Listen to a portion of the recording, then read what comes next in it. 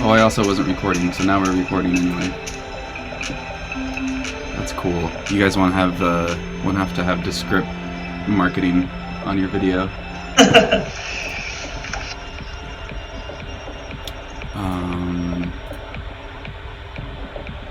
Is Graham gonna join? I realized I didn't add him. I realized, sorry, he's not on my mental list yet. I think he might be wired in. Yeah. He might join. He's working on some code.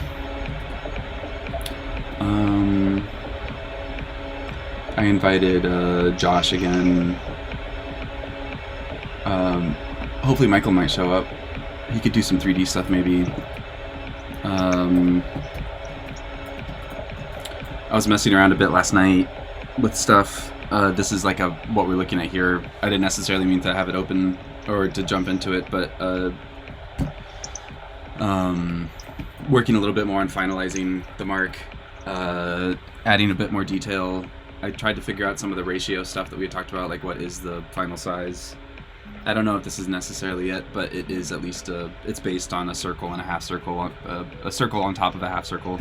I think I got rid of the circles, but it's just like that looks nice. Yeah, it's cool. You know, one of these things. Yeah, super solid. So actually, but I haven't tested it like cropped or within a circle, for instance, like for an avatar. So those are that's this proportion, and then what I started to do too is I've added an edge. I don't know if like the thing that's been on my mind is how much I was complaining yesterday about this not being in my rendering space, and I feel I'm feeling I wanted to do a better job of that. There was a few things that I could have done, such as add maybe a bit of dimensionality to the stroke. Not to the stroke, to like the bevel or to the frame. I had started with just the interior one, and then I realized now it's looking like a double because I have it set to an opacity, which I had just done, and now I want to get rid of it just for the moment. So I had it just like this, which was already feeling. I mean, you generally you don't even necessarily notice it at a smaller size, although. So what winds up happening is that by having strokes along the inside and the outside, we potentially get help for different. Essentially, it would allow us for it to be easier to use the exact same mark across different color spaces. So I think the one that we had when it's used on black or when it's used on white, like for instance, this top right is pure white almost. When it's on white, it disappears. Yeah, and there's part of me parts. kind of likes it. Yeah, well, it's a question. So I don't necessarily think these details are right as much as I wanted to show them, and it is a different. I mean, essentially, like it's funny, John Kyle, you and I seem to have we seem to be pulling this more into like almost like a friendly design, like a friendly startup space, maybe. Like we almost want it to be like more tactile or bite size or I'm not sure, like soft. Whereas Dennis's inclinations are more like solid, metal, reliable, permanent. And so we do have this like push and pull right now, because I think part of what I have in mind too when I'm doing this stuff is to again increase like the like how physical it feels. Like it goes back to my moaning yesterday about not being able to render it, where I'd like to make it look as metallic as possible, just because that seems to be where the client is pulling it, and so that's where this stuff goes. But like looking at these side by side, actually there should be three, but let's just get rid of both strokes.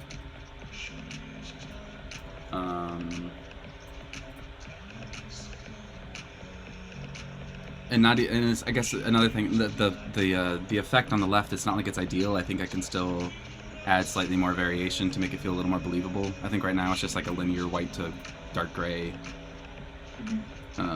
transition. I think adding some detail, or even potentially maybe some noise eventually, we could do it really high res, so it would reduce in an interesting way.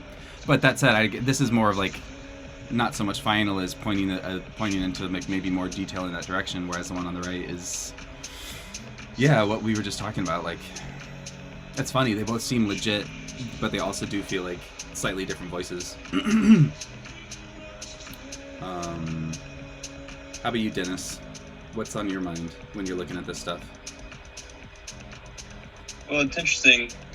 I mean, something just about what we ended up with on Twitter, even like the contrast just being a little higher on the highlights.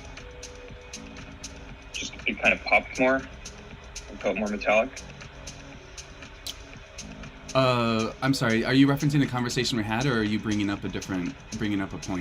I don't remember talking about contrast compared to Twitter, so I'm trying to catch up with you.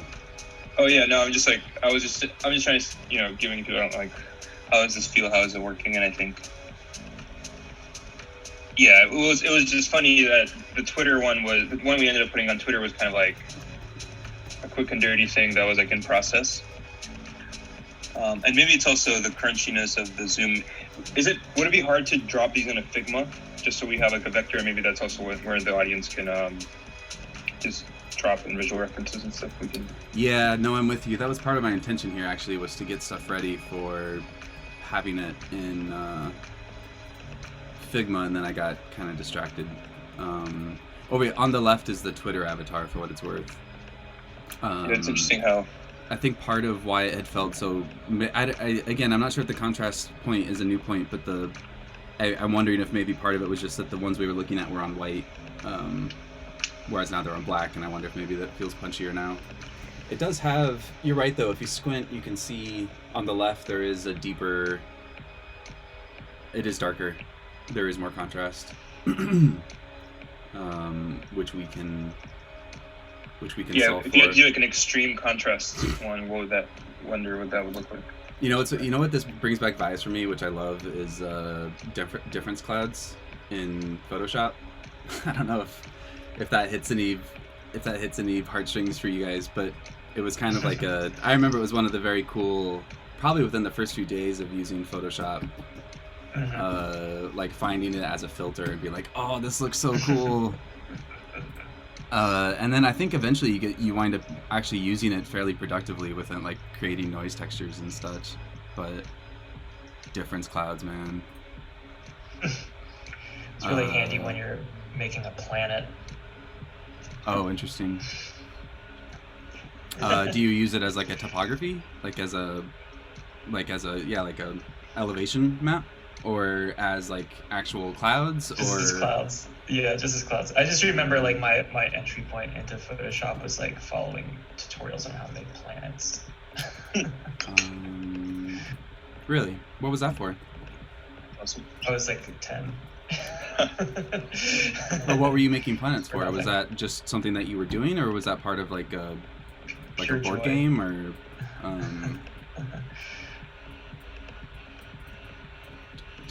John Kyle, why were you making planets? Probably some form of escapism.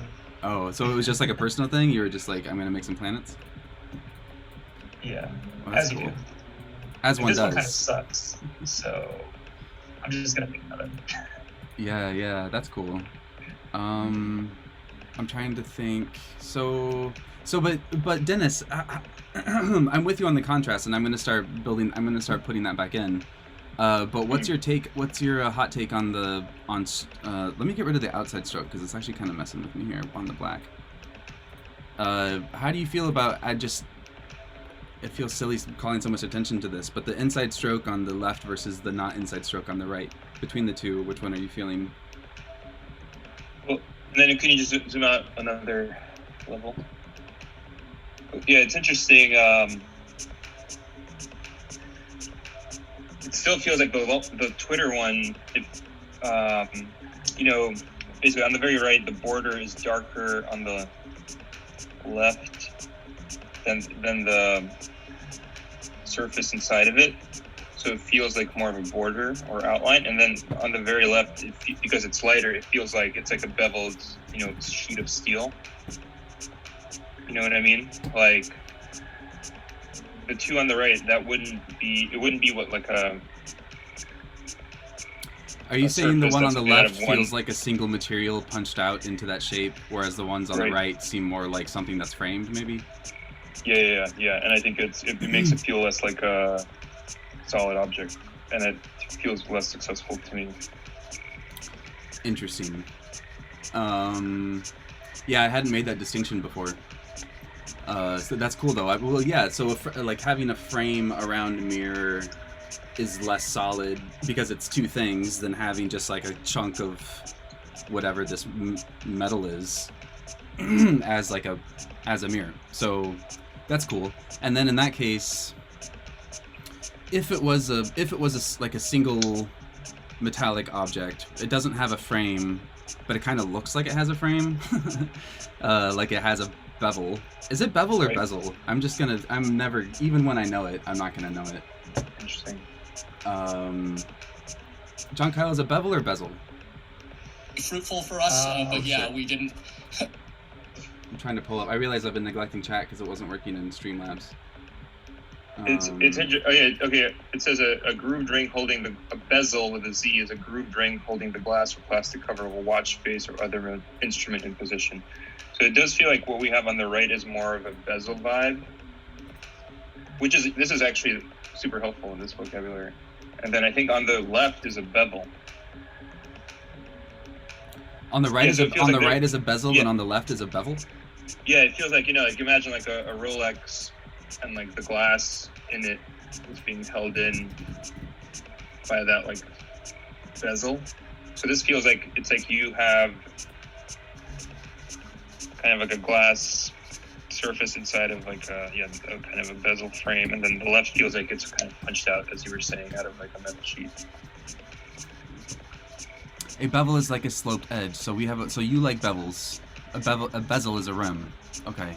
I wonder, how can I create this as what is that called? Like when you associate things in your mind so that they go together. Bevel like has the V. The V looks more like a sloped edge. The Z has. They both have sloped edges. I don't know. Whatever. Maybe we could try a Bezos, just like a super polished kind of like sheen. A Lex Luthor. A chamfer. The chamfer is like what we had in going in Splice a little bit. So Dennis, how did you like the 3D things that were going on in Splice then? Because those were definitely single objects that were, frameless, but had the detailing of, or the kind of the resemblance of a frame. I thought they were super cool. I think it's like interesting for the token, or I think it's a matter of learning spline and figuring out how to kind of try different surfaces and.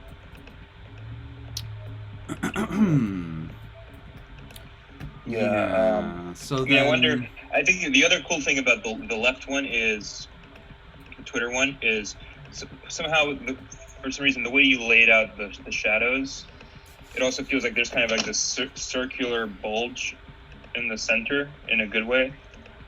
You know what I mean? Like it feels like there's like a... Why is that good? It just feels like kind of like a shield or kind of like a round thing. I don't know. It's just like aesthetically pleasing. It doesn't, like the others feel kind of like cloudy, like a smoky mirror, and that feels like a solid. It just feels like more solid, robust, sturdy, like a. I'm trying to think of why a bulge would be. I mean, it's like shield, I guess. If it had been hit from the outside, making like a concave, it would be like it had been hit and could withstand it. Right. Mnemonic Device says, Trent, thank you. Trent says like a portal. I see what you're saying, Dennis. Yeah, that's cool. I'm with it. I'm just trying to. I'm gonna do it more. I mean, I've kind of already got that shape. I'll just accent it more. I This, wonder this brings if we up went like hardcore contrast, like extreme contrast. Curious to see what that would feel like. Yeah, I'm gonna do that. I'll dial that up. This brings up the slight insecurity that I have around us not having identified what's actually being reflected in the. It's like as you say, it is just like a cloudy thing. and I think that's correct. But to some degree, I feel like we should know that it's actually a tree or something. It's like, oh no, we know it's there. But Yeah. Well, yeah. Maybe I don't really know what to do about it I like. necessarily. Remember, you tried kind of like a very ambiguous silhouette of a person, and I think like making it too literal probably won't work. But like maybe the circular bulge also. What I'm talking about is kind of referencing maybe it's a head of a person. Yeah, it's too bad I think a cloudy person could work if the colors weren't so somber. It's just that as it stands, it's just the two together becomes such a horror shot. Yeah.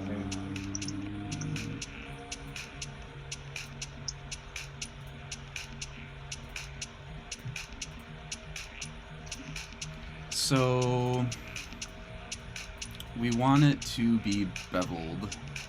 We want it to look like it's a single object. I mean, I don't have to overthink it. I'm trying to get it closer to the Twitter one, and then at the very least, what we have is again evidence of the process plus the new ratio, assuming that works out. I haven't actually tried that in a circle yet.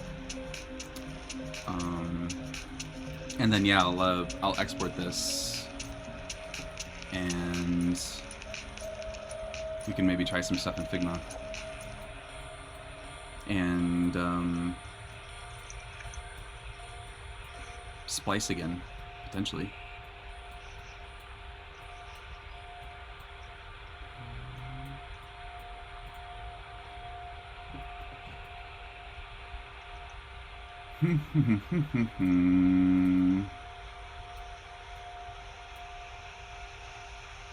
How contrasty are we thinking here?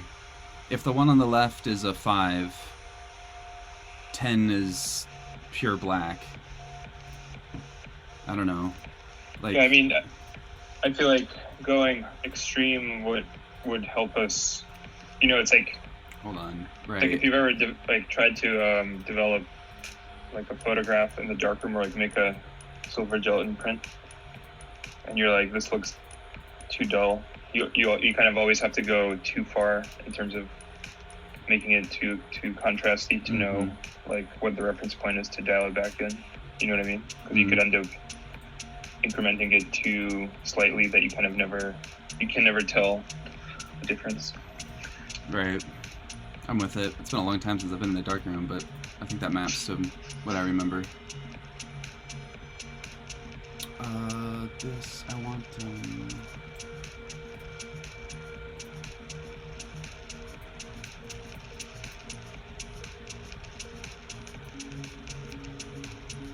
I'm having a hard time grabbing the edges. I wonder what's up with that.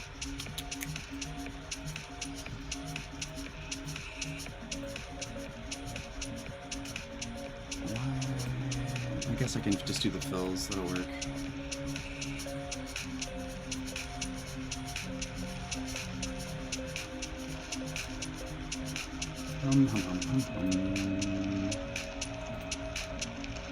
John Kyle, do you spend much time in Illustrator? Nope, never. I never caught that kind of. I think it's just because I was always working directly on like interface related things, so I was more like Photoshop and things like that. What is your stack? Let's say, like, if your ideal. Oh, shit. Well, You mean sure. currently? Well, yeah, but maybe simple it down for someone who barely understands deployment. Let's say, like, I imagine your tech stack It's is pretty fairly. normie. Like I just use, you know, before I was using Sketch a bit, but I really don't spend much time, like, you know, designing outside of, like, if I'm doing work, like interface work, I usually work on it like in situ. So if that's like a native app, I'll do that with Swift UI. If it's in a browser, then I'll do it in a browser. You know, I never like wireframe or use gray boxes or anything like that. I'll like sketch stuff out just using like, you know, paper and pen, but it's never like high fidelity. It's always like chicken scratch. You know? Yeah. Well, that's cool. Yeah, and then just in terms of like what I'm using, it's mostly that kind of thing. And then what's your code editor? VS Code. It's like super boring. It's like totally default. Like I used to care about that stuff, but I don't anymore. Well, you probably found And you probably found your pocket, and then now that's why you don't have to care anymore, right? well, I'm just like a fan of defaults, you know? Like I never like having high-end machines. I always like having kind of like the shittiest one in a way. Because it's just like the lowest common denominator, you know? Interesting. Well, do you think about that in terms of like, do you map that to your audience's experience, where I'm building it to how they're going to consume it? It's never really that conscious. It's just like I'm not crazy about things that feel like you know, out of the ordinary or something like that. Like I just like really simple, basic, kind of straightforward things, like easily replaceable. You know what I mean? That's how I feel. It's like if I had to just like jump into like a workflow, I don't want to spend like 6 hours setting stuff up. I just want to jump in. Yeah. And that like even goes all the way to like, you know, if you think about like something like music production, like I think to do something like to get really like familiar and like find your sound in like the default like reverb that comes with whatever you use to make music, that's like way more interesting than like buying like a super expensive reverb unit or something like that. Why? Your inclination there sounds so useful.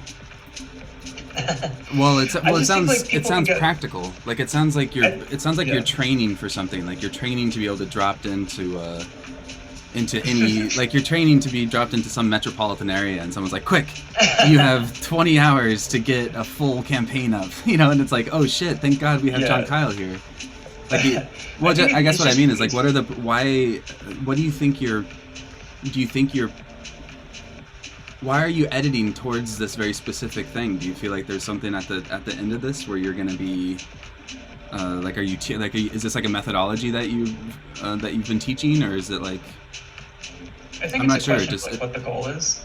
Like if you know, it's really easy to get lost in process, and I speak just like from my own experience, but sometimes I get lost in like in process in a way. And so to try to keep like a focus on, you know, what's the ends here, that's always like super important. And part of getting lost in process, I think, is just like tweaking your sort of like environment around you, whether like your environment is like a code editor, like your environment is like, you know, plugins that you use inside of like, you know, the software that you use to produce music, like anything like that. It's like, it's way more interesting to like, it's like you were talking about, I think I asked people just, you know, what's some like open source type that they're into these days, you know, and you said something about like, I don't know, I use like the same shit all the time, and it's that same way of thinking, you know, where it's like you just kind of dial in stuff over time and create your own set of defaults, and then, you know, you basically just offload yourself from having to be concerned about that when you're in the middle of trying to make something. So I'm kind of I'm a fan of like boring stuff. I drink a lot of water. I know. I'm trying to get back into hot water again. That's my current beverage of aspiration and preference. Is that a seasonal thing? Hot water or cold water, or is it? Is it a what thing? Sorry. Is it a seasonal thing? No, no. It was kind of one of those. It's kind of what you were just talking about, where I was like trying to reduce what it is that I enjoy about certain beverages, and to some degree, it kind of just became like I enjoy hovering around the hotness of the liquid. Like, and it was like, why don't I just do hot water? And so I tried hot water. I was like, oh, this is kind of rad. And so I just started drinking it. And then it turns out it's just a thing that is very much a thing, just not so much in the West, or at least in the United States. So that made me feel a little we have like a lemon silly tree for out even back, thinking. And I'll do just like lemon tea basically with like a little bit of honey in it. I'd love to be that kind of person. Josh, who may join later, he's the kind of dude who you come over to his place and he'll start making you a tea, and he'll have like an array of different natural ingredients, and he's like, oh, you seem like you could use some honey and sage today or whatever, and then he'll pull out like the most beautiful looking sage and or honey, and he'll be like, oh yeah, this is honey from just down the street, and it was bop bop bop, and then he'll start and then he'll tell you about the temperature of water that he's going to be that the tea's going to be brewing at. And then you'll get into other things and start talking about whatever, and then whatever's a good time later, all of a sudden you've got this tea in front of you that is no longer hot, of course, because you're not supposed to drink hot tea apparently, at least within certain types, or if within certain intentions. It interferes with your ability to metabolize the lesson. So yeah, you gotta wait for it to sit. And yeah, I am not that person at all, I think was my full point there. I would love to be. Yeah, totally. Yeah. But Russians have a thing with boiled water, and I think it's like it's out of like a disinfection kind of Oh wow, yeah. reasoning. Yeah, that's funny. But there's a specific taste to water after you boil it, Mm-hmm. and it's like, I just remember that's like there's like the specific word for it, kipitok, which it's like a very weird kind of I don't know how you would describe it. It's like something you do. It's like a shortening of the word boiled to turn it into a noun, which would describe it. Yeah. And it sounds pretty funny. And but there's like this very specific taste to it, and it's like a thing. Like, I want to drink some cold water in the winter. I'm with it. Dude, that's some esoteric shit. I have a strange affinity for Russian culture. I kind of always have. I don't know if I've had like a past life, or I had a college course on Russian literature that I took and loved, and wound up taking a couple more and loved the teacher, and have tried to sort of keep up since. I don't know what that is specifically Russian. I don't know. There's a few places in the world I'd like to go visit, and that's like on a very short list. No idea why. There's nothing in. Other than the college course, I haven't really. Anyway, I do get along with the few that I've met. Anyway, Yeah. I've been neglecting comments pretty badly. I realized, and I feel like that's poor. So if you don't mind, I'm gonna try and catch up for a second. Yeah. Well, they were starting to ask about. So Trent asks, is this going to live on a white background or black? So Every my understanding, background. what's up? Every background. Right, it's a dynamic background. Krishna's RM. Krishna's RM. I thought the idea is that it lives on a different background, customizable by the user, right? According to the landing page, right? Trent says, gotcha. Coming out of that context, right?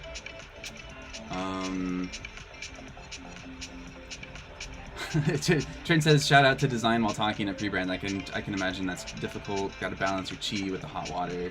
Definitely an Asian thing. Yeah. Well, it's funny.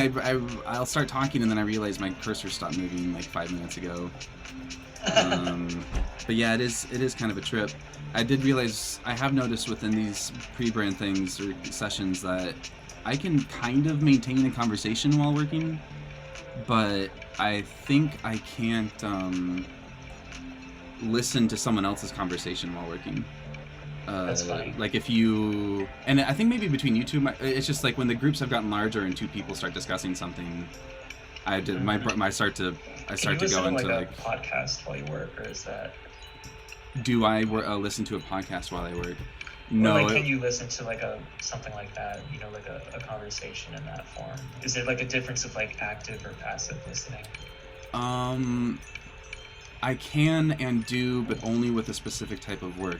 Like, honestly, I might use that as a means of inducing a certain type of work, where if I know I'm going to try and pay attention to what someone's saying, I can do sort of more like, I don't want to say dumb repetitive stuff, but let's just say it's of that sort, where, well, it's even more like, let's say I want to explore a bunch of colors, or I'm having a hard time getting out of my mind in a certain space. and I'm like, I just want to do some stuff without really thinking about it, I'll turn on my brain with like listening while trying to stay active visually, and it kind of works. But generally, I always listen to music, or almost always. But I can't listen to anything interesting while I'm working. Actually, now that you bring that up, I'm very curious. What kind of inner monologue do you guys have while you're doing your work? Is it like I've definitely noticed my own, and it's pretty distinct, and it's funny. Like when I get into like flow, I just start complimenting myself a lot. Really? Yeah. Dude, that's Like I gas myself so up good. like hardcore. You're killing it right now, Ben. No, seriously, like it's very much like that. It's like, wow, this is like holy That's shit. pretty sick. Well, I think it's actually I have such a weird relationship with my work where I love it, but also it's been kind of like it's a form of escape. It has been a form of escape. It's not for nothing that I've obsessed over my work for a very long time to the detriment of other things. But it's also given me all these skills and such. So like this voice in my head that praises me while I'm doing like my best work, or like even work that's like focused and in flow, is kind of I don't know if it's like necessarily a good actor in my life. It's like I'm not quite sure what the nature of that voice is, and that's part of why I'm noticing it, or have noticed it more, is I'm trying to make sort of like a let's say like a cast of characters of the dialogues in my mind, let's say. I was just seeing like today, I think there's like a family system. It's called, I think, the family system or something. It's an interior way of looking at your own mind, where you have like your own mother and father in your mind, and you have maybe even siblings, and how you relate to them is a way of insight into how you feel about yourself, because they're essentially just aspects of your own interpretation of what they felt about you. So anyway, yeah, I'm curious. Like, well, pretty interesting. It's also a way of understanding the classics, apparently. What is? Do you guys have anything similar? Now that I'm like diagnosing myself, like I guess just straight up, like what is it like? No, I'm pretty mindless. Nice. That's kind of, and I try to optimize towards mindlessness. Nice. When you're in flow, you feel mindless, like the work's just flowing through you. Yeah, I think that's an ideal state, I think. Yeah. You know, I feel like if I feel like I'm just along for the ride, I know something's right, because most of the work is just trying to get out of the way. Ultimately, that's how I feel. Yeah, it's definitely. I mean, mindlessness while working definitely sounds ideal. Because then you know you're really like just kind of following a thread, like in pursuit of whatever is happening at that moment, the inevitable conclusion that you feel like you've noticed but haven't quite manifested, or whatever it is.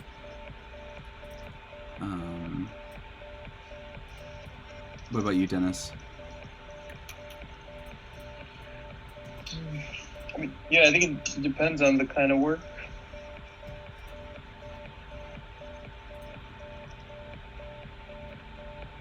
I mean, I feel like programming and like coding is very different, where you kind of have an outcome in mind. Well, yeah, I think maybe it's like there's different kinds where it's like less of a discovery process, more of like there's like a void between an idea you have in mind and like making it real. And then it's like, often enjoyable, sometimes frustrating process of getting it to be real, and then the compromises you have to make in between. Sometimes that can be enjoyable, others it can be like, bugs or not knowing how to do something and trying to figure it out. Your development environment sucking or something like that.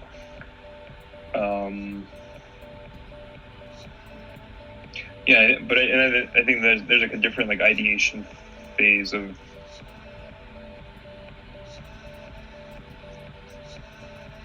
just trying to think of like kind of concepts.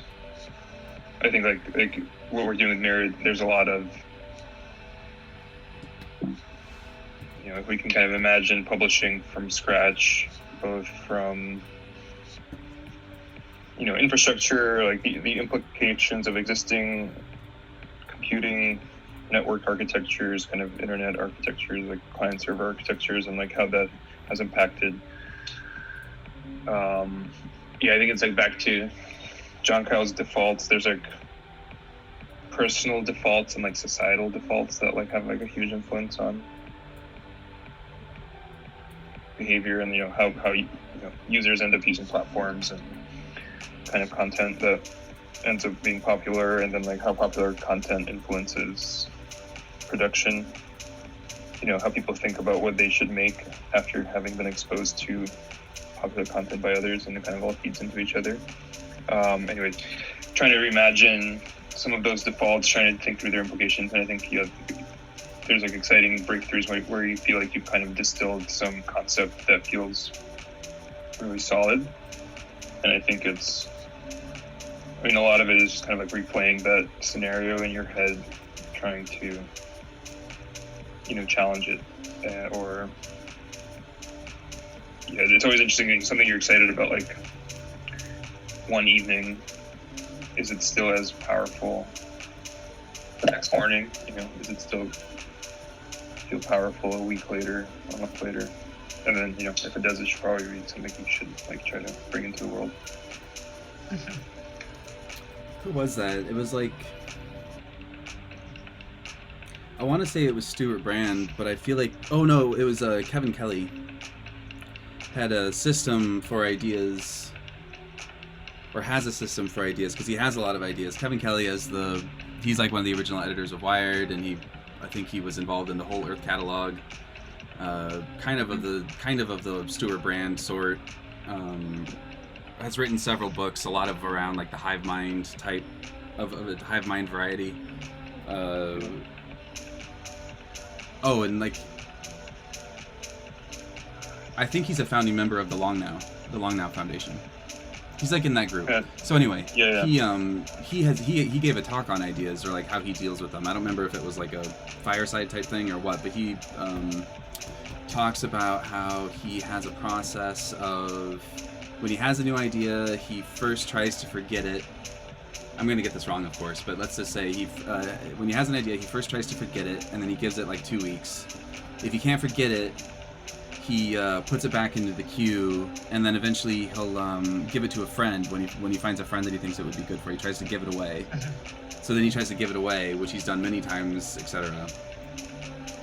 And if he can't find anyone to give it away, and he can't stop thinking about it, then I think it's like, I feel like maybe there's a third step, but generally, essentially, it gets into the types of things that he would actually start spending his time on.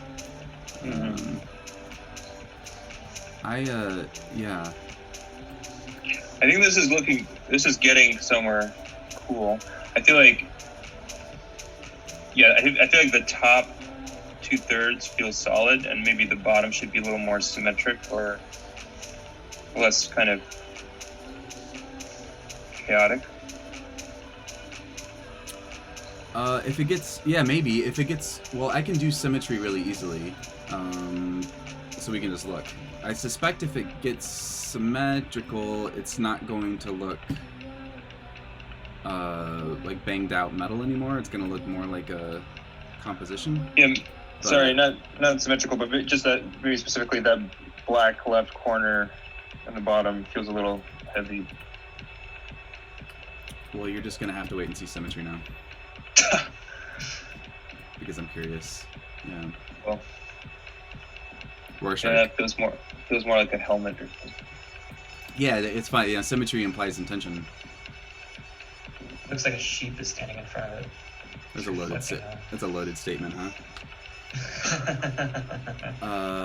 Bottom left, right? So the bottom left is kind of heavy. I agree. The reason it's kind of heavy is because I'm like very insecurely trying to pursue this high contrast thing while fighting my desire for it to not look bad. It's like, yeah, right. So I know I'm with you. I mean, I can tone it down pretty easily, if that's what you mean.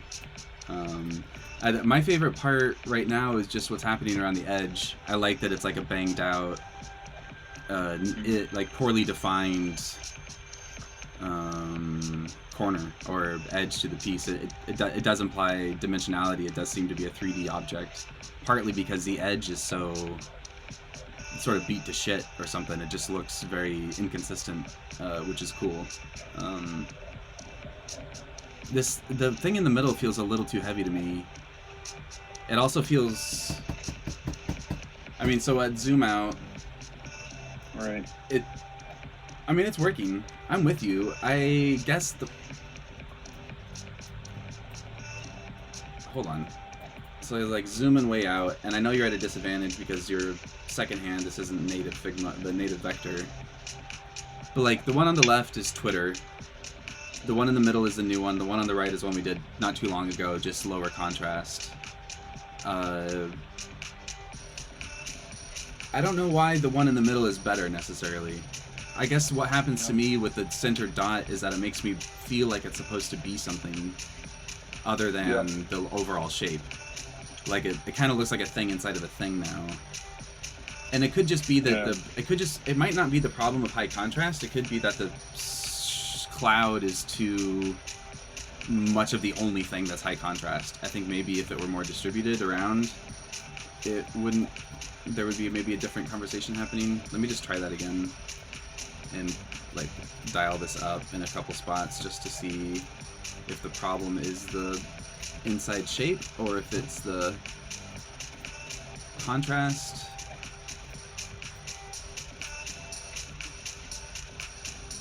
It's funny, all of this gradient mesh stuff has like a wavy aspect, which is kind of welcome and nice, but I can't say I'm exactly doing it on purpose. It sort of happens on its own in a way that is a little bit frustrating as well. It's a bit like, I think I just don't necessarily have enough experience with it, because it's a bit like a living medium.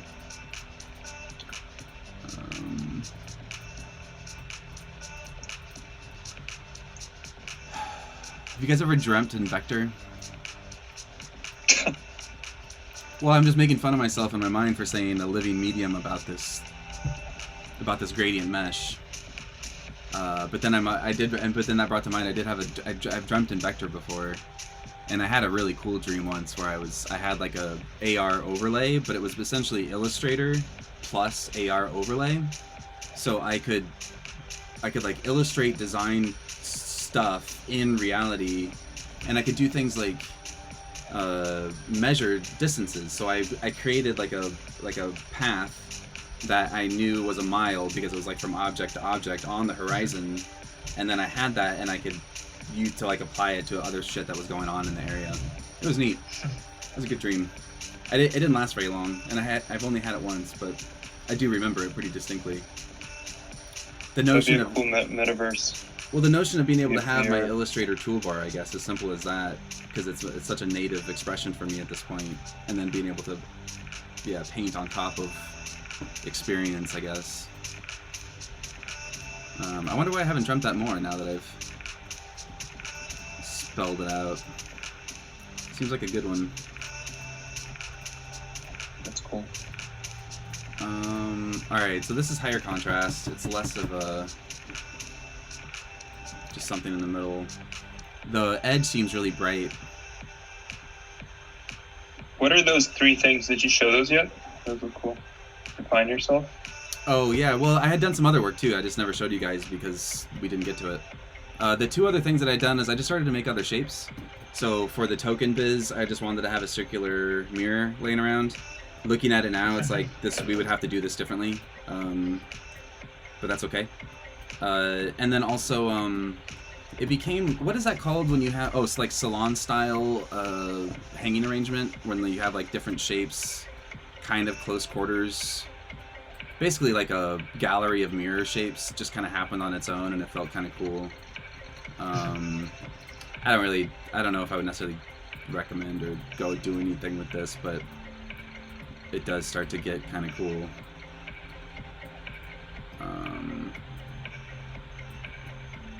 And then Yeah, playing around more. I had been doing some highlight stuff, and then I got rid of the border, and I got this ghostly fella, and it immediately made me think of definition, or bringing it into definition. The foggy, this either looks like it could recede or step forward, which feels very applicable to mirror, in as much as I can pursue anonymity, I can pursue clarity, I can pursue vagueness, I can step further into the shadow while putting forward someone's ethos. Like, I don't know. The fact usually when a visual is accompanied by text in my mind, I usually just sort of try to run with that for a little while, because it's just like a couple things connected. So yeah, taking that a little further, I started to see what would happen if it inverted. Mirror. Even just like this treatment of mirror.xyz is sort of this like in between shady space is starting to feel kind of appropriate. Playing with Rotus Sans because it's very. It feels appropriate. I used it in if you ever saw that one with the weird like half serif, that was Rotus as well, and I'm just gonna keep pushing it. There's something very basic and techy about it. It's cool. It reminds me of like a greasy finger. Yeah. Yeah. So I started to add color, or seeing how it could translate, and then I showed it to Josh among a few other people, and this notion of it being a thumbprint actually took on some weight, just because of its correlation with like crypto and creating a thumbprint. And the notion, like, we're already trying to potentially pull double duty with the mark in a few ways, or mirror the name, mirror the mark. You can kind of take it a few different directions. This seems like it has a potential of maintaining the silhouette of the mirror, the gravestone, and now maybe taking on thumbprint and ghost, which is cool. Like, I sort of, it's the same ride we've already been on in terms of just sort of layers. So I thought this was cool, but I also don't expect it to go anywhere, because so far we've done a good job of bringing everything back to the Twitter avatar. But yeah, let me know if this is interesting, because I think it's pretty rad, or could be. No, it's further. Cool. It's cool. I'm into it. Yeah, no, it feels. It's like. Or it's like if there was like a window with a light outside, and it's like the shape it casts on a wall in a dark room or something. So it's like the Plato cave kind of something like that. Trent asked if we could throw an empty frame over the fuzzy mirror.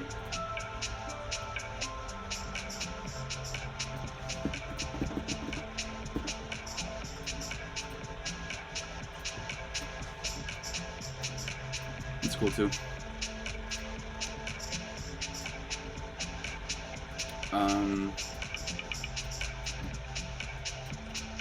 Well, yeah, so just to be clear, I mean, unless you want to pursue that, I'm just going to go back up here to what we were doing, which is me currently trying to keep the center spot that you like, while also increasing the contrast everywhere, so we can get a better sense of if it's the contrast that's not working, or in my mind, the contrast seems too high, or at least it doesn't seem of benefit. I don't know why.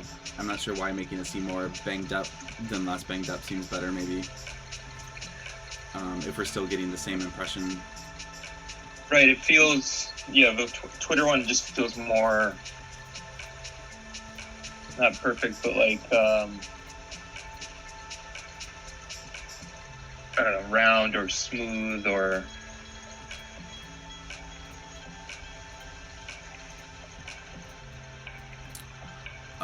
Well, yeah. Clean, like, refined.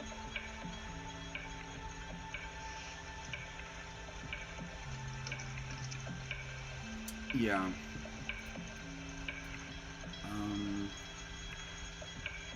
I think it's pretty cool, like,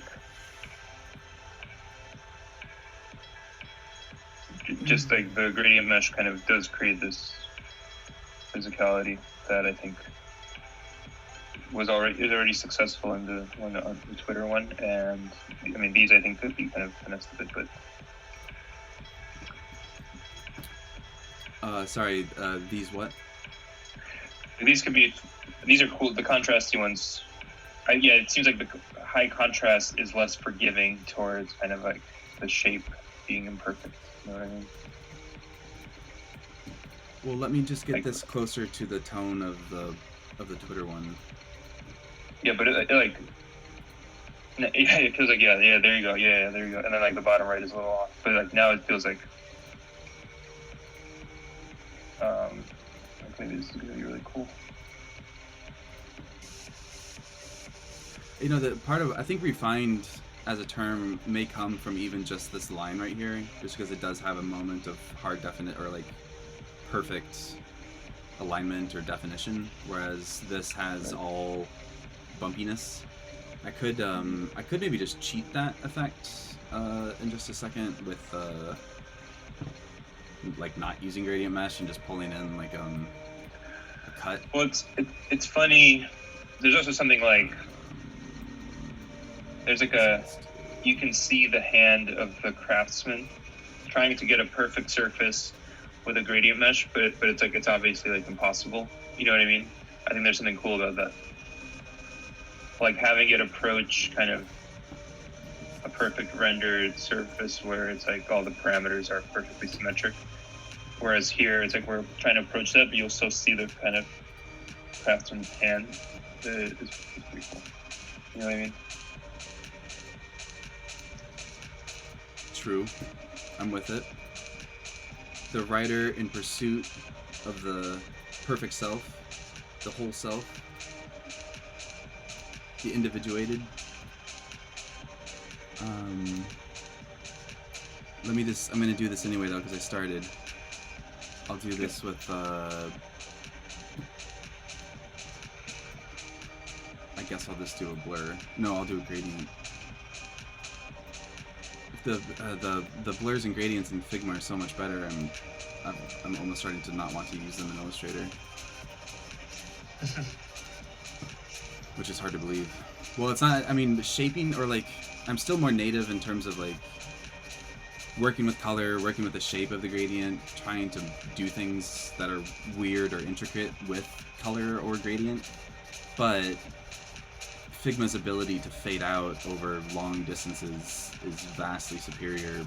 Plus, the moment you start introducing gradients into Illustrator, it starts to lag like a POS. Which All is, of that like contradicts what I would think would be true. But yeah, it's weird, right? yeah. And yet, whereas yeah, Figma doesn't have the loading problem either.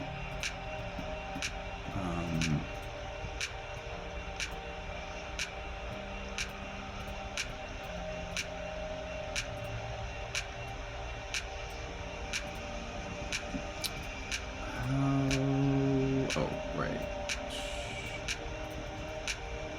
Yeah, it's a little sharp, but kind of cool. Do another one.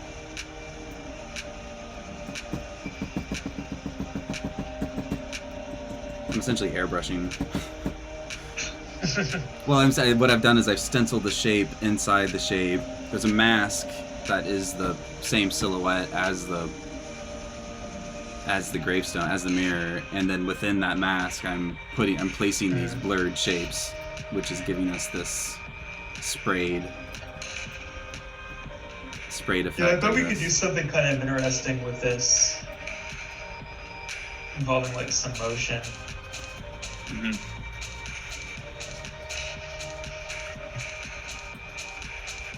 When you said the difference clouds were cool for planet making, I thought you were gonna say that there were you would get like mountain ranges out of them and like valleys and such, because that seems plausible as well to some degree. Yeah, totally. But I guess not, huh? I was just a dumb kid. Well, you weren't a dumb kid. That's why I was half expecting it. You were like, "Oh, I'm gonna go make some planets in Photoshop at the age of 5 or whatever." It's like at that rate, yeah. Why wouldn't you be setting topographies off of some rendering mode that you had written? No, there was like some 3D terrain generator program. That was like Oh, I'm Bryce? trying to remember. Bryce, wasn't it? Forget what it was. Yeah, exactly. Yeah, exactly. Bryce software. Yep. Yeah. Yeah, exactly. I never had Bryce. I wish I Man. wish I had. This looks like Kai Power Yeah, Tools. I must have just had the trial or something. But... Yeah, I can see you in this for sure. Yeah. This is cool. Was this from the same makers as Kai Power Tools, where you could like do this to faces and such? I feel like this looks very familiar. Anyway. That's a good question. I don't think so. Okay, so this is interesting. Hold on. That's not gonna work. I can't put it there. Because...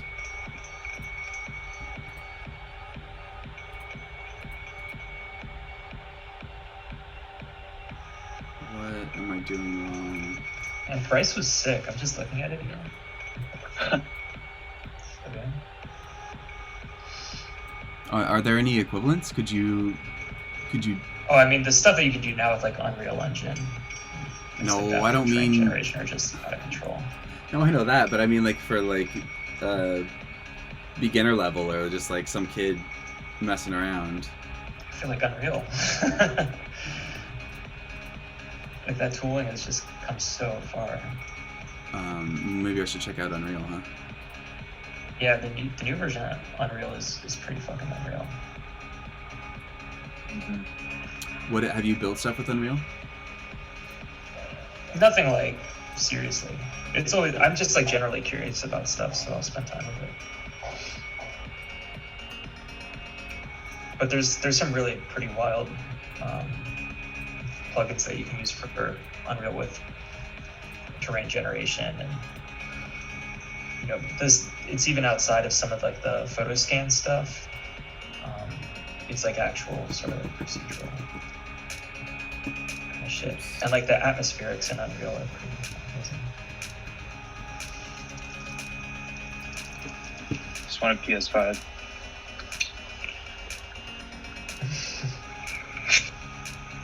Yeah, there's like a whole new like atmosphere rendering engine inside of Unreal. It's like super beautiful. It's like all you want to do. Like I have to be careful with how much exposure I kind of give myself to stuff like that, because it's like kind of what I was talking about earlier. Like it's so easy to get lost in stuff, I think. But there's definitely like a version of myself that would create like a walking simulator in Unreal and just sit there and just like. That makes me wonder how many people are doing that right now. Probably not that. Yeah. Probably not that many, but like the ability There's like to. a pretty sick walking simulator that's built in the new Unreal Engine on Steam. What's the word you're using? Walking. Walking. Walking simulator. What does that mean? That means that I'm sitting down right now, but I want to be walking. So to bridge that gap, I'm going to simulate walking. Well, walking It's like a simulator. trucking simulator, but for your legs. It's like a flight simulator for your legs. Right? Yeah, but for your legs. Are you literally moving your legs? You're not, right? No. Like there's no. No, But, fuck okay, no. so what I mean then is walking. That totally simulator. defeats the purpose. Right, so walking simulator then, is it like, what is the genre? This is like people that are creating scenes that you are walking by as you're in the walking simulator? Or like... Yeah, it's just some, virtual sublime beauty. Does walking simulator mean like a walking pace? Like there's like... Yeah. It almost like it kind of there's- sounds like a dog. What is that? Like Dogma 75 or Dogma 99 or whatever that was from the Yeah. like the French totally. new wave thing. No, I It's just dropped a link in I wonder how many terms I just in got Zoom. wrong. I can drop it in Twitch too, but Like walking it's an simulators, you overwhelmingly cannot run. positive walking simulator. Wow. Who's the Dub Techno listener here? Is this Dub Techno? This is Christian. This is Christian. Can we get this Lawson. audited? Somebody in the chat audit this. This is a live. This is an incredible set. And Unreal Engine 4 is the new one. I think it's new. I'm not positive. What I kind think of 5 is fine, actually. what kind of machine do you need to run this game? M1 MacBook Air. Yeah, I don't know. Yeah, I haven't. Yeah, again, I've been careful about how much I kind of pay attention to this stuff because I can totally get lost in it. That video looks insane. Yeah. I love the name of it. It's like a town in Iceland. That's it. Jeez. This is for VR, right? No, I assume like anything could be, but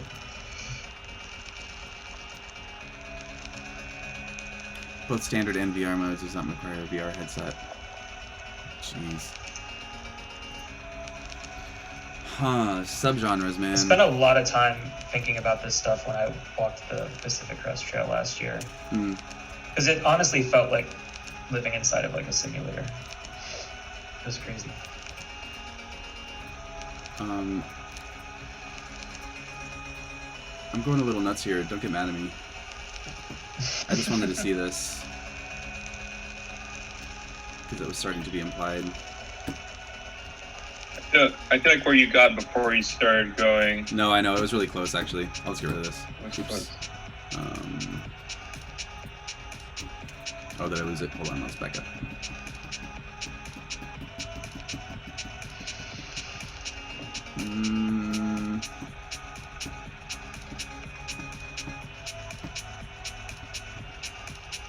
It's kind of fun. Like, I'm just kind of working on the design for the There.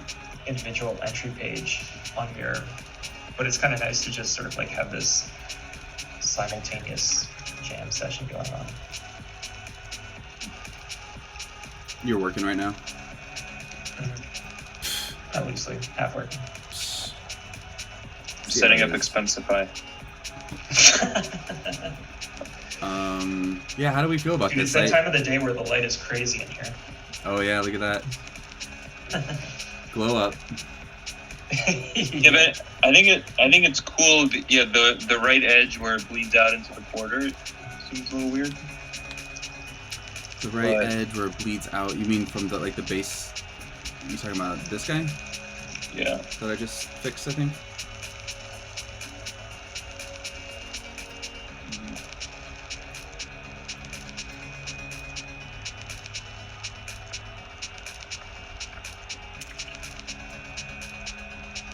I mean, I like how this is. It kind of seems to be in the process of becoming like it's just like very literally. I mean, you're kind of getting both, where it does have the hard edge, but it also has edges within it that seem to be coming into play. Or I could imagine this be like, it seems to be animated, or that the edges are going to shift. That seems pretty easily implied. In which case, it's nice. It's got like a nice ambiguity to it. I mean, the difference, I think, mostly that. I mean, this is it with. Hold on, let me do this side by side. I guess the main thing that I'm trying to talk about or look at is on the right. There's no hard edge. On the left, there's this new hard edge bevel. Yep. I just said that with confidence. Yes. I think like I'm pretty into both. I feel like I'm almost, I'm thinking like there is no bad rendering of this thing at a certain point. There's just like a question of where it's being rendered, Yeah. I think like the bevel on the left is like cool. If it's like big and we want the focal point to kind of be the mark, then like 100%, like that's it. If it's going to be smaller and kind of like de-emphasized, maybe in a corner, then like the one on the right is appropriate. Yeah. Like, And can I'm you kind of pull like- down the right corner a bit, just the white, make it a little less? Sorry to interrupt. No. That's the right answer. No, Yeah, I will Dennis. not, Dennis. How about you do it, Dennis? Gosh. I wish this was a. Well, send me the file. This is why I like your attitude, Dennis. What do you mean? I think he means you'll take it. You'll do it yourself. Just give it to me. Just give me the ball. That's what you want. Give me right? the pen. Give me the brush. Yeah, exactly. No, I agree. No, I think we have a. Yeah, I think John Kyle's right. I think it's like we kind of figured out a system, and then there's like different renderings that work. And I think we can. There's like a good kind of amount of options to use from here. So I think This that's looks a success. It looks kind of cue ball to me. It's too spherical on the top. Maybe. Shouldn't be a sphere. But then I'm losing.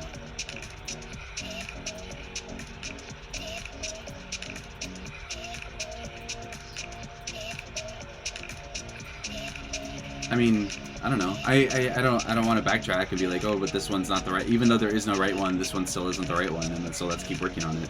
But on the other hand, I mean, it's a tricky thing because I still want. I mean, part of this is to some degree is to like exports. It's like we should get you some files and such. Right. And it's like, I mean, we could just break it down further and be like, okay, so, or break it down into specificity and be like, okay, so for Twitter we want this one, for the website corner we want this one, for the website front page we want this one. We could go for that. I think that's kind of, I think like a small, medium, large kind of rendering, like a set of options or something like that could be useful. You know, if we want to think like there's a master of some form that's used as like the sort of source of truth for like variations. A master file or a master logo? You mean a master file, right? Yeah, just like something that's used as like, okay, this is like the basis for just, you know, variation. And depending upon the scale of it, like the actual display of it, you know, there are certain constraints. Like maybe the really small one doesn't have like the bevel or the bezel on it.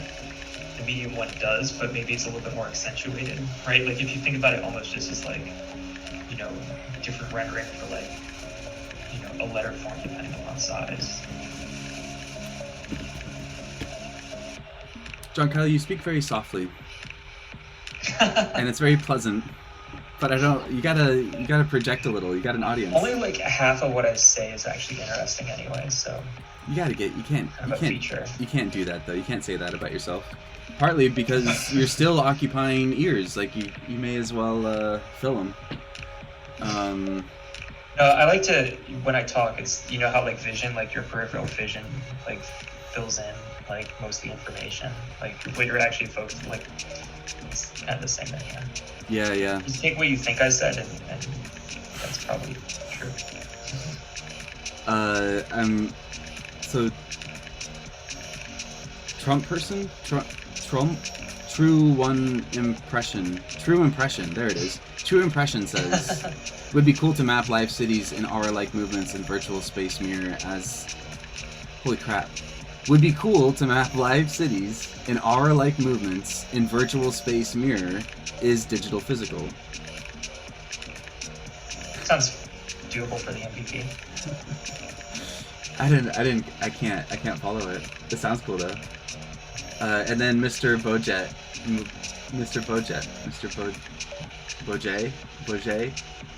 the one on the left looks like it could be a portal to somewhere due to the edges. Yeah, I was getting that sense too, which is why I had started to do more of like the infinite collapse thing. I do like how it implies just some sort of like threshold, like a doorway that won't necessarily stay there somehow, or at least not in that form. But let's do big, small, and medium, huh? And we also just like one possibility, you know. Well, I don't know. What do you want to do, John Kyle? I can start doing that in the sense of I'll do 3 sizes and then I'll put it on I'll do 3 sizes and then I'll put it on 3 colors. Let's say like a black, a white, and a something else. Yeah, that sounds awesome. And I think like just considering, depending upon scale and like display, some things are accentuated and other things are maybe de-emphasized. To be Maybe honest, we can throw those into Figma and kind of have that be like a milestone output. That sounds nice. the problem right now is that the quote unquote new mark doesn't look better than what you have on Twitter. I still feel like that's true. I still feel like the Twitter one just because we weren't. Remember, it was like quick and dirty, but it still feels like it works the best in my mind. So these new ones are cool too. Well, I think we can fix it. I think I just don't. To be honest, I think I need to spend more time tweaking it, because I think it got like the contrast is too low. Like there's not enough like bright white, and some of the shape here at the very end got muddled out. We never got quite to the same type of shape. We did get lucky with the initial one, clearly, where it looks like it got banged, but it's also just kind of turned out sort of elegant. That was pure skill, man. No, well, sure, skill means you got lucky from having done it a bunch of times off the cuff. But yeah, trying to recreate a sketch is often hard. This is turning out to be one of those moments. This isn't hard, it just needs a little more work. I think I just don't want to start exploding it into its iterations, obviously, until we've gotten it back to that state. Just for kind of entertainment reasons, it's kind of tedious to follow, just kind of tweaking it. What do you think about doing that kind of async later? And then maybe we jump into some of the token stuff. That's kind of more fun and new. You just called me tedious. You know what I mean? I think we do have the vector for the Twitter one somewhere. I think we could always kind of fall back to that. Yeah, I'm with it. Yeah, right. Oh, it's the end of the set. I'm just gonna start the set over again. Also, it was nice having music this time. I'm glad that didn't crap out like last night. Your machine doesn't seem as stressed out. I wonder why.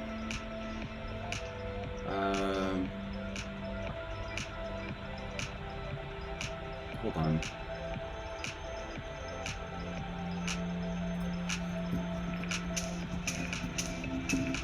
So I think my I guess to repeat that back to you, Dennis, you're saying why don't we just skip over this and then move on to other things? Yeah, I'm with it. I think I say that a lot. That's funny. I suppose I'm just processing in the back of my mind if we're going to regret that, in as much as do the explorations need the actual final to start from? But no, I don't think so.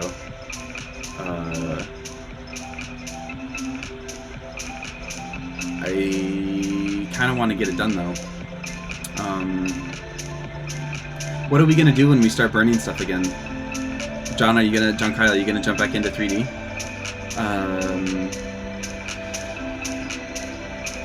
I might.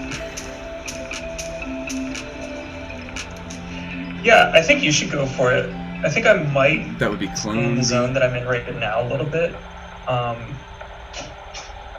but I could be down to jump in once there's some momentum going with it. You're just working. You just got your camera on you working. And that's what's going on. That's cool. No, it's cool. It's kind of, well, it's just like, yeah, it's like sitting in the same room together. It's just like fun. Well, if we're sitting in the same room together and working, then I'm going to work on the thing that I'm working on, which is that I'm going to finalize these things. If that's not what we're doing, then let's do it together, which is let's like throw down and work on burning some stuff. This isn't like we talked about this yesterday, where you guys have an approach to these live things and I have my own, and it's funny that they're kind of like overlaid. the videos for you being like just like jam sessions, whereas I feel like I need to have deliverables. Yeah. So I'm open to whatever. I don't know. I'm happy to just chill. That sounds great. But I suppose then can I just chill doing burn tokens? I think I had been. Oh, yeah. I think I didn't. I think my brain hasn't gone too far on that yet because I've been assuming. My imagination has partly been where we had left off yesterday, but that doesn't mean I can't catch up to something of my own. Yeah. No, well, maybe another framing of it is, it feels like we have,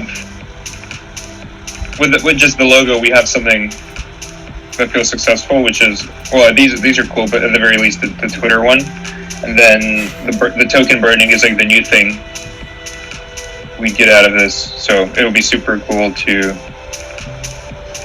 explore that and play around with the burning stuff, because that's like the new thing we could get out of this.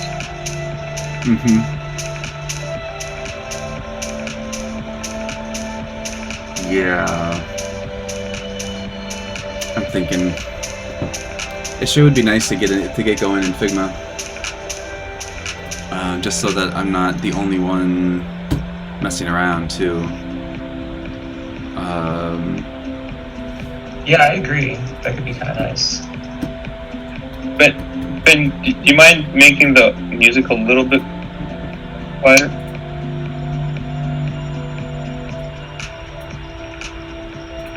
Cool.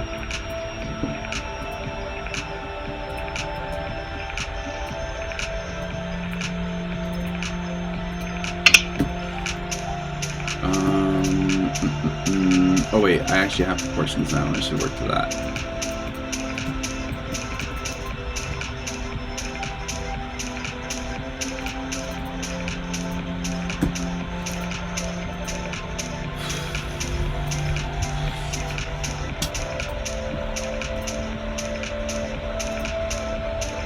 That's weird.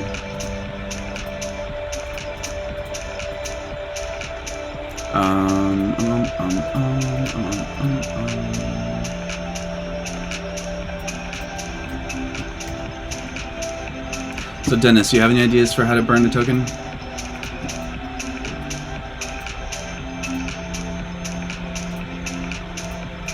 Some ideas we were throwing around are, I mean, they were like 3D ideas, but I think they could still apply to kind of a, illustrated rendering of thinking of like a few different materials that represent the different states, and that could be represented through color or texture, pattern. So maybe start with like a glass token, which means you kind of requested a token, and maybe it turns into a metal token, and then that goes through kind of like a burning transition into like a stone token, and the stone represents like your kind of tablet, your stone tablet, which is your publication. That could both be interpreted literally or kind of more metaphorically. Elemental transitions, huh? Yeah, that's one concept. That's cool.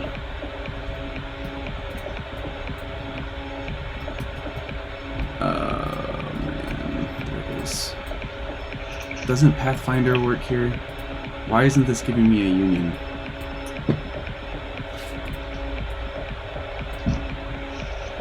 So John Kyle, you don't even really use Figma, huh?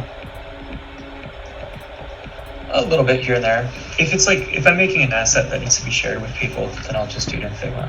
Just send out a link easily. Oh man.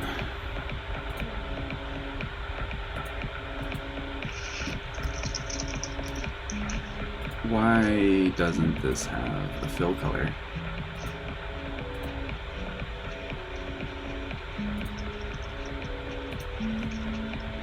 Is it just the... That's why. I was in the wrong view. Derp. Okay.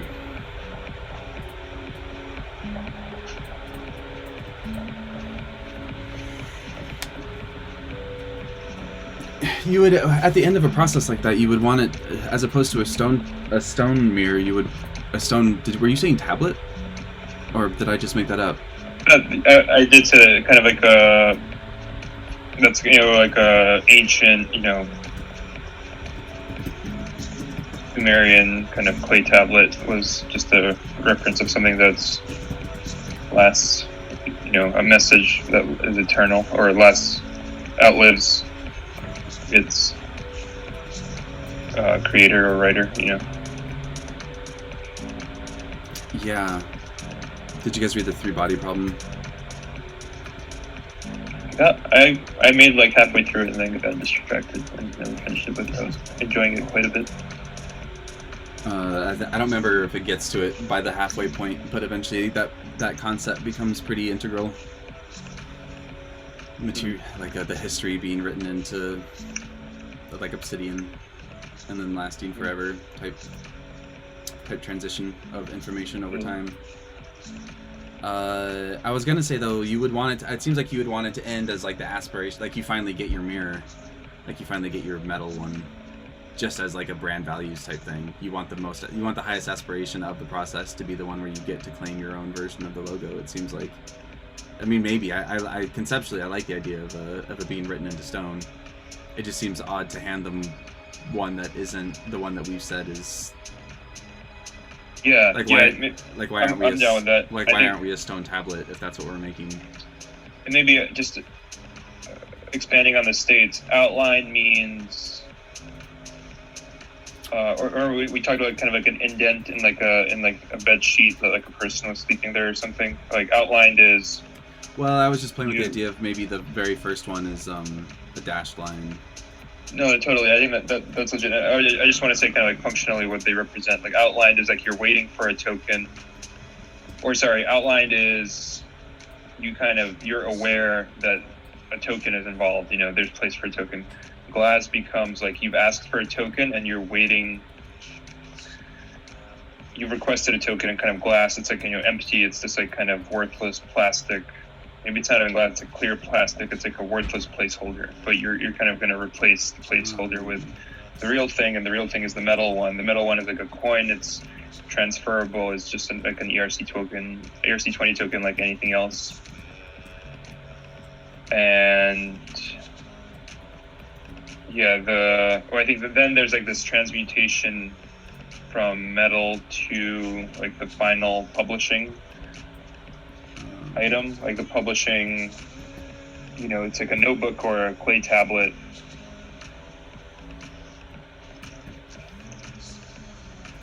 Yeah, it's like burned into the final.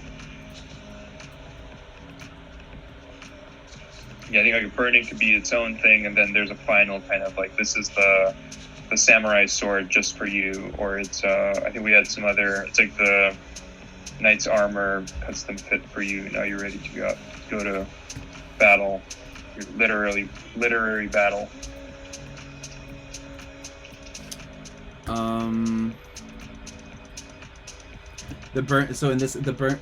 Burned and clay would be different stages here. Clay being like the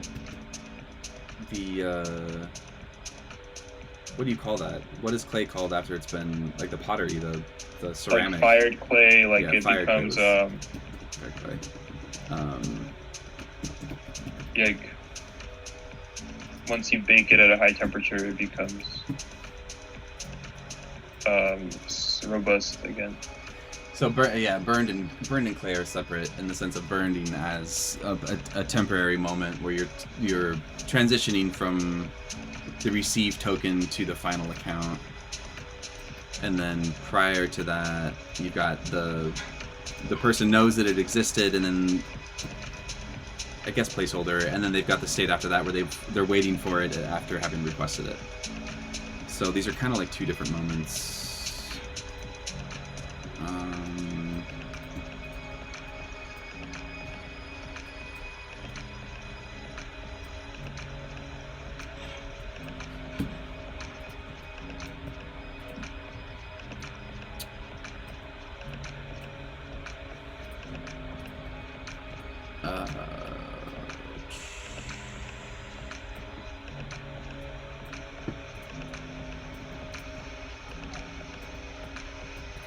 Okay, so I'm thinking about these in terms of maybe screens where placeholder and requested / waiting could be within the same session. I go to the screen, I see that there's something to be had, I then put in my request for it, and the thing to be had kind of changes state.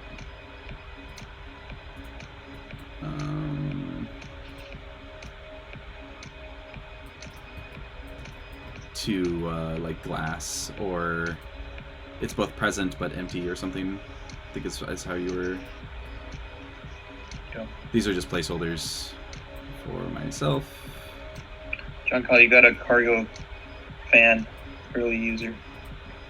In the stream. Nice. Oh, really?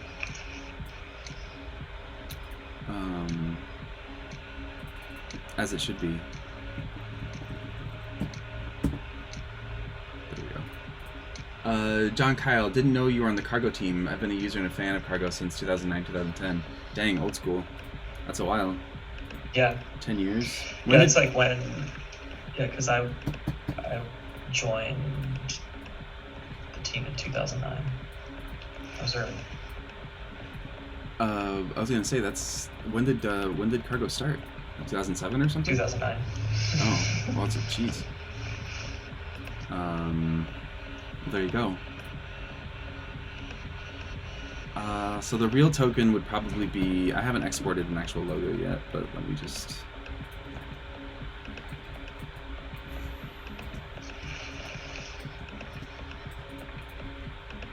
I'm gonna annoy Dennis and work on the logo for a quick second. I'm just very curious what happens if I just increase contrast real quick.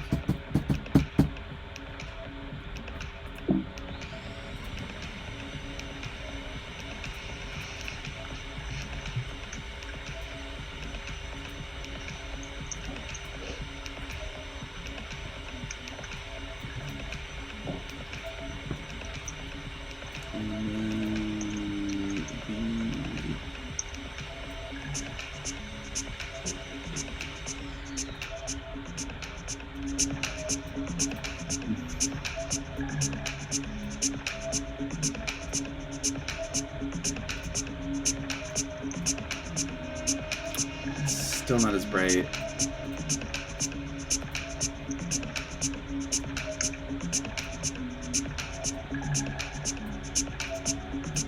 I guess I'll come back later.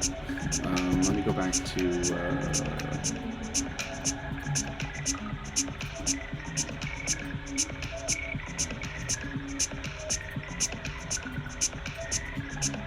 let's grab this one. Get rid of the inside bevel. Oops.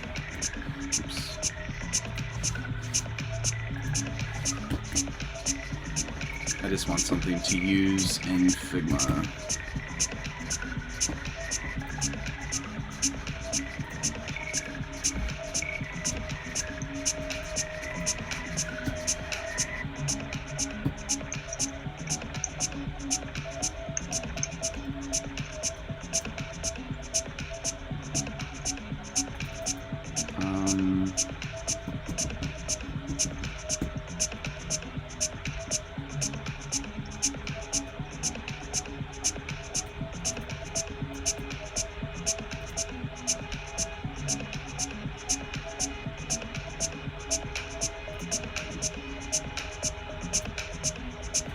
Export this as an SVG, see how it transitions. I'm still not sure how gradient meshes do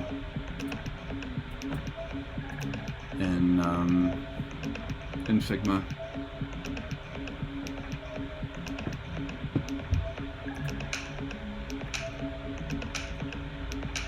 Okay, let's drag this. Okay, cool. Hold on a second. Oh. Can you share the Figma link when you're back?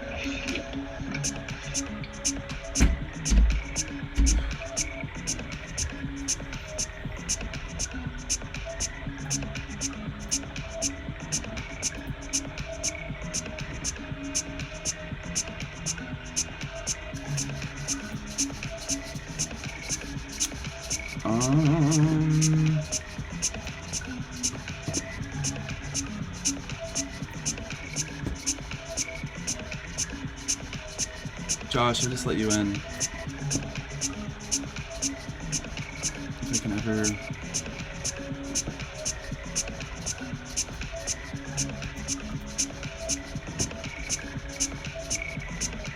I just posted the Figma link in the channel.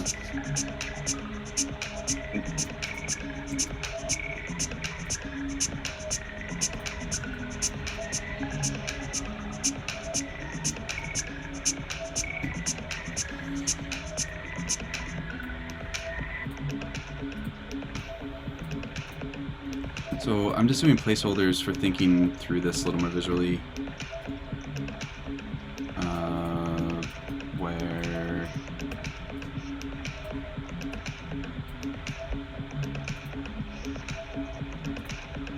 oh, cool! You can do contrast in Figma. Interesting.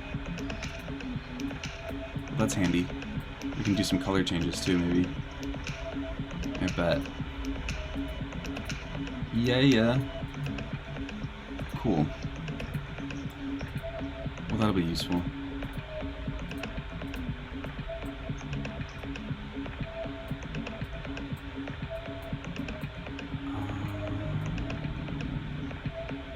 There. And then we've got the fire. So there's the received one, which I'm thinking might be... So when they receive a token... Yeah, I mean, I guess it won't necessarily be the logo, but it'll be maybe the circular version that we've talked about.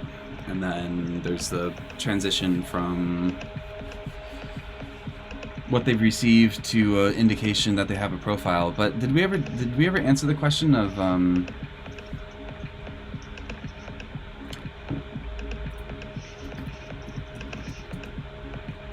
sorry, Josh is asking me what's up.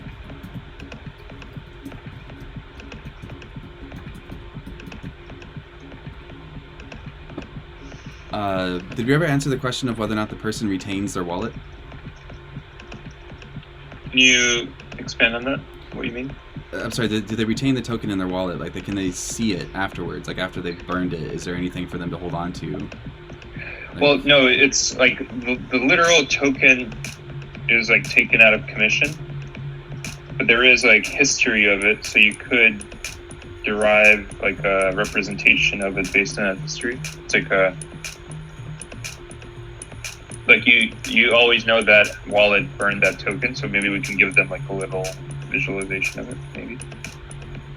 well, that's right. So we can give them something, but you don't know if you're going to or if you want to, or there's no current plan for it necessarily, or like Right, there's yeah, the not idea- necessarily a precedent for it because it is this thing that gets used up. Yeah.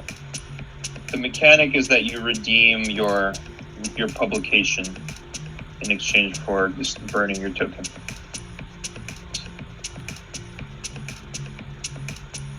I mean, it could just be like it could literally, like, if let's just say that we have since you're going to have something like an invitation system,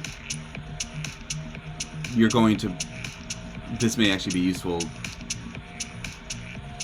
You're going to have an interface where you might see things like your own burn tokens, both the one that you were given to create your account and the ones that you've like vouched for other people to get. And one thing that can be cool when you have invitation systems is getting to see if they've been redeemed or not, and then ideally seeing that token seeing that invitation link that you've sent to someone turn into a profile name. Right. It can be cool. So you can go to your invitations page, you can see the people you've invited, and then jump off to their profiles. Right. Yeah, and then instead of like an invite link, like in Gmail or whatever, or like Superhuman, you get an invite token to invite your friends with. Yeah. So the final state.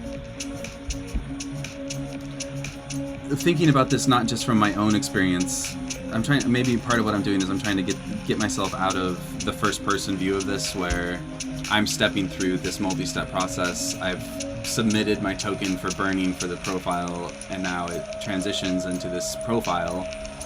Is a very abstract. It's hard. It's like, I don't know. But seeing it from the third party experience and saying I'm giving these to someone and then I'm going to witness them go from a token to a profile seems fairly practical. I mean, even just having like a checkbox next to the token that I gave them pretty clearly indicates that it was burned or has been used. And I mean, this isn't necessarily a good solution, but it's not necessarily a poor solution either, in as much as it's extremely clear. Like doing like a new rendering or a new illustration of the token in some sort of burned metaphor or something could just be just as confusing as not.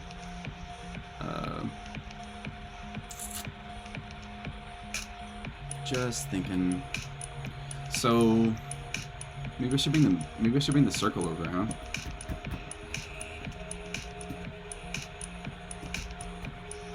Yeah.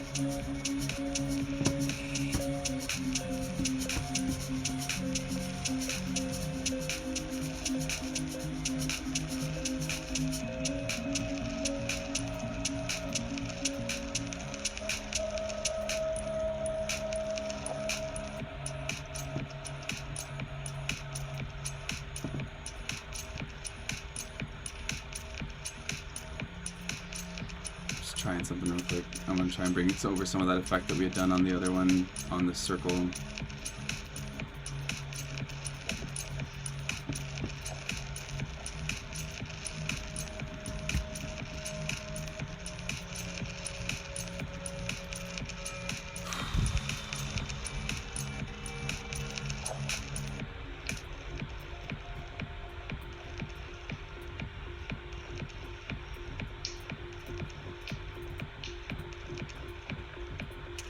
Yeah, kind of cool.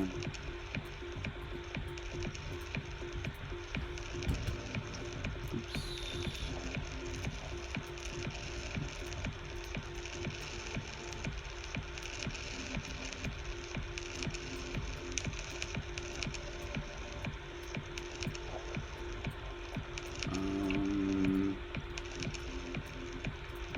Kyle, are people freaking out about it being so cold?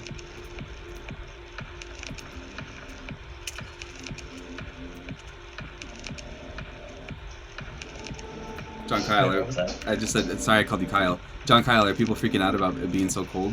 Is 62 like exceptionally cold, or is it kind of just winter here? I think that's more just me.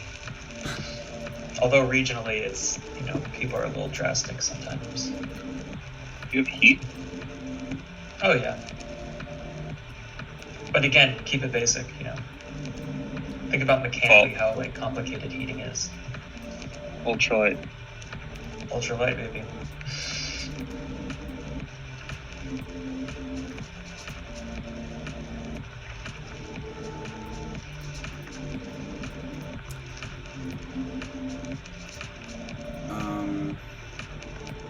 The other thing I was excited, well, the thing about ultralight, there's like the gear that I was always kind of fascinated by it. It goes back to like tools. Like if you're setting up your tent,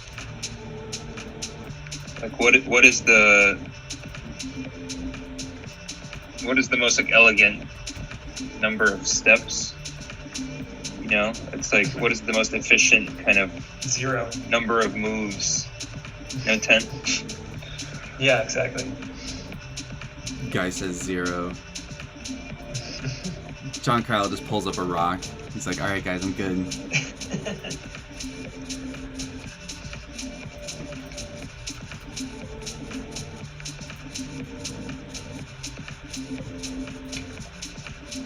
I don't do any camping. And I wish I did. Yeah, I hate camping. I like walking. I hate camping. Wait, what was your method on the trail? Did you like pitch it? Were you like a hammock guy, or what did you? No, I would just You would just lay down? throw like a foam pad on the ground and pull my quilt up and go to sleep. If anything took more than like a minute to do, you know, it wasn't worth it. After that amount of like repetition. What about rain? Then I would throw I have like a little tarp thing, so just throw the tarp up. At a certain point, it's like you're gonna be miserable if it's raining. So at what point you just accept it versus try to like do things to avoid, like even like getting like a drop of rain on your gear. Right. You kind of realize like it's only gonna last for like a day, and unless it's like dangerous because of the temperature. Like, wow.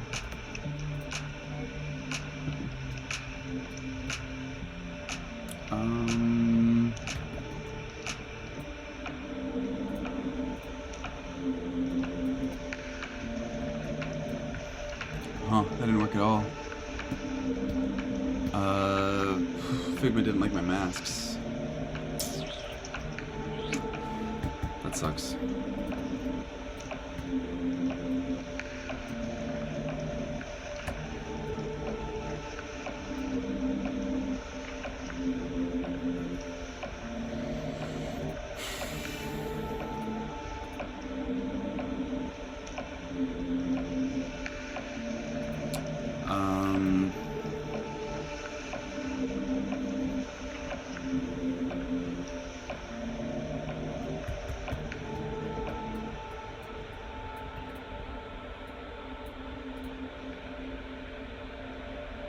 It's 4:20.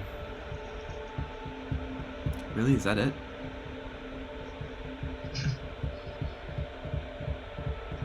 I didn't mean to call that out, but I did. I might go grab my coffee.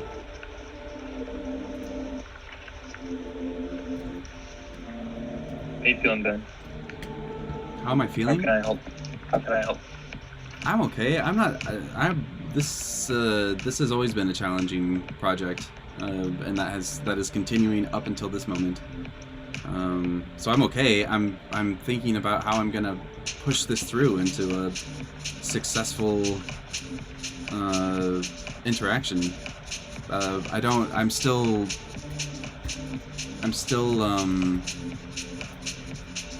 just sort of spinning cycles on how we're gonna do this, burning this token thing, and I didn't know I was gonna do it on my own per se. Like, I don't know. This is becoming more of a performance than I expected, which is fine because that's what I'm doing. But I just don't quite know what I'm gonna do. I mean, I know what I'm gonna do in the sense of I know how to keep futzing around with this until it turns into something, and then we'll have an insight or something. But to some degree, I'm thinking about how I'm gonna jump ahead. And I'm also wondering about the logos that we left behind in the Illustrator file, and then not finishing that. Sounds like bad mojo. But I can always come back to it. I'm also wondering what happened to Josh. I hope he's okay. That was kind of creepy. It was an admission, and then it just spun out, and then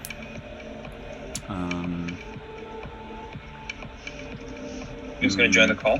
Yeah, he was in there. Tag team it.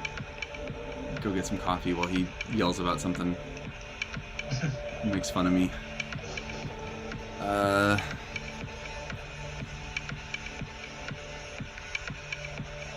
The interface, is there anything like an interface screenshot that we could maybe work on top of for the invitation page? I know I'm just sort of inventing a page that doesn't exist, but I'm just thinking about maybe applying this to, if there are any interface or like identity aesthetics in, because to some degree turning it into a coin or a token is turning it into a practical application. Like this may be a point where we turn it into like a pure silhouette or almost like a toggle. And it just seems like it would be nice to maybe start putting it into the context. I mean, we have that flow where like I said, we have that flow where the person is burning their own token, but again, like that seems like that's such a That's it. It's such a weird and interesting spot that I'm having a hard time getting my head around it. As opposed to knowing like the output is going to be used in these few certain ways that you get out of something like an invitations page seems way more. Like I'm just wondering if maybe we could work backwards from something like that. John, I know we talked about not giving away too much. I mean, there's not a lot of people. We do have those waitlist wireframes. Yeah, pull them up. Can I give it to Ben and he'll share it on the stream? Yeah. Ben, what do you think of that? I think we've shown you these. Yeah, lay it on me. One second.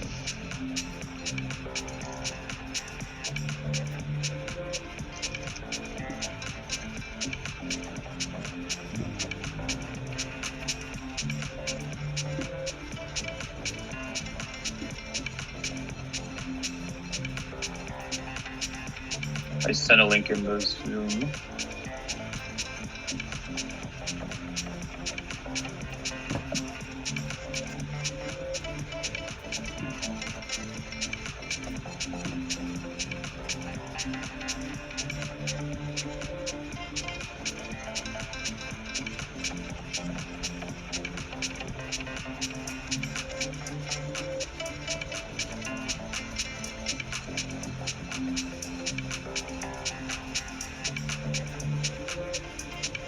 Oh, this is the stuff we looked at, yeah?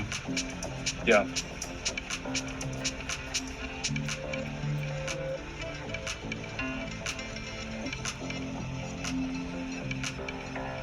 Yeah.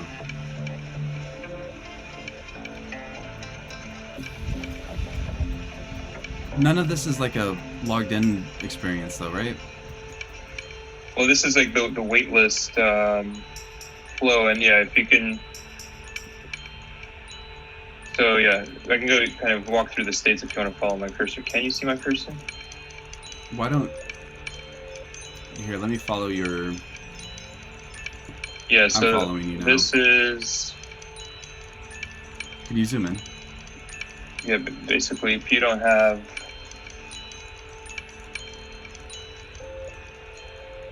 If you don't have a token, you're in this not found state. This kind of describes the invite token, what's going to happen, how many, kind of gives you a little bit of stats about how many tokens have been requested. And then once we hit request access, you're here. Oh, sorry. Once you hit request access, you go through this kind of confirm your identity on Twitter flow.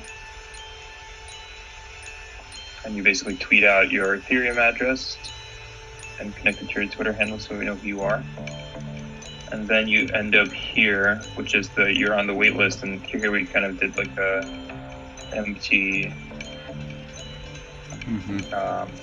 dashed circle, kind of showing it's like the empty token.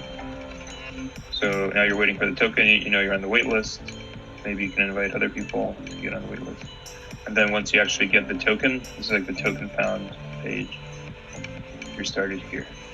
And then this is where you can, now that you have a token, you can burn it. So you burn your invite token, claim your domain. This is where you claim your publication name on ENS.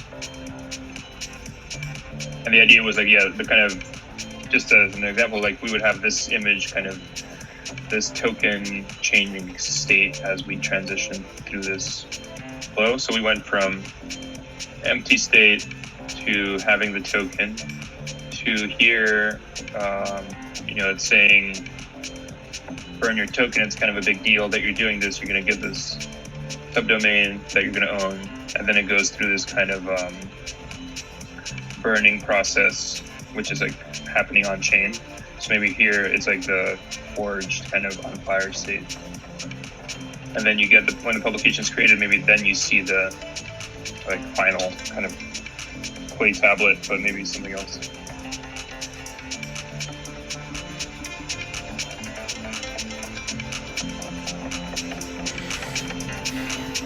Welcome to Mirror. Is having to tweet out your Ethereum address in line with promoting the potential for anonymity? I mean, I get that there's no direct connection between which account winds up being yours on Mirror and the fact that you tweeted at them with your Ethereum address, but Yeah, I think early on it's we're optimizing for bringing in like a good community. I think once it's more popular and maybe you get a token from someone anonymously, like an invite token, you can be more anonymous, but the idea is to bring really awesome contributors to the platform early on. what does that have to do with tweeting your Ethereum address? So that kind of, remember we were talking about crypto Twitter and the existing crypto community? Yeah, but you'll get them anyway if the right people are using it, which I think. You know, it's a way to link someone's Twitter identity, which is their kind of most used identity in crypto Twitter, to their Ethereum address. But that doesn't. Does that want? Even if they wind up redeeming it that way, there's still a person's like I could be Naval, for instance, that he's going to have to tweet his Ethereum address to via Mirror in order to burn. You know, like I'm just saying, like there's just like someone rad, right? Like there's some big name. They tweet their address. Naval could still have an anonymous address on Mirror, an anonymous account on Mirror, up until the point where he actually tweets his actual subdomain, right? Like, there's no. The only thing that's being publicly declared is that he has an Ethereum address and he sent it to Mirror. It's not actually. That's this slide, and he's just getting on the wait list. Yeah. And the fact that he's telling us he's Naval is going to make it easier for the team to Right. and vet him as one of the early quality contributors.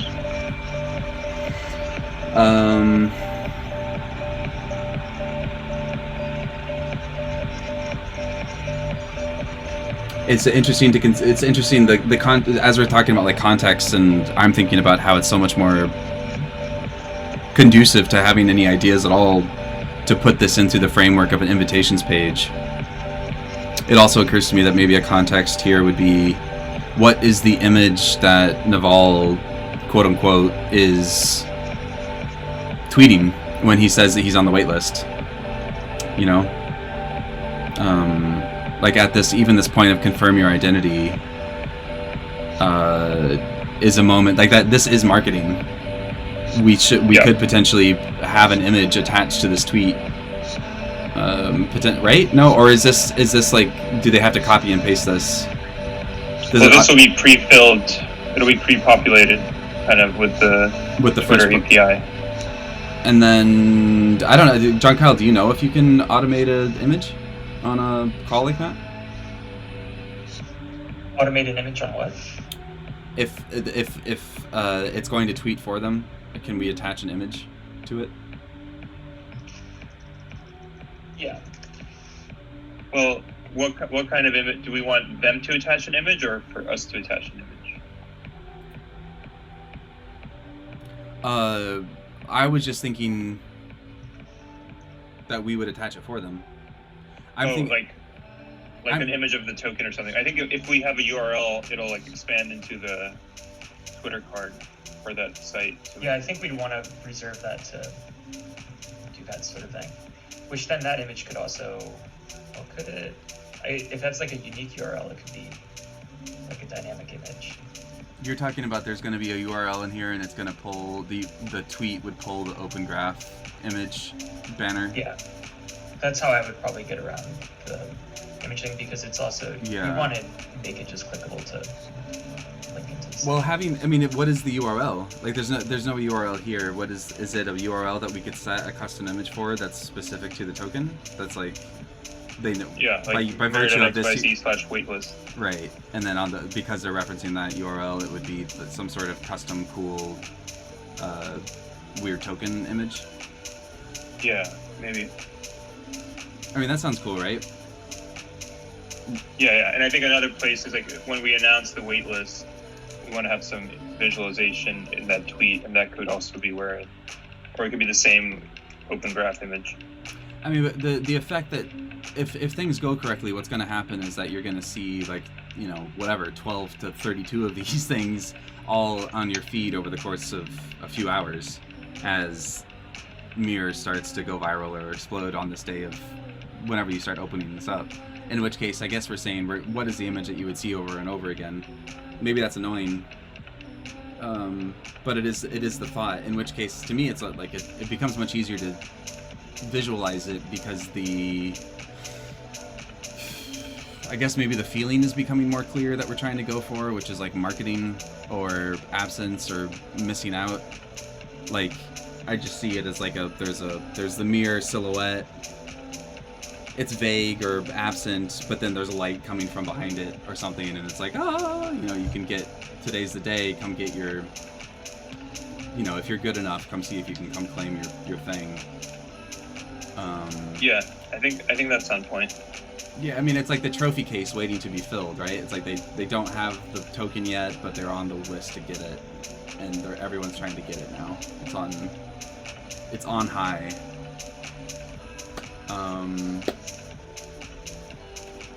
And then the redeemed version would just... The redeemed version... Is there an equivalent for...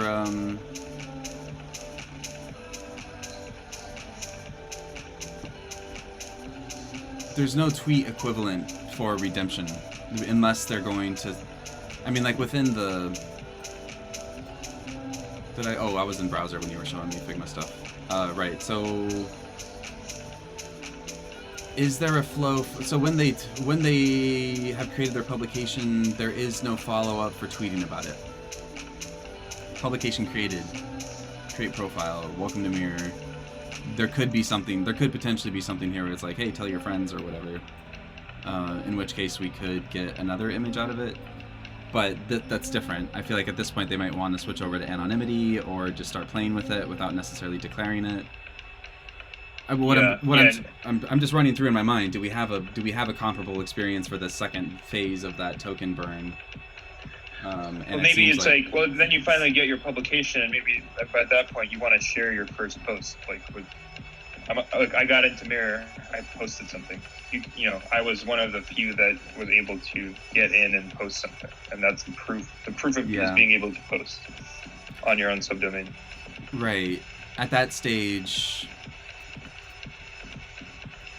I don't think the token's going to be involved in that emotional transaction.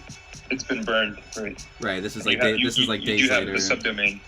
Well, I'm just thinking too. Like, even it could be though that when they're ready to post about their first page, I don't think we're probably going to have any control over that. Like, they're not going to use like an automated tweet button that's on the page. They're just going to do whatever they would naturally do, copy and paste the URL and talk about it.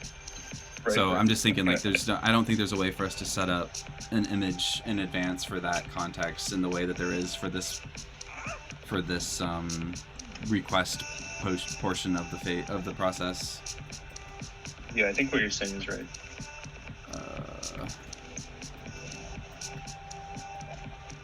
Requested equals tweeted equals tweet image, which is like.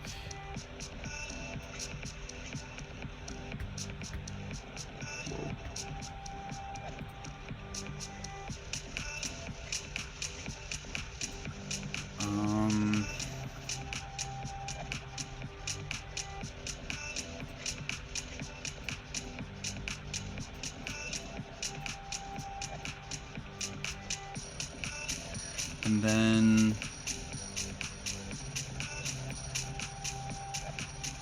yeah, it's funny, in terms of like priority, as I'm looking at this again, I have been thinking about this in two groups. So there's the first hearing about Mirror, and then going to request an invitation, which I think has more depth now that I'm realizing or remembering that there's this tweet process to it. So this is actually a fairly robust thing here, because this is also cyclical, where once they've tweeted it and said, hey, I've just made this request, more people will click it and then start at the beginning of the process, which is the placeholder and then making a request. So there's this, which we have this great visual context in which we can put the requested token. And then there's the second part of it, which is that who knows, the next day, the next year, they're going to get their token, their actual invitation. Now they have it, then they can burn it, and then that can turn into their profile. But so all of my attention mentally had been on this like burning process, because there's just so much like weird potential there. But really, this is in terms of like who's gonna see it, or just how it feels as a thing. This is a very private experience that's unique to Mirror and the user. And the reward of this part of the process is your profile. You end up with your profile, and you get to start playing with Mirror, right? Right. You're not. Yeah, and we've been calling it a publication, which is like your space to publish. You get your plot of land in this new publishing kind of territory. You know what I mean? You're right. So the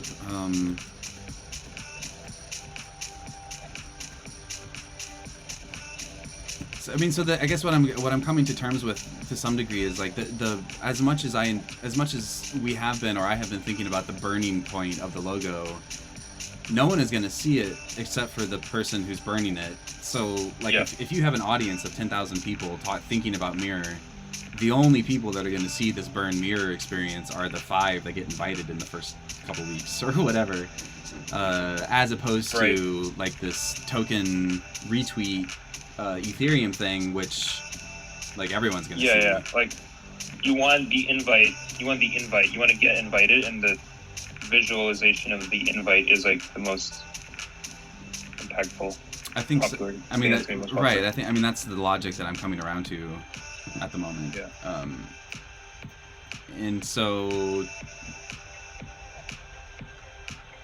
not that we don't want to still figure out the second half, but maybe I think this is a more focused place to start. I think I think focus is a good way, maybe a good way to put it, because it's not a higher priority necessarily as much as it's just more specific and evocative of something that we can play with. It does seem more specific, like I said, like it's like marketing, like it's very clear what this is. It's like, and it's not only marketing, I just mean like the way we want people to feel when they're going through this is very clear. Whereas maybe the burning thing with like metamorphosis and such is very abstract. It's like it's cool, but it's kind of like I'm gonna say wanky, but I don't mean it. It's like if we came up with a cool burn of the logo, it would just be cool. Like it doesn't really, I don't know. It doesn't really add. Bingo. It doesn't add to. It would add to the effect that a person has about the brand in their mind, because it's like Mirror does cool stuff. I had this great experience of watching my thing get burned, and I get to like it stepped me into the mirror of my own new property. All of those are good things. I'm not trying to negate it. I'm just the utility is I guess less clear, as you're saying. So okay. Yeah, I think it's something where it's like it just shows that there was like a thoughtfulness. Yeah. Bother to do that. To be honest, like I don't do well with that level of craft. Not that I don't. It's not that like I admire it and I enjoy it, but in my own projects, I've never done a very good job of that level of craft. I guess it's like I showed my level of detail is usually more in the things like how simple did this thing get, or how much is it edited, or how concise is the copy. Like I'll pour over that stuff for days, as opposed to how well does this graphic animate when you load the page. Like Yeah, and I think that like a good reference point is almost just how some of the teenage engineering shit feels. It's like, to me it doesn't feel decorative, because it's like essential to the core of like what a teenage engineering project is. You know, it's like there's a certain amount of like consideration put into it. And it's not detail that's meant to, it's not like, I guess it could be seen as precious, but like I don't see it as precious. I just see it as like really talented people having fun. That's all it is. That's all it is, and that's like enough. Well, that's why I'm trying to get you guys involved in the burning part. I'm like, Kyle, you can't just be working. You got to help me out here, man. I need talent on this thing. But hey, let's take a break. if that sounds okay. I realize I'm hungry. Yeah, it's I think that thing we just got to is going to be really useful. I can step into that with a bunch of new energy, because I understand it, and I want to go grab a bite and some coffee. We've been doing. What do you guys want to say? Like 5:15, 5:20? That works. Let's say 5. Let's just say, I don't know. What do you guys think? You don't care? Sounds good. Yeah, you want to send around, yeah. send a link when you're back? Send a new WhatsApp, or should we use the same one? Oh, sorry, Zoom. Zoom. Yeah, you guys can just leave. I'll keep the stream going. I'll just put up like a holding pattern thing. Okay. And then you'll have one long video for your records. Okay, that's great. That's cool.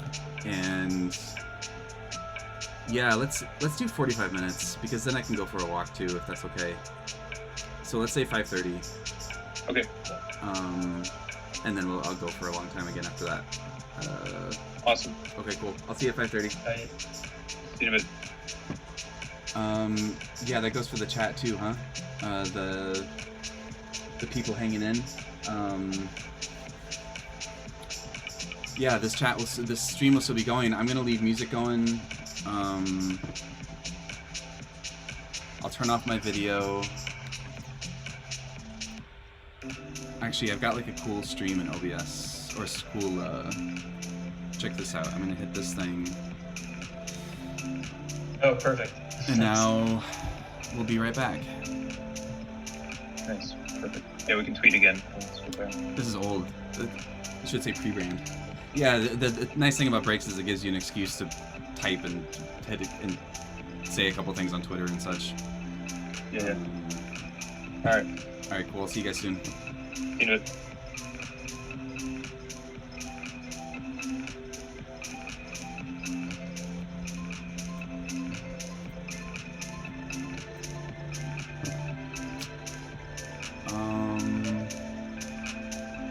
I should walk away from the computer, but I'm just gonna sit here for another minute, I guess.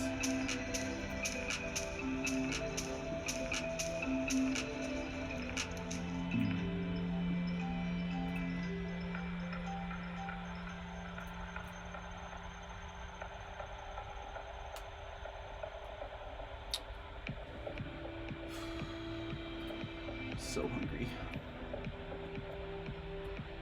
Oops. Who's still here? Who's watching? If you are in the chat, you should say hi, because I'm just sitting here for another minute, and I'm curious who's hanging out.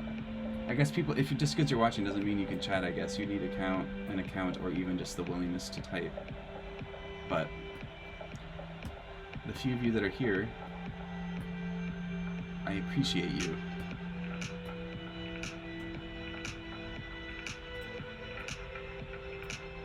Oh, someone's saying. Doug Daniels, could be interesting to explore the burn state as being a black mirror. Ooh, that's cool. Scrying. Oh shit. Homeboy knows scrying. Claude Glass is also a black mirror tool used by artists to simplify colors, tones, and scenes. Claude Glass.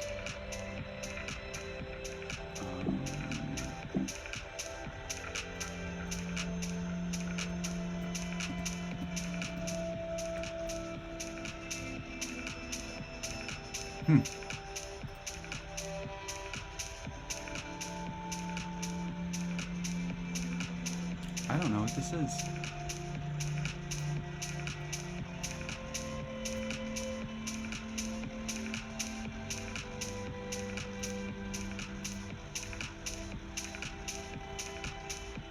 Luke Brown, hey, recently you started tuning in, but could someone provide some context on this project? Yes, definitely. Except Luke, we're taking a break. I shouldn't even be sitting here. We're gonna get back on at 5:30. In the meantime, if you want to see what's up, you can follow the so mirror.xyz is the client. I tweeted about this a few times. If you want to see their handles, I think Via Mirror is their Twitter account. But yeah, it's a new crypto identity platform for writers, I think is maybe a short way of saying it. Anyway, Luke, sorry to jet. I'm gonna go eat some peanut butter or something. I don't know. I'll see you guys soon. Can I actually turn off my video?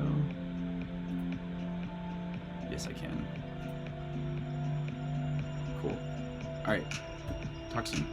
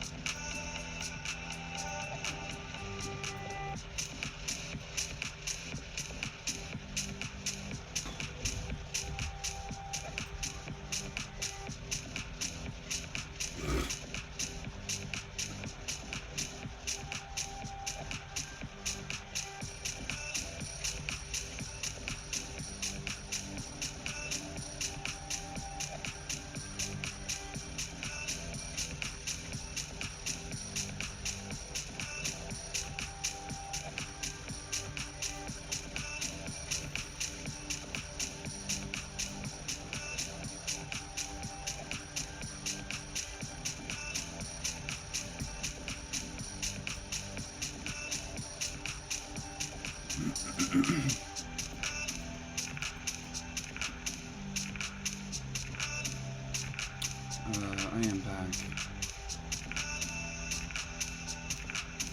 For better or worse.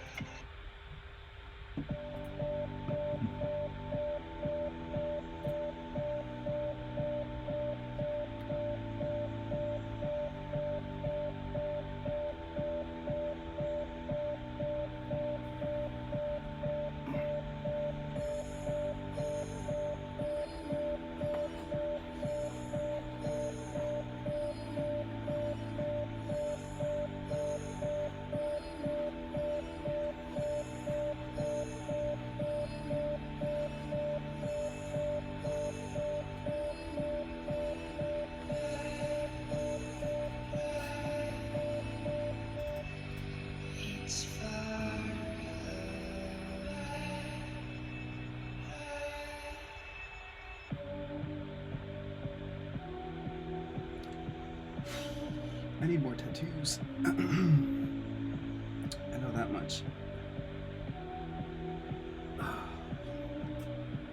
If anyone is listening and is also in the chat, what is the next tattoo you want to get?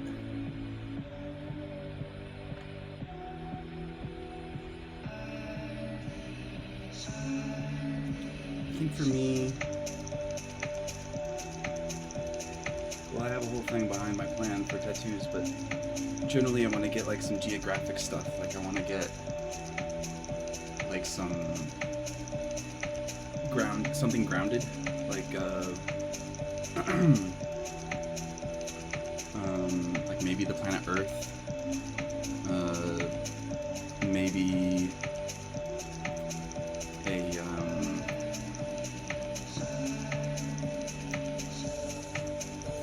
silhouette of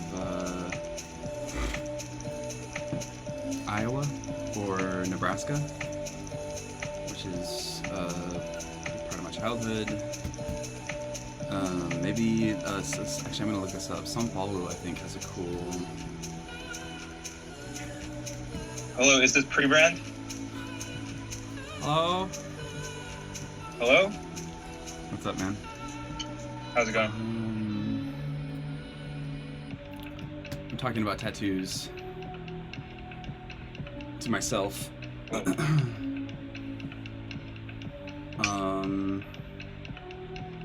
Because I was looking at the video of me as I pulled my hair back again, trying to be slightly less disheveled, and noticed my tattoo on my forearm, and I said I want more tattoos, and then I asked the comment section to if anyone was actually listening and in chat, would they sound off on what they want their next tattoo to be, and then I said my plan is that I want some geographic based one, like some grounded things, like I need to feel more grounded.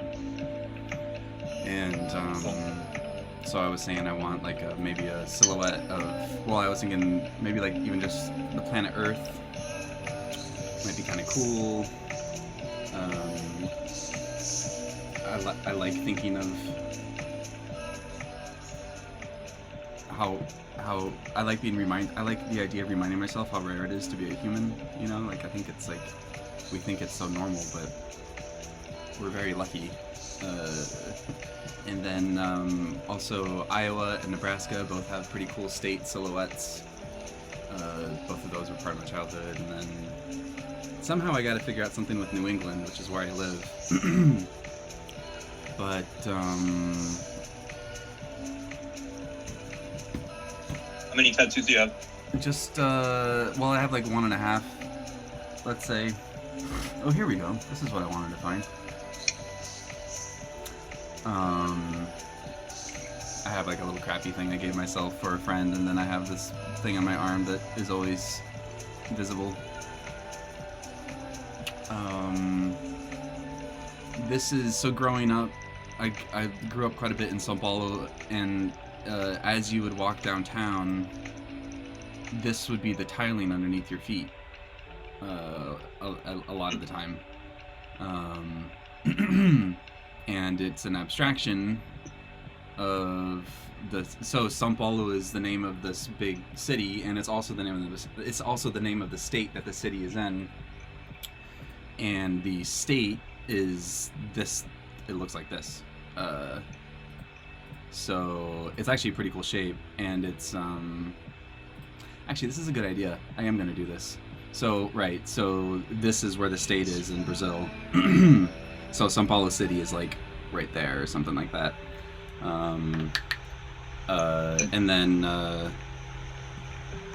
well, I just realized that the shape that I had in my mind for São Paulo is the state, and I was thinking of the state silhouettes for Iowa and Nebraska, both of which actually have pretty good geometries to them. Yeah, so Nebraska's pretty cool. And then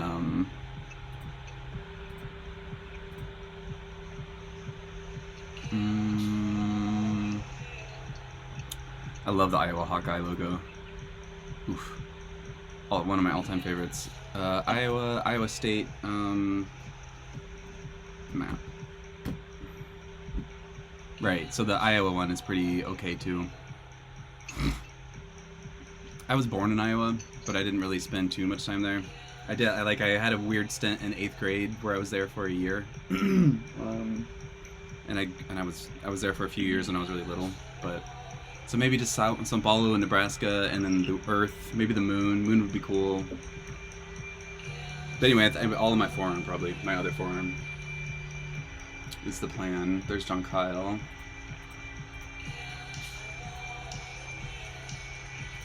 I want to spend more time in that part of the country.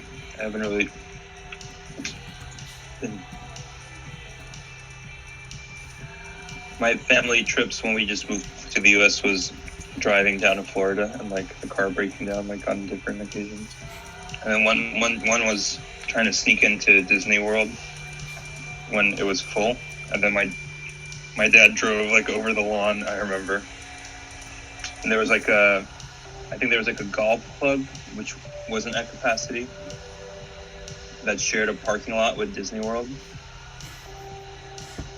And you can imagine like it's kind of like the toll gate where like you pay to get in Right. to Disney World, and it was like completely packed, and like, you know, cars were turning around, you had to wait like 4 hours. My dad like drove over the divider like on the lawn into the golf club parking lot. Right. And then we parked there and just walked into Disney World, and like we thought like our dad was the coolest. Yeah, that's boss. That's a boss move for sure. Did he literally drive over a divide, and so therefore got in, like didn't have to pay or get authorized for the golf club either? I mean, he must have, huh? Because Well, it like was if he had like- tried to get in, it would have been like, no, of It's a course similar not. gate. Right. They were like, where are your golf? They were like, where are your golf clubs? What? And we were like, we're gonna rent them. It's okay. And they were like, okay. That's awesome. I love those moments where it's like, let's just say, for instance, at a very basic version, you're at the grocery store, you look slightly further down the line and you see an aisle that no one else is standing at for some reason, and it's like too deep at every other aisle. Like it's just sort of like, or people standing in line for no particular reason, and then you go look at where they're standing in line for, and you realize they didn't have to be standing there.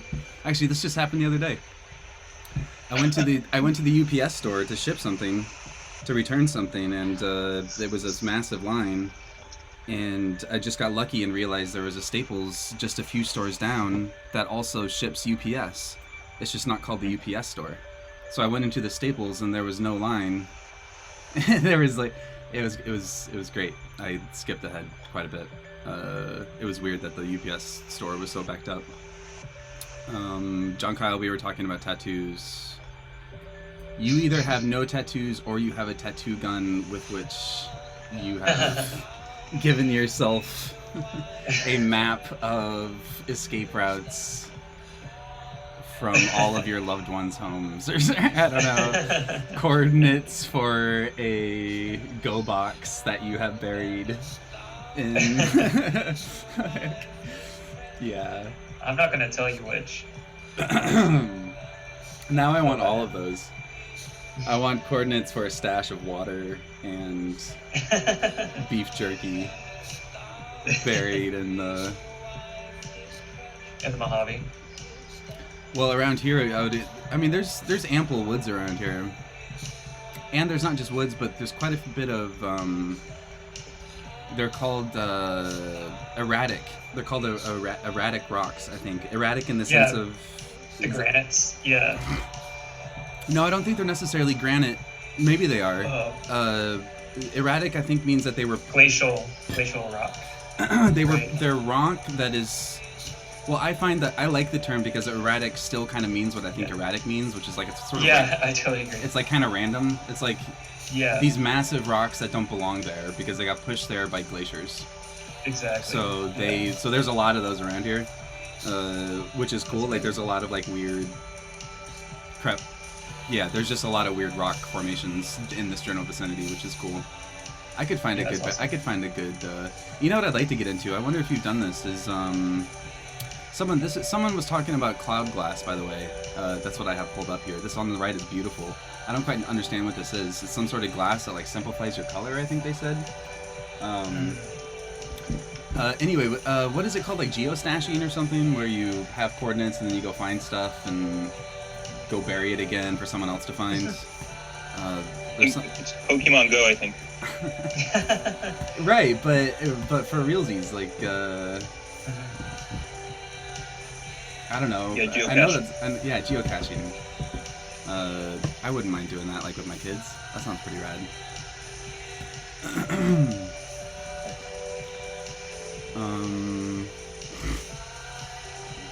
I'm gonna tweet that we're back up. The wireframe of this is way cooler than the. Well, yeah. Well, the wireframe has like this square thing going down at the bottoms too, where it kind of looks like something's melting. I'm not sure.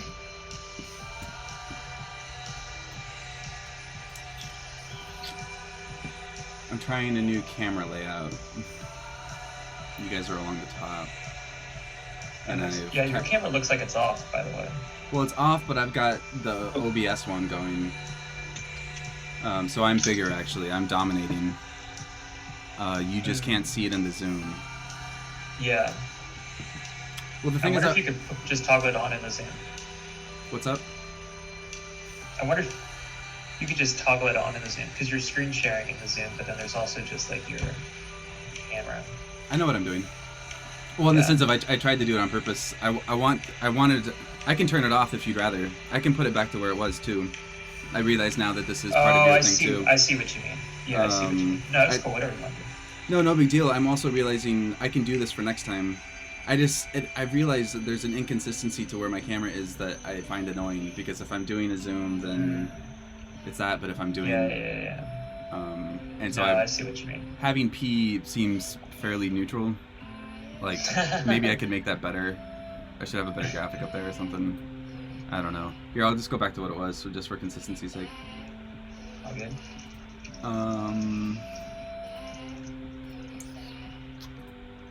Start video. And then I'll do... Word. There he is.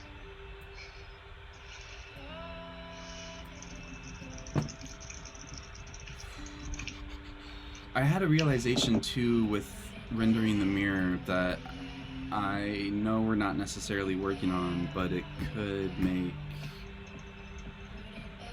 I don't know if it's gonna work, but I suspect it will. Just like with fresh eyes looking back on some of this stuff, I'm really into it. This music. I went to another. How do you? Is it just Loeffler? Is it just Christian Loeffler? Do you think? Alright. I don't know. There's like the umlaut over his O. I don't know. Dude, all I listen to these days is Bad Bunny and Justin Bieber. That's it. Should we put that on? It's an option. Bad Bunny. I think your Twitch might get nuked, but Oh. Let's just not. It might just mute us. It's true. Thank you for that call. Actually, I'm wondering how much of my past streams are muted at certain key moments, just because I have music playing in the background. I've tried watching some of it, but you can imagine how hard that is. Also, just time expense. yeah, totally. One of my tasks for the end of the year is to try and organize what I've done this year, just so that going into 2021 it's like clean slate, and also set up for forward momentum, just even with getting thumbnails together and posted on YouTube and that kind of stuff. Assuming that more clients come in for it, but I think I got even a few messages today, so I think it's gonna go well. Can you turn the music down just like a couple clips? Yeah. A few dB. Kinda. It's weird because yeah, definitely. I'm already at the very end of the YouTube volume. It's like a matter of pixels at this point. Yeah, I think what it is just like the mic on the MacBook is positioned in close proximity to the speakers, and so for us, it sounds like super loud. I'm with it. That's another one of my tasks is to hook up this. We already talked about this. I've got this. Yeah. I've got a nice mic. I'm gonna need to start wearing headphones, which is okay. Nice. So yeah, I kind of want to. I had started to draw it, and then everyone started showing up, and now we're talking. I don't have to start doing this. We have the Figma. Let me repost the link. Oh, I never tweeted. This would be cool to shoot too, just because it looks more like process work.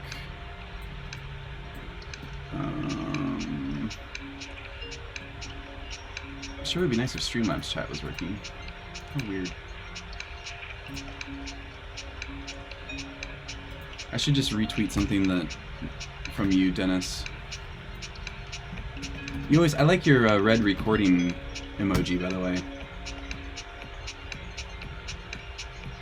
That you've been using, I think. John Kyle's idea. It's open source. Is it? I feel like I'd seen you use it before, but maybe not, huh? I'm into it. Or maybe you saw me open using source, it. like, can't stop you from doing it if you like it. No, I mean John Kyle's idea. I thought I had seen you doing it before. I thought I'd seen you doing it for a while, maybe, but maybe not. So what's the deal with your avatar? Is it just that Is it just that if you had tried to upload it now, it wouldn't go through? Whereas you like got grandfathered in with your transparent animated GIF? It wouldn't take a GIF. Right. It's it's a really good one. It's not just that you got an animated GIF in there. It's like it's pretty choice. Yeah, I wasn't really thinking about it, but it's kind of timeless in that. Yeah. What is it? Where'd you get it from? If I can ruin the mythology. I think I literally Googled like old school animated GIF, like classic animated GIF, and there's like one of those sites from the 90s with like a grid of like classic GIFs, and I was like, oh, I'm into this one.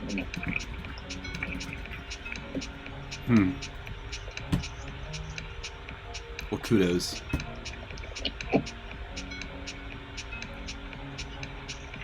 Keep it up, and then just stay ambitious. Keep this avatar, and eventually it'll be what, in like the Library of Congress or something? What's the? I guess Smithsonian would be the aspiration in that framework. Picking this back up. I guess I'm even gonna try and do the red emoji, even though you already have it in there. So what I'm gonna try and do with the logo at some point is to redraw it without gradient mesh. Since we kind of know what shape or like what vague cloudiness we like, I might just be able to do it with some vector stroke business. It wouldn't be strokes, it would be shapes, and I could just kind of mimic what we liked from the Twitter one. Yeah, you could probably just use some like layered radial gradients or something like that, you know. With like low opacity on each one and kind of stack it a little bit. Yeah, I don't know. I can try that. That's not how I would. No, well, yeah, that sounds like a way to build it, like programmatically, like you would draw with like a radial gradient or something. I guess that's just an airbrush, huh? Oh, here it is. Yeah, exactly. Like kind of layered a decent number of those. I like green dot too. What is green dot? I guess green dot means like on. Whereas red means recording.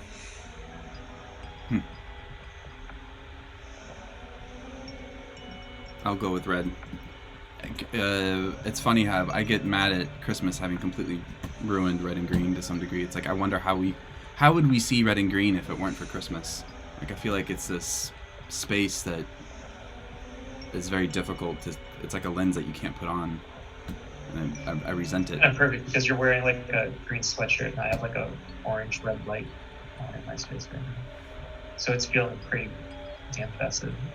Did you see my sweatshirt? It's pretty rad. Just came in. Oh, nice. That's tight. Yeah, I'm very happy, very pleased. Picking this back up.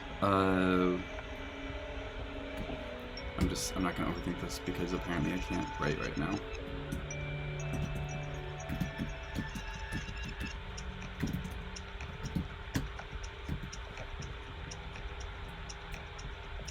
Do you guys do custom keyboards at all? Do you recommend that kind of thing?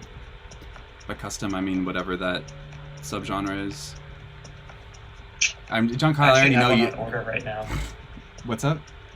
I have one on order right now. Oh, I was about to say, I bet you definitely don't. I stayed away from, but like mechanical, it's just like obnoxious at a certain point. But one was released that had it's like a decent Bluetooth one with like it's low profile mechanical keys. So I went for it. It's not a default. I was gonna say, isn't what happened here? Did this break through? Is this one of your few luxuries or something? No, I think it was like 2 a.m.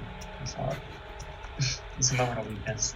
Yo, what is, maybe, I bet you have one of you can impart some wisdom or knowledge on this, like, what is with your willpower being so shit in the evening? Because if I could, you know, like, the solution is probably just go to bed earlier, but let's just say that's not an option or something, or that's not the point of the conversation. Like, otherwise, why is it just, I mean, I've read to some degree about this stuff. It's like another thing that gets used up. And by the end of the day, it's just like it's not an energy source that you can tap anymore. But, I don't know, do you guys have any methodologies, or is it a topic of, like, have you read anything useful, or, because for sure, most of my worst choices, certainly with food, are made after 11 o'clock. 10 o'clock? I don't know. And it's like... The question about bedtime? No, it's like eating really poorly, or like snacking, or like ordering stupid shit, or... I don't know, watching movies that you wouldn't have otherwise, or... I don't know. That's what you're texting your ex. Indulgences. Why is... or because it's also like... The mechanisms that prevent you from that sort of behavior...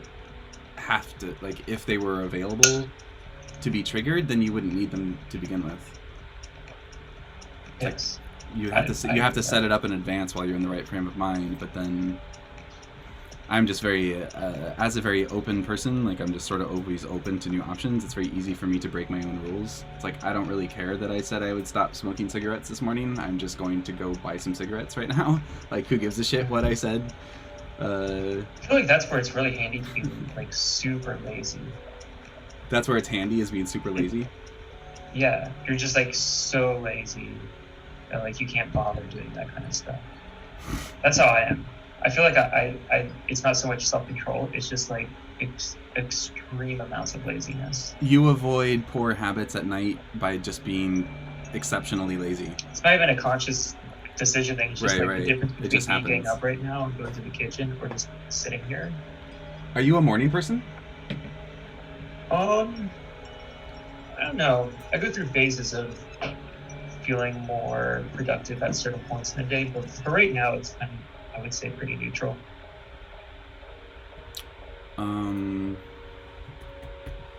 Because I'm not lazy at night. Like I definitely don't want to be lazy at night.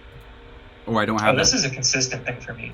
I don't have that to fall You could back also on, call I it like suppose. optimization, but it's, like my brain, it's doing the same sort of like equation, saying like, what requires more? What's more difficult, to continue doing what I'm doing right now, or to like intervene? It sounds like you want to stay. You're very like default mode. Kind of sounds like first principles. Like a thing in motion stays in motion. Yeah. It doesn't, like you're not reaching for anything on your path through time. You're like, let's just stay as aerodynamic as possible. Definitely. Yeah. Which sounds like Josh. You two should hang out and then develop a new gravity between yourselves that somehow barrels through larger challenges. John, are you in LA? You guys would actually, if you guys teamed up somehow, you would kill it because holy crap, like a Josh video. John, where are you? I'm in Los Angeles. You're in LA. How's Vad doing these days? Who? Vad. Oh, Vadik? Yeah.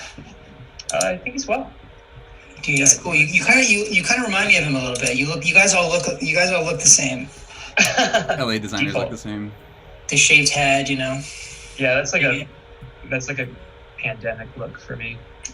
Man, my condolences to Dennis. I heard he passed away. So Yeah. it's terrible, man. We lost him. It's so hard not to work at a huge size in Figma, or like for some reason I find myself working at like 3%. I still don't really understand the zoom levels, and I don't know how you can call it an infinite canvas if there's a max to your like, I don't know. Maybe my imagination just haven't tried to. Well, that was weird. Is this just completely massive? Anyway, how you doing, Josh? I'm doing well, man. How are you doing? How are you doing?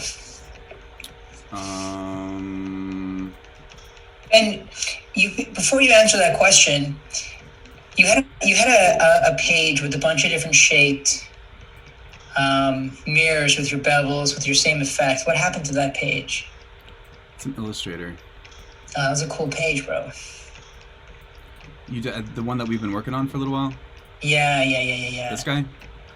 Oh yeah, with all the different shapes. Zoom into that shape world over there. Yeah, this little salon. I keep salon, dropping that bro. salon as like a term that I want to show off that I know. I just learned it a few years ago from Butterscotch, a forum. But they were like, you don't know the name, but now I know. Salon style is when it's like this is like a masonry grid. Salon gallery hanging is like masonry grid. Yeah, this does look pretty cool. I don't necessarily know what to do with it. This would make a cool, like if you cropped in on it, it would make a cool, I had to make mirror guy. Well, tell you what would be super sick is if you, on a landing page, had this salon style wall, and when your mouse moves over each mirror, you get like it reflects the cursor, but each mirror kind of distorts it in a different way. Dennis gave me that idea. I'm just rehashing his idea that he had, and I think he had that idea earlier today. Hey, Josh. Hey, brother. I don't think Dennis, are you in LA too? No, I'm in New York. Oh, nice. Same. Oh, cool. I'm going to try. I just wanted to selfishly see this since you brought it up, Joshua. Oh, this is actually nicer as a user profile. This little guy is cute. I just wanted to see this as a Twitter header crop. Just one moment.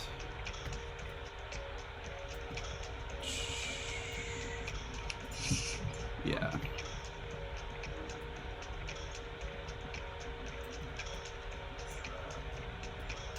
I didn't need to cut it.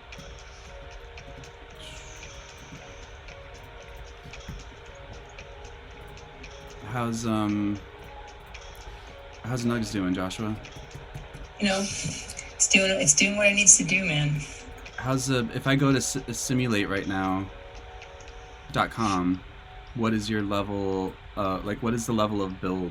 Like, is it public? Is it? Yeah, I mean that's. Have you started throwing like ads behind it? Is it Yeah, even the newest we've one? shipped that. That version's dude. Look at the circle. Wow, we've shipped it. It's it's like it's V1, but it's cool. It's not as cool as what you got going on over here, but it's certainly getting its What can we do? John, Kyle, Dennis, Joshua, I've got your brains on this. Can you help me think about? I'm very tempted to start redrawing this again. I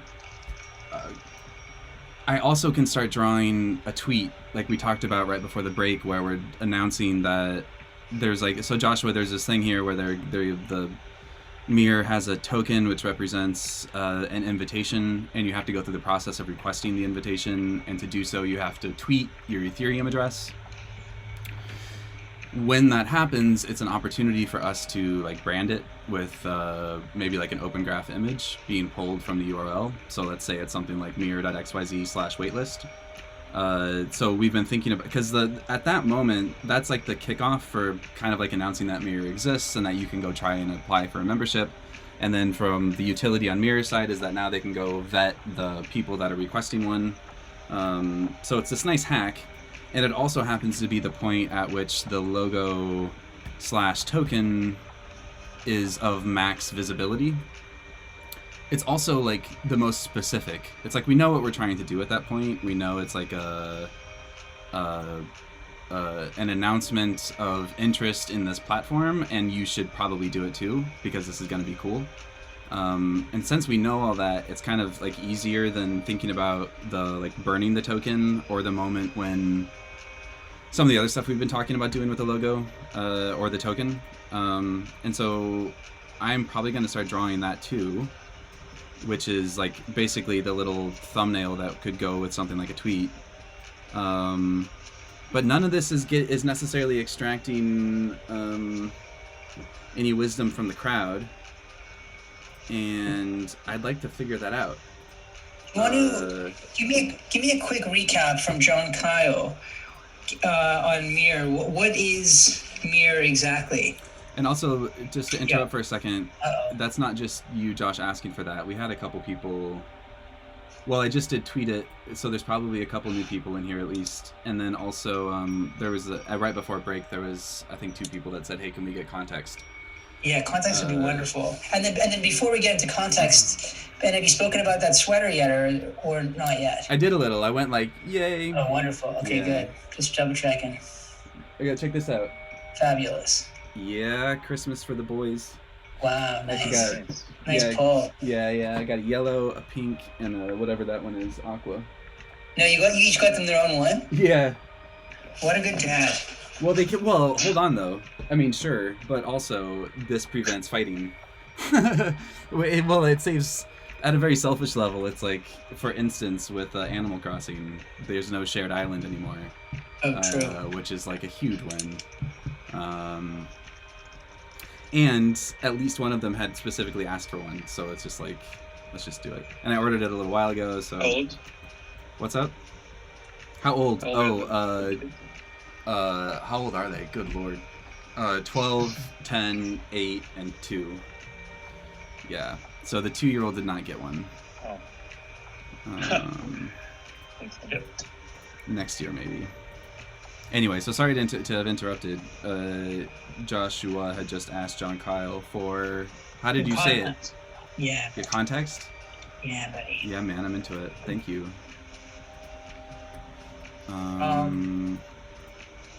Should I answer? Yeah, do it, dude. So I think that one way of approaching it might be to just kind of point out a couple things. One is that,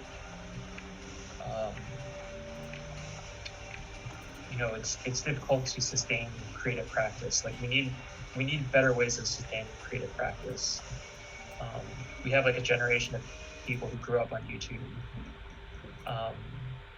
sharing and creating things for platforms like, a YouTube and an Instagram, and creating value for those places.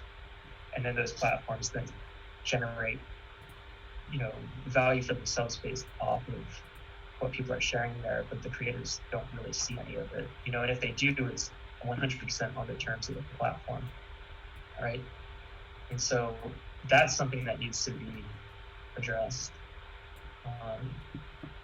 There's also so much room within tools for publishing today. Things like, I'm thinking about like Medium. I think Medium is just one of the biggest dumpster fires on the internet today. We need better tools for publishing long form. That's brutal. It's not like Medium is like the punctuation point on like interfaces for publishing long form, right? I'm turning that into a pull quote. Feel free. So that's another component of this, right? And then I think that there's also, there's a need for people to be able to have ownership over what it is that they share. Both for like archival reasons and also just, imagine if everybody lived inside a Walmart and like you didn't actually have any ownership over anything. It would be like a pretty miserable way of living. And so Mirror is like addressing those three things, right? It's like creating the best possible publishing tool for long form. It's trying to give people a way of funding their creative practices. And it's also putting, the data that people create back in their hands and not in the hands of the platforms. So would you say it's like a decentralized medium.com? Fuck no. So because that's what I got from what you were saying. So if it's not that, then what's another way to describe it? It's a publishing platform, right? Long form content. Yeah, it's like we're leaving Medium in the dust. Like we're not trying to be Medium. Right, but it's for publishing long form content. Mm-hmm. Okay, gotcha. Yeah, and it's focusing on like people who it's like narrative is not dead, right? Like a lot of stuff is very atomized and kind of like if you think about like a tweet is very brief, TikTok is very brief, but I think that narrative and context glue between things that's never going to die, and arguably like context is one of like the most important things that you could have today. Like when there's so much fucking information thrown at you, having context for what it is that you're seeing is like critical. And so that's why like long form and text, and I think that people who have like the patience to create like an essay form are people who are thinking pretty deeply about these things, and that's like a very obvious first group of people to work with when experimenting with this stuff. I guess maybe the thing that sucks about decentralized Medium is that Medium sucks as a recent example. Yes. Like Medium as a recent example of a thing that has a long and very interesting, interesting history. In which case it's a useful. Hold on, I get to get a thought. Yeah. Good gracious. Also, You're getting excited, bro. No, I'm with it. I tried interrupting you a couple times and I failed, so I understand. No, I'm almost done though, which was just so Medium is like a recent skin on a thing that is very cool. So you got like Blogger and LiveJournal just within the tech sphere, let alone like Gutenberg. But that also brings up the question to me, which is, let's just say like decentralized Medium sucks, but maybe decentralized like something is interesting, and or to me it begs the question of, let's just say that you are a version of something, or like you're a new version of something, but it's not sucky. Like, what's the good one? What's like, Yeah.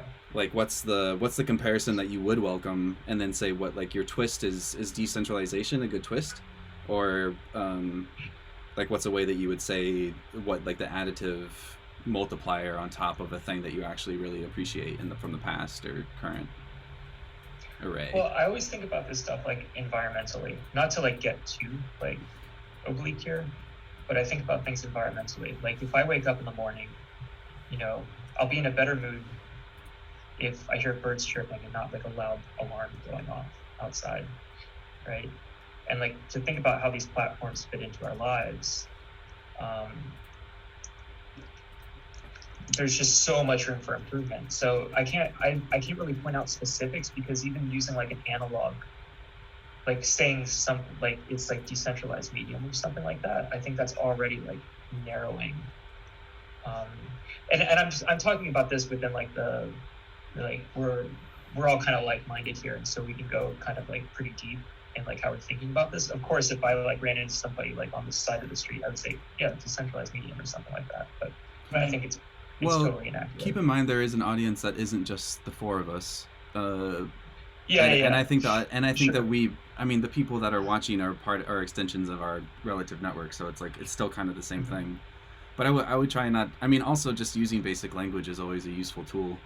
Explain like I'm 5 as like one of my favorite. But I think that like subreddits. there's a difference between basic language and something like how do you describe a chair? Like, well, there's a surface and 4 legs, right? And like there's all sorts of like qualities that like a chair can take on. But you would say you sit on it, right? So what do you do in Medium is you write long form content. What do you do in Mirror? You write long form content. Right. My question for you.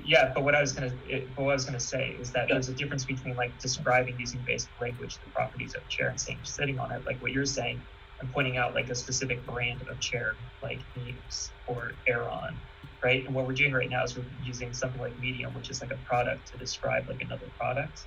And I'm more interested in describing like the basic properties of. Well, I mean, look, you're doing this because you don't like Medium, so it's fair for you to say that you don't like Medium. I kind of get that. But I want to go back to something. Ben was mentioning this the other day, like LiveJournal came up. And I remember it, but I don't remember really using it all that much. And people loved it. What was LiveJournal? What was so good about LiveJournal? Oh, man. Talk to me about it. I think LiveJournal was great just because it was the bedroom. It was like this intimate space, and it was a place to be able to share exactly what was on your mind. Medium seems like a billboard for people who think that they are super smart. That's like another thing that I hate about it. Right? There's like a pretension for Medium for me, and it's something that's like associated with like this preciousness of like long form text or something. And I think that like narrative and like, you know, glue between ideas, right? Like long form text is just like it's the simplest form of like narrative at a certain point. But you know, something like Medium, even the name Medium, I think has like a bit of pretentiousness to it. I mean, it's pretentious, like an Aeron chair is pretentious, but I mean, you can get a different kind of chair. I'm sure you can browse a section of Medium that doesn't feel pretentious as people talking about whatever. But LiveJournal, but back to LiveJournal, you were saying it's like a bedroom. So people were it was more private. Medium would have been cool if it had been successful. Then we would have been like, oh yeah, Medium was a great name. But as it turned out, they just totally didn't. Right. It's 100% just like, yeah. Well, they like did this. Medium, like you can say like, what is it? Like you can wear like, I don't know, you can wear like a certain type of shoe in one context and it feels like casual, and then you wear it in another context and it feels like you're trying to act casual. And like for me, like Medium is like it's trying to be a certain. I think I understand where you're going, right? I'm almost picturing the type of long form content people would use the platform for, and it's the kind of thing that's maybe less polished. It's something where you're sort of like, you know, the thing with Medium is you're not just going to publish anything. It's going to be a pretty polished piece, and you know, it's probably going to be about, a lot of founders use it, a lot of companies use it as ways to sort of speak out about like things that are going on, like a nice. It's longer than a status update. It's like a TED talk, but like in text. Yeah. Which to me, it's just kind of like Yes. there's like a cornballiness to me. Yeah. At a certain Yeah. point, which isn't to say like and so when you say medium, I think like you can also like describe like this thing as like, it's like a good, like it's a strong interface that's like for like a specific type of like long form composition. But I think like what medium represents, that's why I push back so hard against like saying it's like medium with like a little bit of spice on it is like Well, I'm trying to like uncover some like key pieces that make this thing different. So one is like it's casual long form. So if it's like relaxed. I don't like casual because it's like Yeah. people should be serious as fuck. Like we're not fucking around here with this. But it should also be like relaxed in the same of like we're not posturing. It's not something where it's like we're gonna get all like dressed up here to like go make our talk like in text form. It's more of a like, here's what's on my mind, and here I am. Here's like connecting these dots in like narrative form, and it's just like and I think that's like that's something that is communicated through just like the tone that you establish, like the sort of vibe, and that's done through like interface. That's done through like the people who are contributing early on, What kind of people are using it initially? Who do you imagine is using this thing up front? Mostly people who are thinking about like even things that are emerging within like the crypto space. To me that feels like whatever I imagine the early internet and like that moment in time feeling like. I feel like that's where we are at with having like a financial layer that's deeply integrated to this sort of this data layer.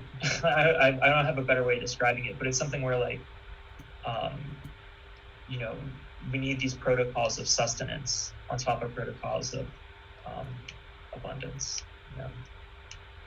Like all of knowledge is like instantly accessible, but like the people who are producing the knowledge and culture are like barely able to afford toilet paper at the grocery store, and that's kind of fucked. I'm being like a little like provocative with how I'm talking about this, but that's just because we're having fun here. Have you started thinking about the interface at all? Oh yeah, Have you started like designing it at all?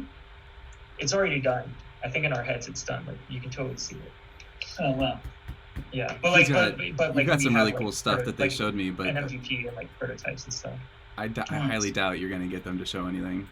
But yeah, no, it's John Kyle's stuff in like full effect. It's really. I mean, I didn't really see.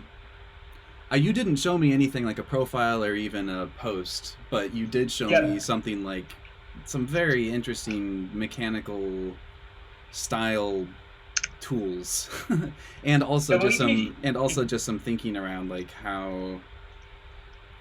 I mean, like you're talking. It's interesting because you guys are talking about long form, and I'm not interjecting because it's not my place. But I don't think you're necessarily just thinking about long form as much as you're thinking about encouraging the kind of environment that can yield the phenomenal long form. But I don't think that in order to build that kind of context, you don't exclusively just do long form. Kind of is part of it. I mean, I think you are also just a very open. I would say kind of like a humble designer where you try to make room for the expression of the user or the experience like as natively as possible, and it's very cool to see, and it will be very cool to see how that comes through for writers, because like even thinking about Medium, it's such a direct translation of like they took a book. They made it long, and then they added nice typography that we've gotten used to from like editorial layouts, essentially. And it's like it's kudos. Like they really did set a new standard to some degree. I agree. Yeah, but I would say that there hasn't necessarily, or maybe like I would say maybe even like LiveJournal was somehow more web native than. I don't know. I just there hasn't been, let's just say, something like a Snapchat for writing in a way that Like, and I think that there's something that I think you could fresh about that, you right. know. Like I think you kind of nailed it, where it's something where, there's something about like long form and like composition and to what extent do people need to write more versus be able to better quote and like attribute things which haven't written? Sure. Like, these are all like really interesting questions, I think. And then also like, Twitter and how it, and other things like TikTok, like there's really interesting things that people are doing with like documentary filmmaking, but on TikTok. And it's weird because like it's this, why not do it on YouTube? And like there's a reason. It's because like these moments can go viral, right? Like whereas on YouTube it's like the entire hour has to, but people break things into like 60 clips, and then they have like a little intro outro that's context setting for like the next 15 seconds, and it's really interesting. But I think that there's something about like you could even see this within maybe something like Figma, where Figma takes this process that was very private before and makes it public in a way, and like you can share things, whereas before you would just receive the JPEG, now you receive the actual source, and that's like super interesting. And I think that there's like there's room to think about like if you look at an essay and like the source for the essay, there's an interesting way of maybe being able to break things into like a more atomized like block level, and then how do those blocks like live, and really emphasizing like the reading and writing experience. Whereas Twitter has all this extra interface. What if it was just like a beautiful page, but then there was all this additional functionality like right there, like just beneath the surface level, and doing it in a way where it's like extremely like cohesive, Then another piece of text to play with is the token name $right. Oh, right. That could be cool. Thank you.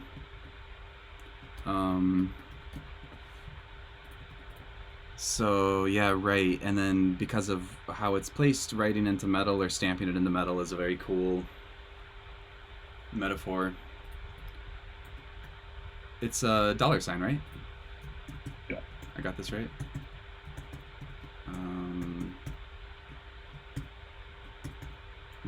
What is your favorite publishing tool? Both of you.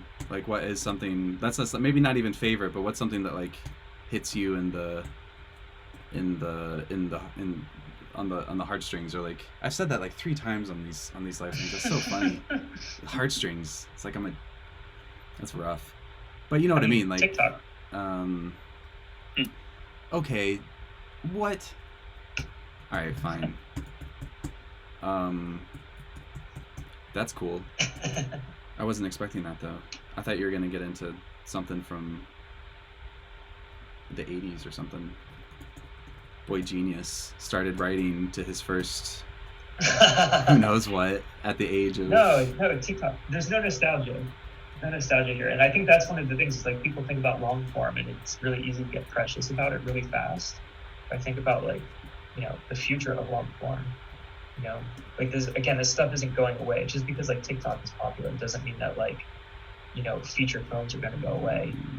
And I feel like the same with these other sorts of things.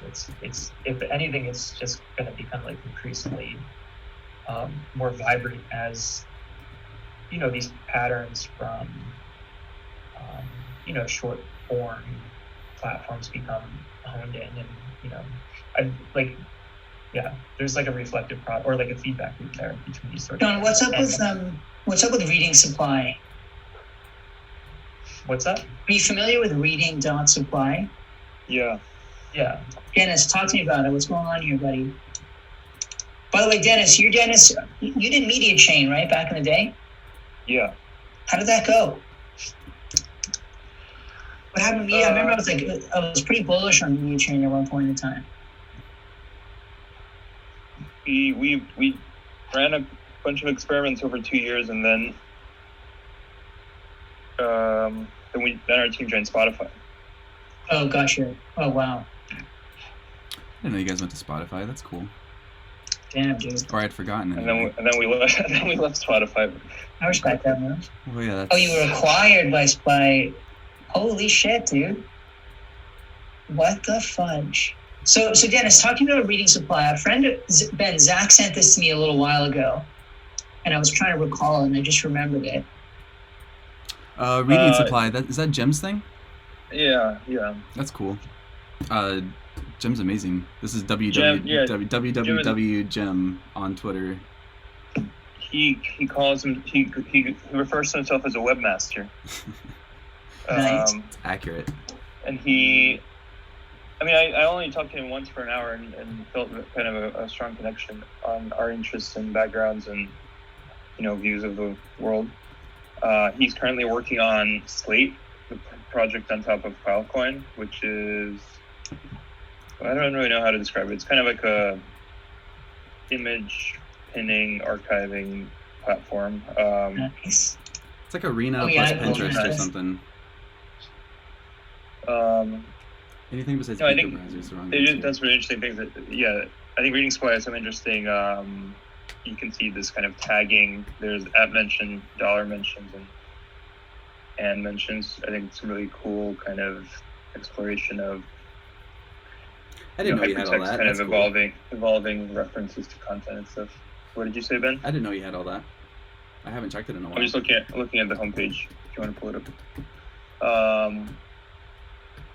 No, I think I don't think is Reading Supply built on no. a It was chain? an earlier project. I think that's not. I know it's not built on like whatever he's building now, but I don't think it's of any kind. It's built on It's not built on Ethereum. As far as I Just a know, Web 2 thing. I wonder how hard that would be for him to transition.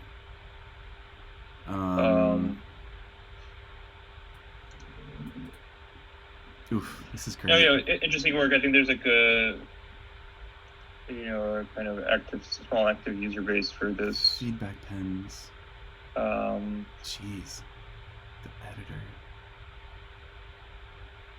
Yeah, I think Slate.host looks really cool. This reminds me of like a cloud app, He's such a badass. the decentralized cloud app. And cloud app is like one of my favorite apps.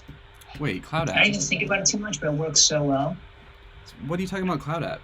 The Slate can do screenshots? Yeah, I mean, I could just like chuck files and then it automatically populate. It links it. I can send a link out and I can link it to a file.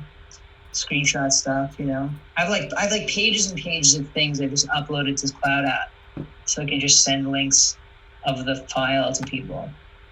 But it looks like that's what Slate.host looks like, kind of. It's a similar idea. Oh, that's Jim. Okay, let me check out this dude.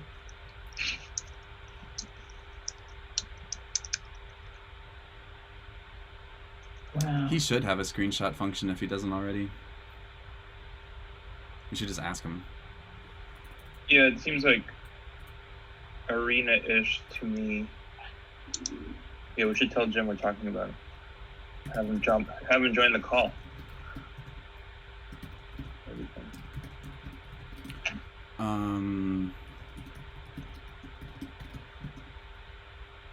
Dude, V1 of your product almost seems like notepads, like notepad documents with almost no formatting, and then it's just a giant hard drive, and you're clicking through into folders, uncovering other people's stuff. That's your V1. Are you talking about Slate or Mirror? Talking about Mirror, man. Yeah, we're kind of beyond that a little bit. But where's the But I product like what on you're that? thinking. The I'm looking at roadmap? it right now. I'm Oh, you're literally looking at looking at it. No shit. But John, I can't see through your eyes, though, man. You gotta help me out. Well, this is where time becomes. I gotta figure out how to. I gotta start setting in the pre-brand contract that clients have to show. You have to, yeah. Because this is gonna start becoming a thing where it's like it was the same thing with Jacob at Zoro, where it's like, oh no, we've got it, but we can't show it or talk about it, but we're still gonna have to design like a whole identity around this thing that no one can look at. Yeah, sure. Let's do this. We'll have to figure that. It's a thing. That's an interesting translation problem at the moment, I suppose. Because if I were solo in a Can you see typical client fashion, can I see it? What are you doing? Can you see it? No, I can't see it in your phone on a tiny thumbnail. If you pin it, yeah. So let me see. I just see I see like a Tumblr blog. I'm not Okay. even gonna. What are you gonna try and do? Give me a headache? Come on now. John Cloud, do you I have hope a someone Logitech webcam? I hope someone just Yeah. screenshotted that and is now going How to. do you like it? I was thinking of getting one. It's decent. Yeah, the resolution is pretty good, and it's got I'm using the mic on it right now because my AirPods are fucked. Let's see if Jem responded. Wait, what's that? I said, let's see if Jem responded. And I bet you're going to start doing a lot of these new crypto product company like brands, and then you're going to just hype them all up. This is where you come to get hyped. Come get hyped on pre-brand. Yeah, I Totally. gotta start accepting coin, but except I guess at this stage a lot of them won't actually have it yet. They'll be like, oh, we're closing our funding right now. Well, Benjamin, what you do is I think this is what you just said. You get some of the native token from each of these companies. It's like getting some equity on, in like being like an early stage advisor. They'll be, we'll give you some of our coins, free whatever ICO. Do people even ICO anymore? Is that even allowed?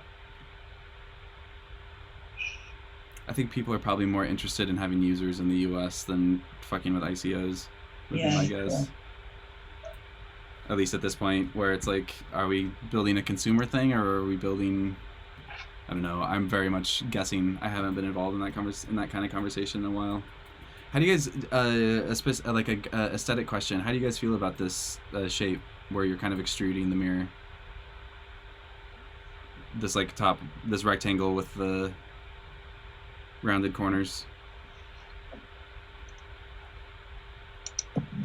And also, now that I ask, what about this metallic canvas? It's interesting. I think one problem with dollar right being the main message. Oh yeah, it's like, how do we make it feel like one token gets you something, gets you access, as opposed to kind of like, this is the platform's like native token. You know what I mean? Like, it's not like the Uniswap has the Uni token. We don't have a token like that yet. We have just this invite token.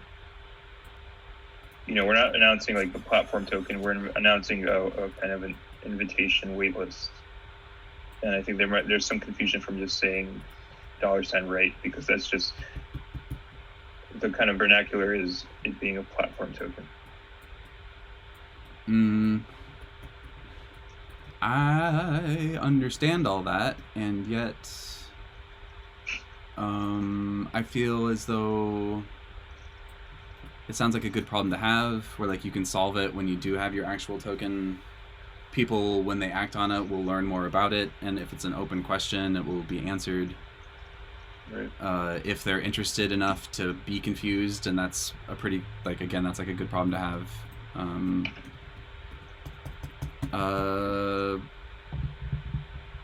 Also, like, you're gonna have all the, like, these gray lines here are like actual copy, like there's gonna be other, not that this is a final solution. I think it's good to keep in mind that there's going to be a difference between, are you even I don't know. How far down the line is like a Uniswap style platform token? It's like, is that even a concern right now? That it would be a point of confusion. It's not just like we have like it's like, you don't associate kind of access or a wait list with everyone else's token. Like I'm saying, how do we kind of make that a little more obvious? I see. Get right. You need right. Like, it's time to write. Like, right. You need one right to redeem. What's nuts about the carved in metal / stone is it conveys permanence. Yeah, like whatever I'm publishing can't be removed. Yeah, dog. That's the vibe I'm getting. Yeah, man. Yeah, man. Shoot. Respect. Yeah, thanks for shouting that out. I'm with it. This carved in thing, I don't know if you guys, I don't know what it's called, but there's like that Japanese genre of horror manga, and there's one where there's like these caves that are the exact size of a specific person. It's just the most terrifying thing you've ever seen. Yeah, I'll leave it at that. I have learned to avoid like a certain style of illustration, because if you wind up pursuing it, you will be drawn into knowing the full story, and then You will never be able to get it out of your head. Yeah, but no, yeah, it is cool, and it does. I like how this like the outline kind of looked like it was carved in as well, but this looks like it's really embedded. Oh, that reminds. Let's look at what would you? I mean, you don't carve into mirrors, so it's kind of silly. But we're not actually a mirror. We're more like a solid object that reflects. Yeah, it's We're not a super thing literal. we're a thing with mirror-like properties. In which case, I'm just thinking about what is that amazing stone carving studio in Rhode Island? Stone. Are you talking about Noguchi? No. Hold on. How am I gonna find this? I can't do it live because my words are gonna be. I don't even know what I'm gonna type.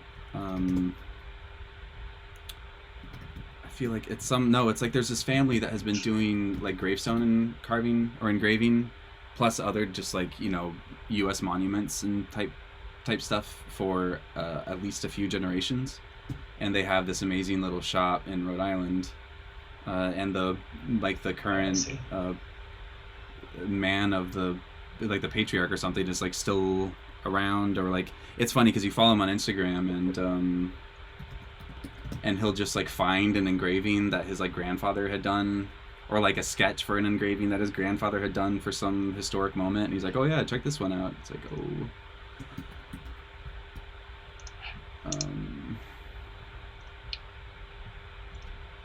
I don't know if I'm gonna be able to find it. This part of my brain doesn't seem to work well on streams. I feel like it's like John Shepard or something. If I scrolled through my Instagram long enough, it'd probably come up. But I won't do it to you.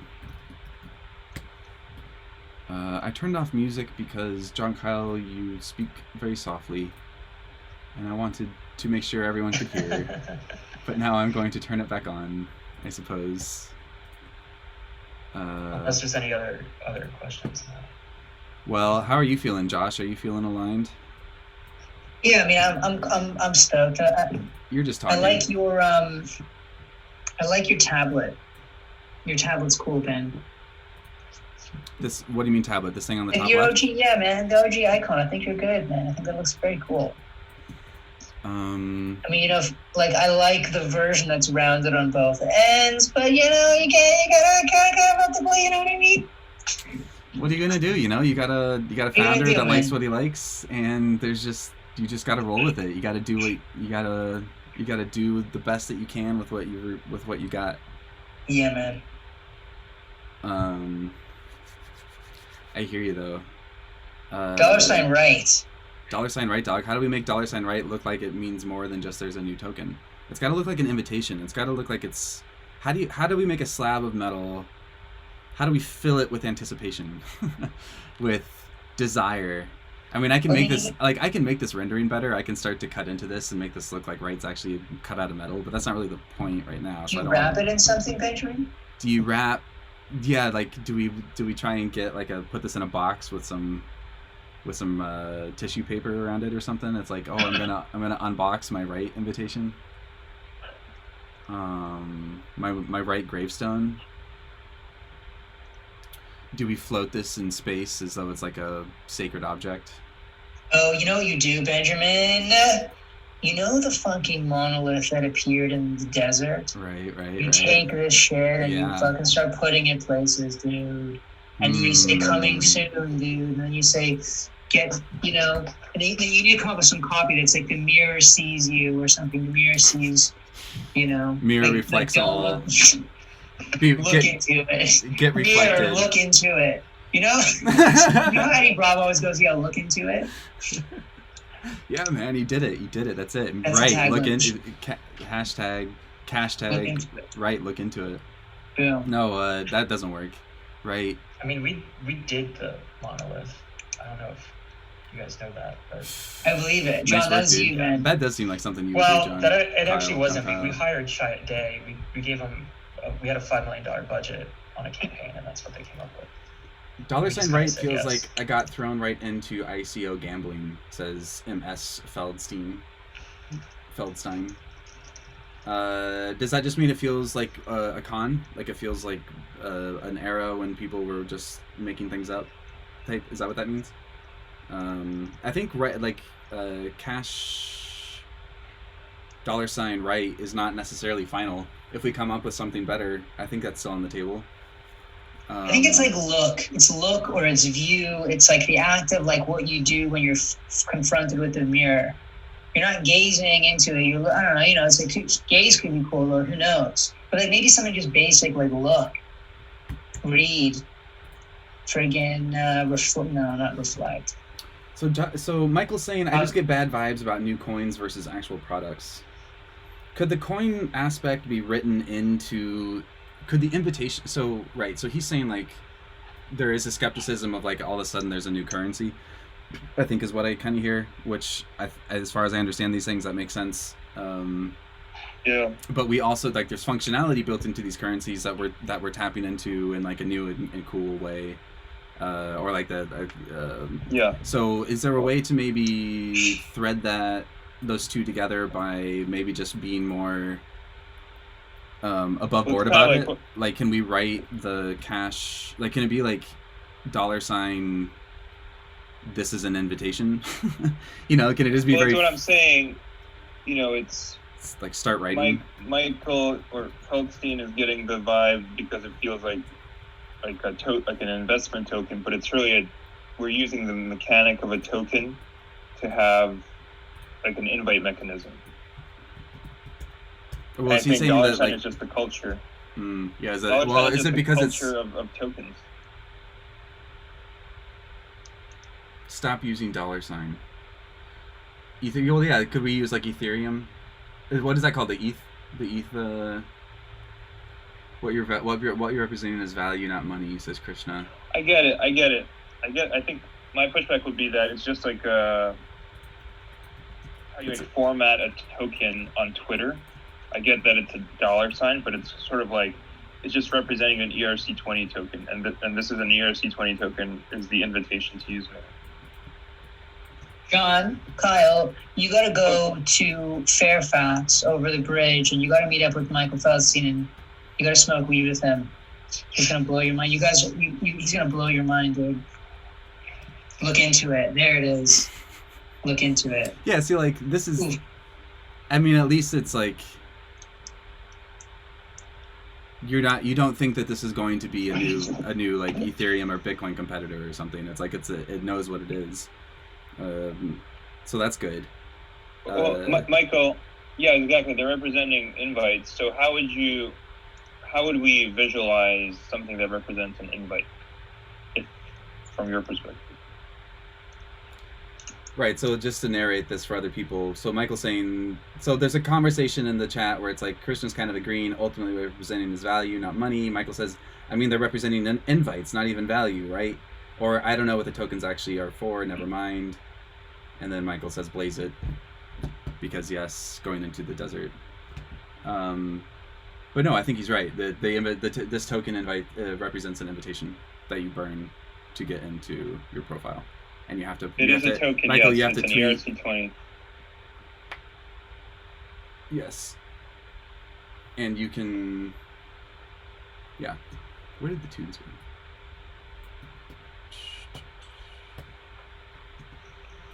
Yeah, I mean, I feel like, I get what Michael's saying, but it's also the sample size of one, with all due respect. Didn't know. I wonder. So, Krishna, what do you think now that you know that it's for invites? Michael says $ just says how much is it correlated to dollars. It's correlated to dollars is a feature, not a bug, because we're saying this shit is fire and has all kinds of value because you're not gonna get in. Sorry. No, I don't have an opinion on this. I think I get the beef. What would an actual would ETH be what would I'd be curious, let's just say that you're gonna get whatever this represents culturally within this seems to be like a viewpoint that you've heard before maybe. What would be one that would be more accurate? Would it be the 3-bar ETH, or would it be like a $, or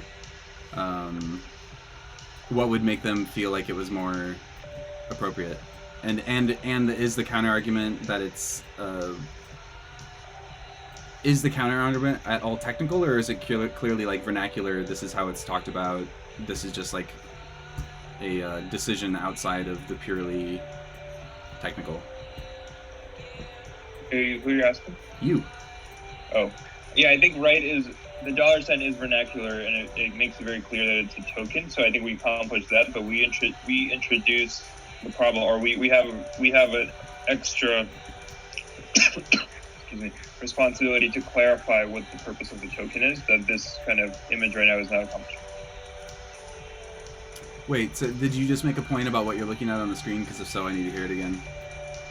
Yeah, I'm saying the dollar sign is in the vernacular saying that this is a token, so it sets like the context. Okay, this is a token. And I think we have the extra job of clarifying the purpose of the token. That it's not just like a speculative investment. It has a function of an invitation. Just trying to be really I think, literal yeah. for a second. I think Philippines is not necessarily like a deep ETH head that we're targeting initially. What was the what head? Like Ethereum head. Oh, ETH head, right.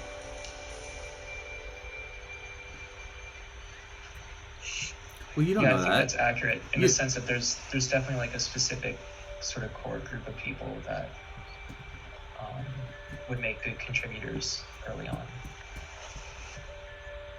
Like we're not trying to appeal to everybody. An invite. We are using tokens to implement the invite system, and right. Exactly. Are you talking about what's going on in the comments? Okay, what's the correlation? So Krishna asks, what's the correlation between an invite and a token? Do invites earn you more tokens? Or is a token equals one invite and invite is the currency? They're just kind of figuring it out. I don't necessarily want to read all this. Michael asks, whenever you see someone tweet with a bunch of dollar sign ABCs, how do you feel? But I think you're trying to move past that this is a decision. So I can't. If he keeps talking about it, I'm down. I'll try and keep up with the comments. But also, you guys will just keep saying, no, we're cool. And that works too, you know.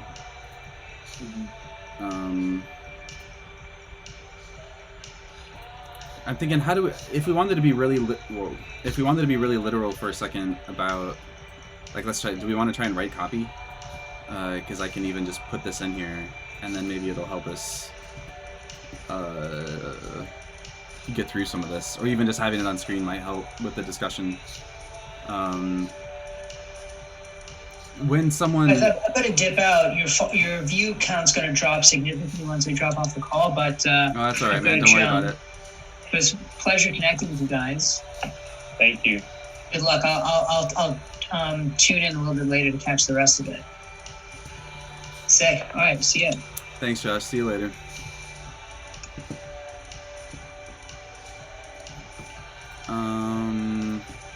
So Dennis, what do you want? Give me something to say here.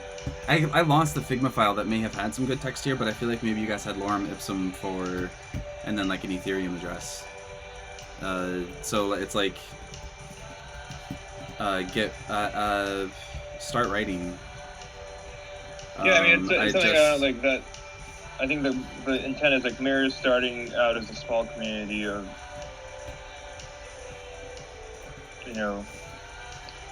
thinkers or something like that, and request your invite token to set up your publication, something like that. I think that's probably too verbose, but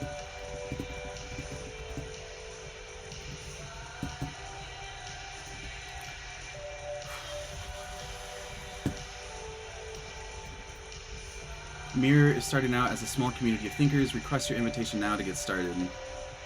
Request your right. Oops.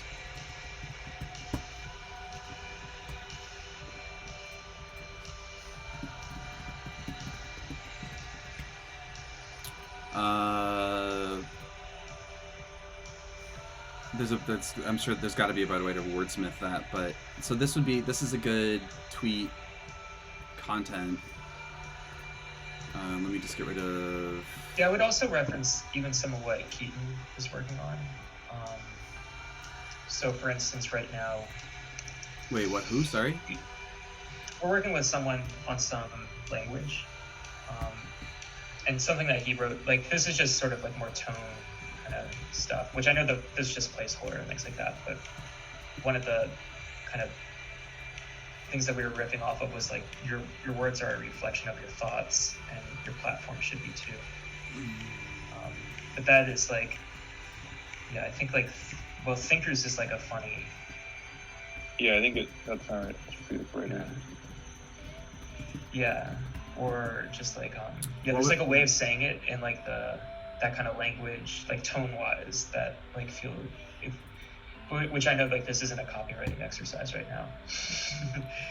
Well, it has to be, because I need help. Like it doesn't have to be copy, but I do need to start extract. Yeah. I do need like Yeah. stuff to work with, or I'm just bouncing off of you guys, or trying to get some content, because like I'm not necessarily feeling like we look at, okay, so we've got like, we like objects, we like mirrored surfaces, right? So it's like, okay, let's go with that.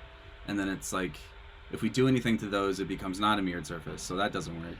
So then let's just stretch it out, and so we've got like this, and that's like, I'm not necessarily feeling all that great about this. And or when we put the word right on it, it doesn't really feel like, let's just say that things were working. Let's say that like having a mirrored surface really reflected the brand well, or like we knew the brand well enough where it's like having things written into metal floating in space seems like it could work if things were aligning Yeah. correctly. Like there's like, that's a pretty good suit generally, but by virtue of seeing these all lined up right now, it's not really triggering much for me. I'm just sort of like, okay. So what I'm trying to do now is be like, all right, this isn't necessarily a good path. Just featuring what you've got, which is the $ right, and then surrounding it with like what I've been given for brands, like approved brand qualities, which is like solid metal mirror, isn't like getting us to a spot where you're like, oh yeah, this hits. So what I'm gonna try and do now is to take the language, is to like put the logo in space and then put some words next to it to see if that hits. Because I'm not necessarily. I think we're also like pretty reserved people. So, like, I think like, I mean, I'm like definitely feeling like the stuff that was that you had up there just a second ago. Like, I definitely think it's interesting.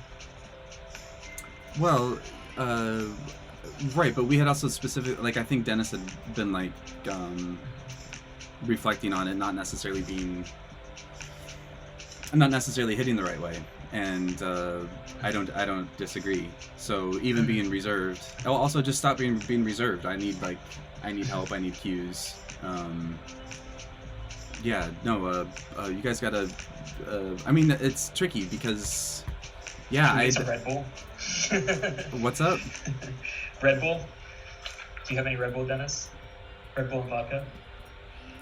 Well, It's nighttime there, so we can start pulling basement. out the vices.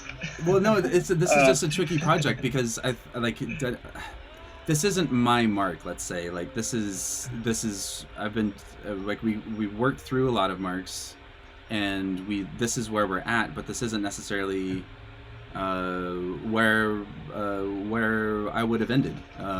There's and so and that's okay. Like that happens. Like a founder or founders can see something and be like, okay, that's it now. But at that point, it's like I start having to rely more on their instincts, because their instinct is what is saying that that's the right move. And so I can like start showing options and try things, but for me to both direct and get us to like new and interesting spaces, and for it not to be the direction that I was trying to, or have tried to take things in, or any time we try to take things in, it's like that's not the thing that it is. It's just not going to go as well unless you guys are like involved. I feel you. And that's okay. Like that's like it is what it is. We've been doing it. That is what I'm describing. What the last like set of time, and that's all right. I'm just saying at the moment I need like we got some decent copy going, and I can start putting this into a graphic. Even if you don't use a banner, maybe it's useful to see it as like a headline. We'll try. We try just some other references. Is try the emoji of the lock and the pen in front of it, just as like just to juggle our thoughts. Wait, say that again. The lock and the pen. There's an emoji of a lock behind a pen.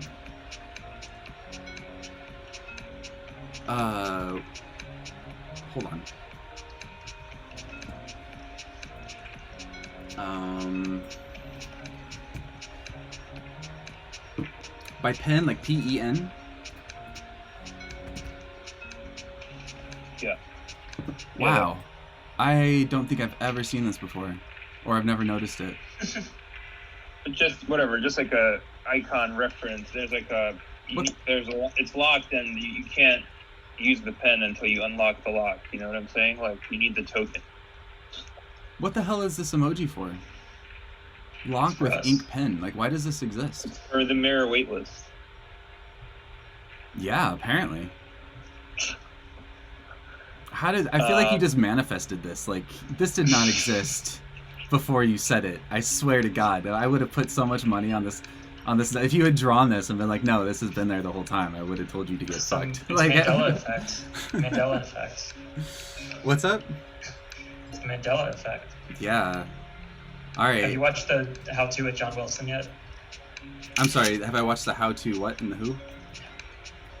It's a series called How To with John Wilson. It's produced by No. Nathan Fielder. Nathan Fielder. It's good. They touch on this. They touch on manifestation. Yeah, things changing. Cool. I'm into it. I've never seen this.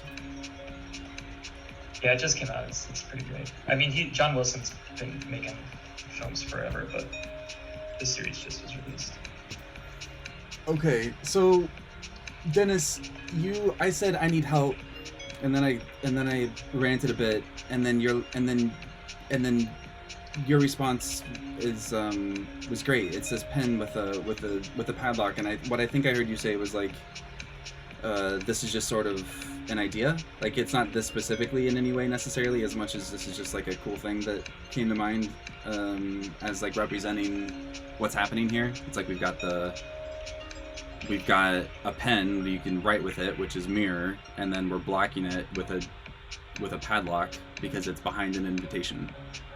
And so in this case, the version of that would be the mirror. I'm just gonna do it just so I can see it with a padlock on it. I'm gonna do a pink padlock for some reason.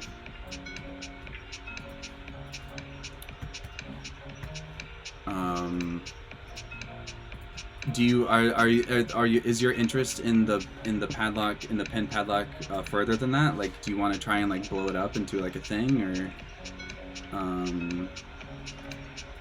is it more just like a reference point that we can start looking at? Yeah, I think it's. I mean, just it is a cool. It does reference have a point. nice vibe. I mean, to I it. think maybe it could work like a literally could work, but it's just something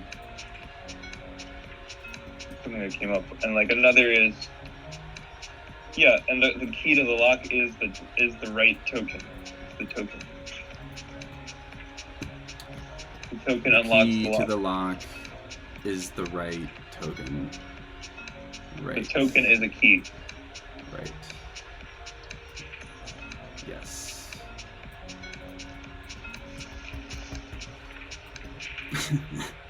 This is so like. I mean, this is hopeful, I think. This is super helpful. It's also for some reason it's cracking me up. Well, I think that's cool. Why is it? Why is this? I think maybe it's like. Because it's like a gravestone. It's a fucking gravestone. It's like welcome. It's like gain access to your death, or like welcome to dead. It's like such a weird. And then also to have right there. It's like what the. There's so many like primitives being hit with this little assortment of. I feel like the mirror silhouette and the padlock are related somehow too. Like these feel like the same thing almost. Kind of weird.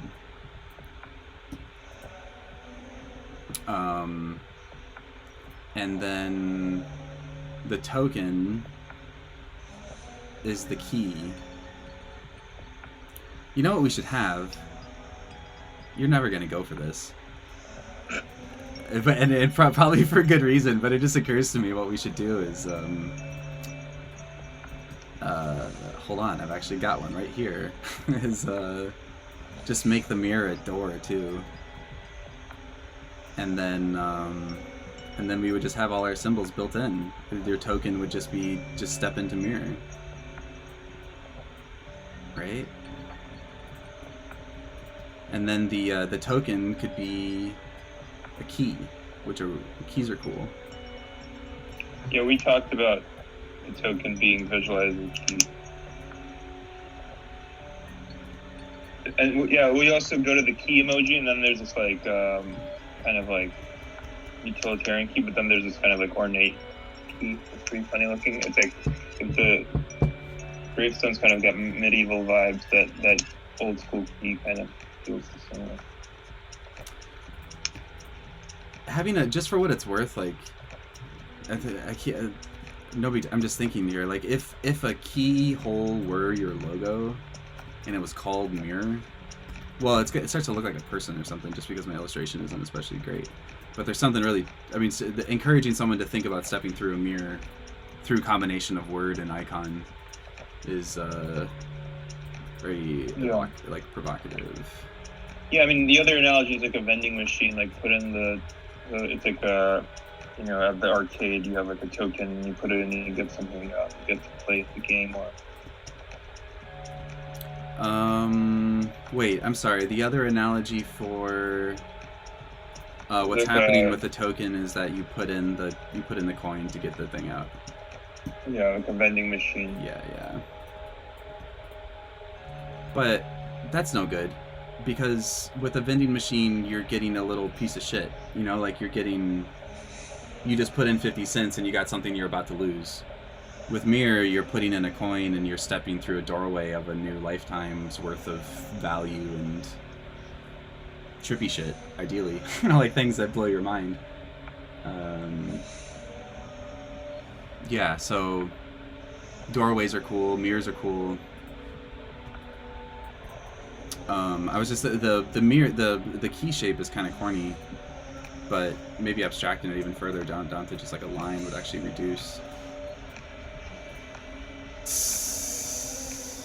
Guy hates ideas though.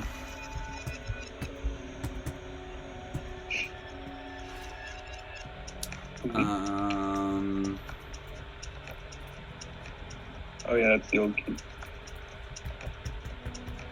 Step through. Rabbit hole it, man. White rabbit this.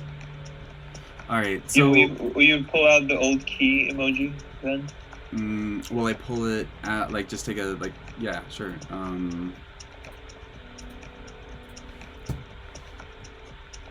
The key to reflection.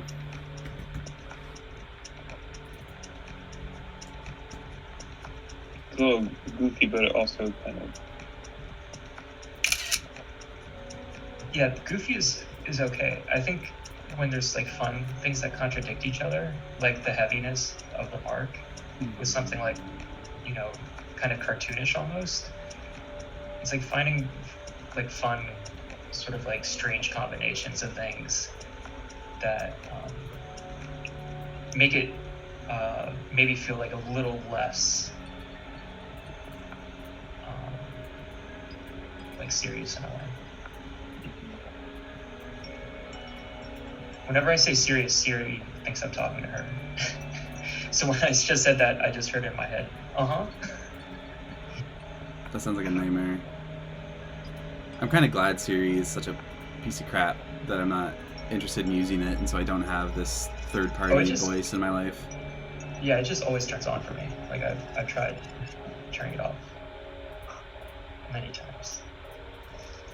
We got a happy mirror. It's important. Do you know, I'm honestly like very about this. What's up? I'm like very about this in a way that like just sort of like tone wise, it feels like nice. What's up, guys? Yeah. Let's do some writing. That's so good. It's Clippy from the blockchain. Yeah, honestly, like I'm pretty into that. Everyone has. Well, it's like a Sleeping Beauty. No, it's a Sleeping Beauty with the. No, it's Snow White with the queen with the mirror, right? Mirror, mirror on the wall. Who's the fairest of them all? Like you got precedent for talking mirrors here. It's the mirror as the personal assistant. Once you've got like GPT-3 plugged in and you're making edits for people as they write, this is the face or the personality behind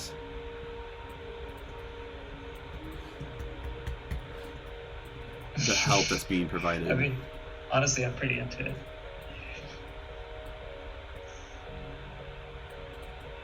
This is the Jurassic Park version. He walks you through the you sit down in the chair, and then he walks you through the token burning process.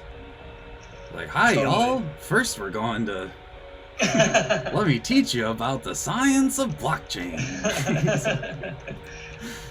Buckle up. That's pretty amazing.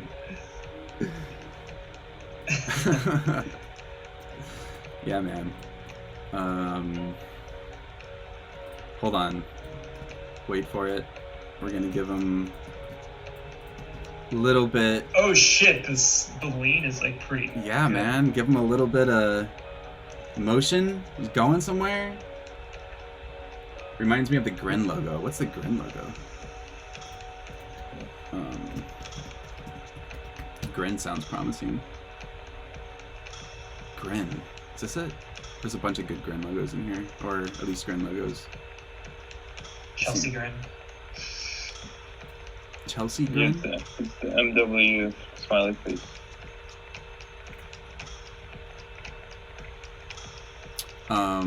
Oh, this. What is this? It's like Cool. Cryptocurrency. Poloniex and Bittrex. That support to Grin and it expands into the crypto market. Huh. What's its like? What is it like? What's it about? Like, does that have a gimmick or something? Like, It's like privacy. It's like kind of like Zcash. It's like Zcash. Got it. MW stands for Mimblewimble, the smiley face. Mimblewimble is the protocol that Grin is based on. Privacy coin. Thank you, Krishna. It's a privacy coin that isn't that private. Perfect. Solved. The most private coin is one that nobody wants to use. Right? It's funny, you know, I am still a relative noob to like owning a wallet or transferring coin or what have you. I just haven't done that much of it. From what little, like clicking into an Ethereum address's history and seeing some of the other transactions and like following it around is very fun. Seeing a big list of transactions and knowing which one is mine seems like the kind of thing that people would find very satisfying. The notion that I would tweet my Ethereum address out seems okay with me because I'm the kind of person that would do that. But it seems like that would be a blocker for people that they wouldn't want to have their, even though it's like highly anonymized to just a series of digits. Like, I'm just surprised that this is a normal behavior. That it's just like I'm gonna tweet my Ethereum address in exchange for something like an invitation. Yeah, there was like a few projects have done it, and it's become kind of like a communal event of like, oh, everyone's trying to try out this new thing, and then it's a way to link your Twitter identity to your Ethereum address. But I mean, I get. Is it the same? Are these examples ones where they've requested the Ethereum address like in a form, or is it literally like tweeting out, "This is who. This is me. This is my wallet." Because I've seen that. I have seen people ask. I've seen a project ask for your Ethereum address for a waitlist. I just haven't. I don't remember seeing like a storm. That doesn't mean. Yeah, I'm surprised. And interested to hear. Your address is like your identity on Ethereum. Your address is your identity on Ethereum. It's like your username on a. But I wouldn't share my address. I wouldn't share my address with anyone. I mean, if we're talking about addresses, like what is the like? I think you would make a fresh one for this application. It would be your Mirror address they use for Mirror only. Oh, I didn't know that was a thing.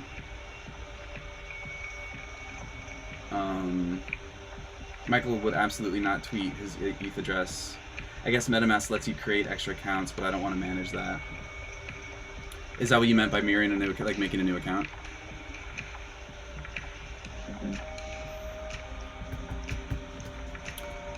What was I doing? We've got the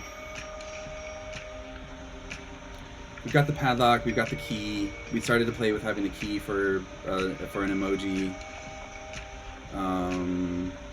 Someone earlier in the chat was saying.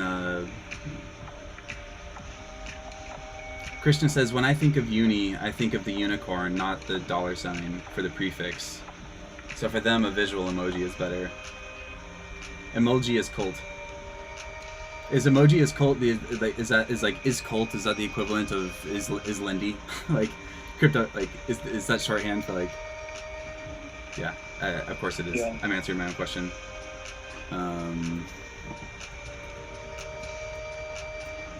The lock and pen is an interesting. What would it be? It would be. Meme. What would you do? I mean, you could either have like key right. You would have lock and key. What was it? Pen and. Well, this one, the padlock is better for this because it's specifically about writing. Man, if I ever saw this, I don't know if I would be able to tell what it is. I guess I can. Right. Does the character length matter? Since this isn't like a currency? It's like a stock ticker. You want to keep it short. Well, I think the reason you would have a $sign is to make it crystal clear that it's a token to people looking at the tweet. So it's like it accomplishes the task of making it clear that it's a token, but it introduces some complications of thinking it's like a speculative token. So I think it's like striking that balance.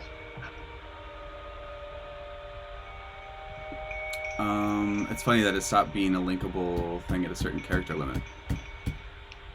So that's funny. It's built in. That's cool. So 6 characters. Righto. It must be like a NASDAQ thing that they're implementing. So you could eventually you'll be able to get Mirror, huh? Eventually, theoretically, that's cool.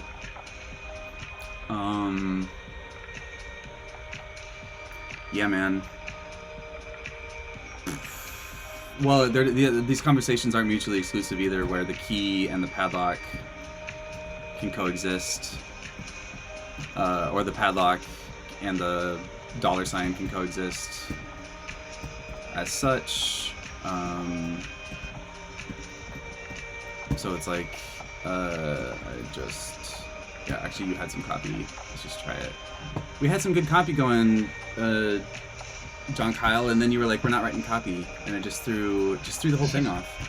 We would have been like 2 hours ahead of where we're at now if we had just stayed the course on trying to write some new copy, because then we can plug that into some editorial composition, some tweet biz. Your words are a reflection of your thoughts, and your platform should be too. What was the other one? Okay, so your words are. What was the name of the person that's helping you with copy? If I can ask again, it was a. Keaton Ventura. Keaton Ventura. Your words are a reflection of your thoughts, and your platform should be too. Of your fonts. Of your did I say fonts? I think fonts is fucking sick. Is this redundant? Your words are a reflection It's like of kind of you. intentionally somewhat poetic.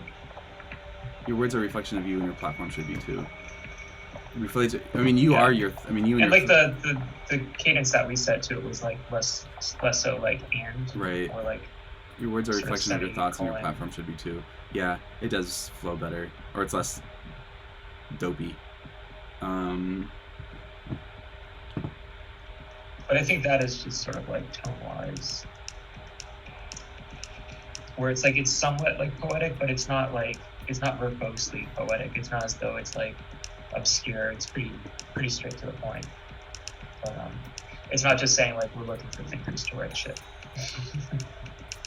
John Kyle, I'm sorry. To be honest, I missed that. I was trying to catch up on comments in my mind, and Oh, it's okay. I spaced it. If you remember what you said, can you repeat it?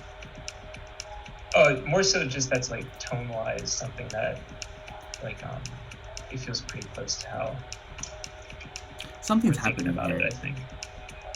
Your words are a reflection of your thoughts. It's just your words are a reflection of. Why is it 3-part? It should be like your words are your thoughts. Your thoughts Well, are. because it's poetic. Like it doesn't have to make sense, I think. It doesn't have to make sense. Or It's just yeah. bothering me, and I'm trying to wonder what I would.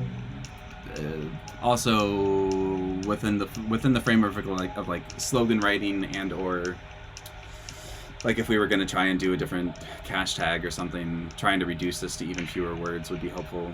It doesn't matter. I'm just thinking. It's fine, man. I won't touch your writing. It's cool. I'll leave it alone. It's okay. Never mind. I won't edit. We'll keep this intact.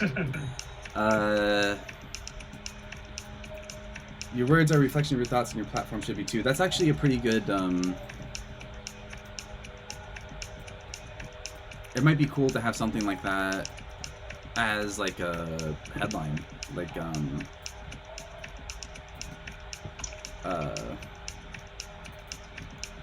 just lean Yeah, that's into kind it. of how we were treating it. Like that's like the application that we're sort of using it within is as like a headline of sorts. I'm sure you must have some. Do you want to send me a screenshot or something of your color palette? You've probably got some great thing happening. Yeah, I was actually just like ripping off of Apple's UI kit, like their human interface guide, just as like like defaults. I can send you a link to it. Because they also have like a kind of a nice set of variation between light and dark mode. How on earth did we match a color system to metal as a brand theme? What are we gonna do here, man? What about? I mean, I feel like we have a long journey of kind of copy to do on our own. Yeah. And I mean, just like to be blunt, like a token visualization would be the most valuable thing for us out of this. I can't do it. I mean, I am doing it. This is how I'm working around to it. I don't know like a token visualization. Yeah, or we kind of I don't know, failed today, or I can't work on copy, and anything that gets away from metal object, as far as I can tell, hasn't hit. So why don't we... The thing is, I can do a cool rendering of a token, let's say, like a circular coin-looking thing, and I can even make it look like it's floating in space, like with a z-axis, but I can't make it spin. And I feel like the space that we live in right now, it would be weird if it didn't spin. Like, why don't they have a budget for a Three.js guy or something like that kind of thing?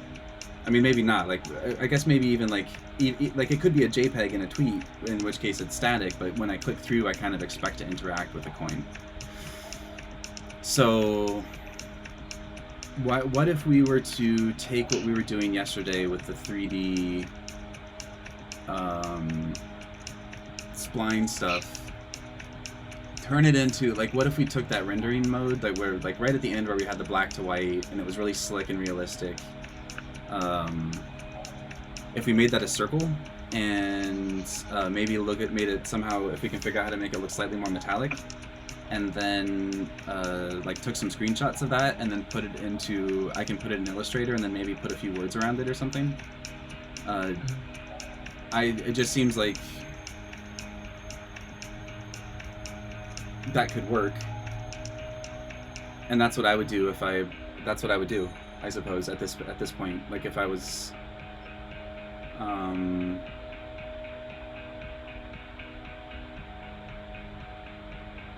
what I would probably do, yeah, like I would have a spinnable circle that looked metallic when you first landed on it, have some sort of have it in like outline mode when you first get to it. Maybe like it would be rad if you could have a coin That could be cool. that's spun, Yeah, like wireframe. but is in like, you're only seeing like the flattened silhouette, but it's still a dashed line, let's say.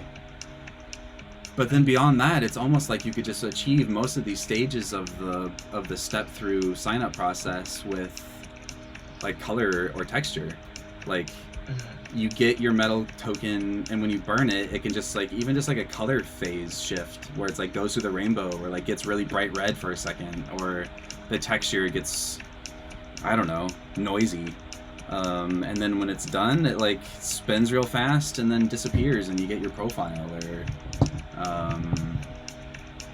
goes back to its natural state and then hangs out in your invitations page.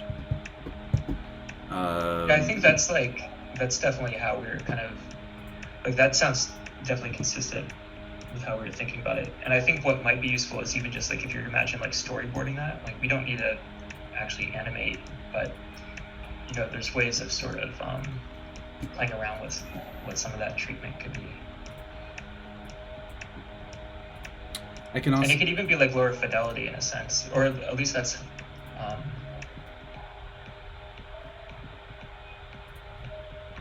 yeah.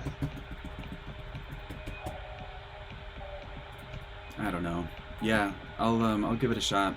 The other thing too is I don't want to get to the end of the day and then not have actually finished finalizing the logo.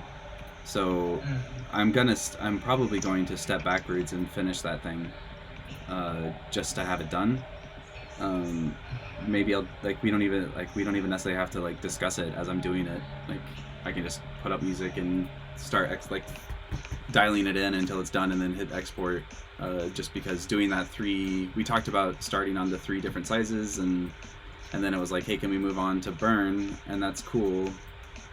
But I do want to finish it because that's sort of the point, is to be done at the end of the day.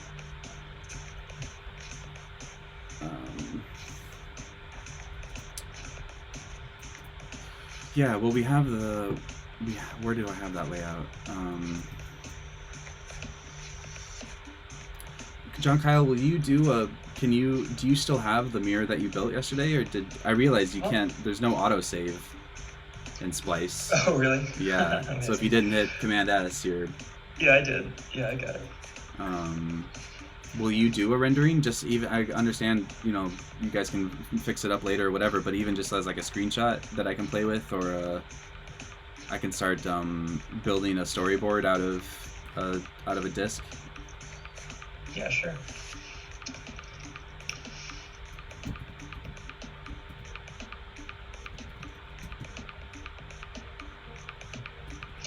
It's annoying how you have to log into Spline each time you use it.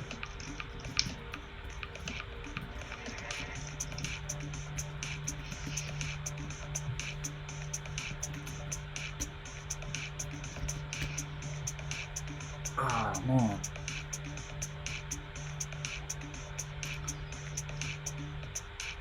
I can also share, I played around with it a little bit more last night. This is hard, man. Dennis, you're a hard client, I gotta say. Hard to get into rhythm. I feel like it's also a durational thing. Like, we've been at this for quite a while today. It's like a marathon. No, we never quite got into any. I think it's felt pretty productive. Yeah, I just sent a link in the Zoom chat. But like this, like on basically like a mid-gray background, and when it's face on, it almost disappears, in a sense. But then as you orbit around it, it kind of takes on some of the shading. It's kind of fun. Oh, you pasted the Apple thing too. Yeah.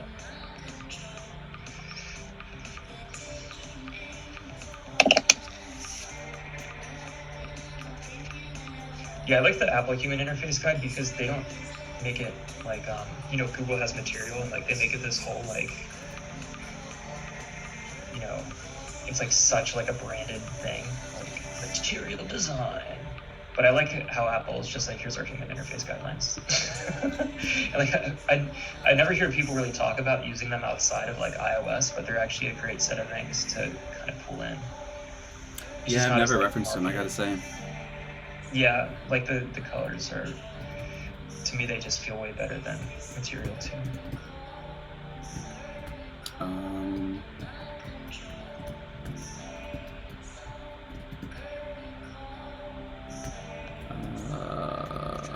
Let's try you out again.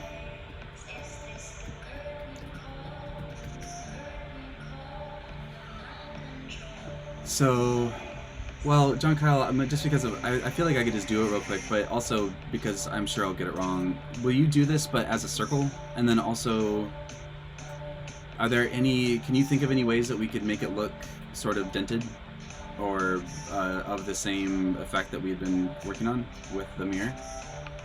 Like maybe I could export I think probably the best way to do it is for you to go into Illustrator and export a PNG of your gradient mesh and make it kind of like a decently high resolution, and then we can import that into this and use it as a texture, as opposed to trying to like recreate it somehow.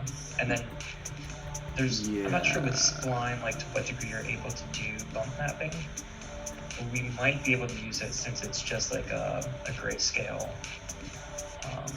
image. We might be able to use it as a bump map to actually kind of get a little bit of a displacement happening. Bump map. What a great term.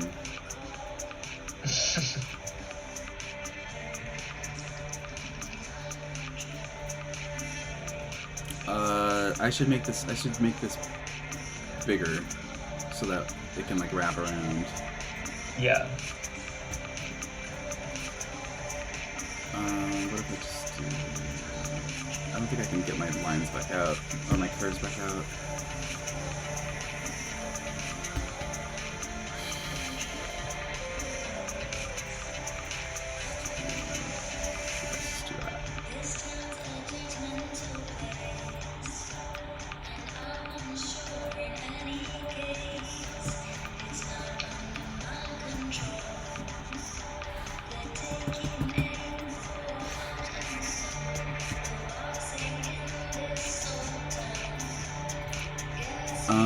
Let's do, I don't know how many sides.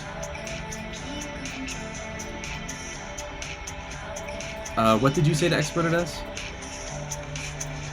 Just like a decent, like a generously sized PNG.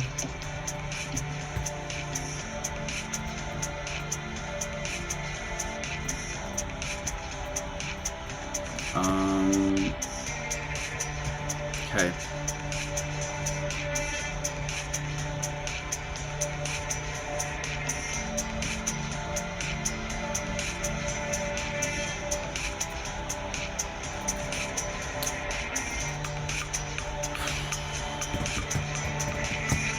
It does 3,000 is pretty big, right? It doesn't. Yeah, it's fine.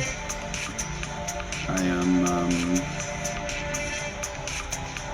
not sure what the expectations are within 3D, to be honest. What do you mean? Like what you would normally, like an ideal image size for mapping, like a texture map within. It depends. I think for something like this, it can be pretty low fidelity.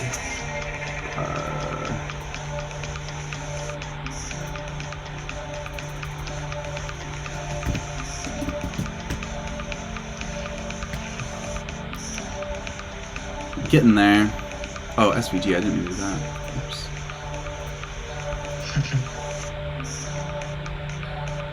man, it's pretty funny with the default texture set in Spline.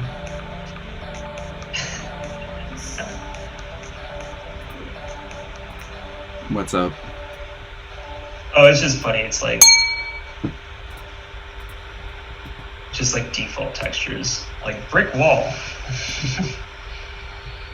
Oh, really?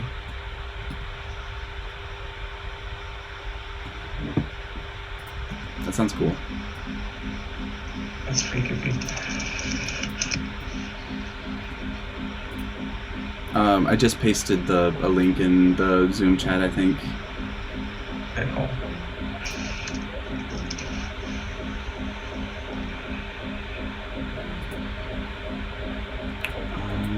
I lost the Twitch.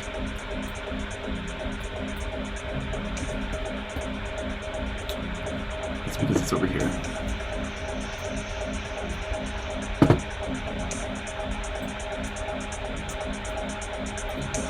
I shared a spline with Joshua, who was on the call earlier, and I think within moments he had pasted a full like water bottle shape that he had somehow drawn. I may have misunderstood what happened, but I'm pretty sure he just took to it, which was humiliating.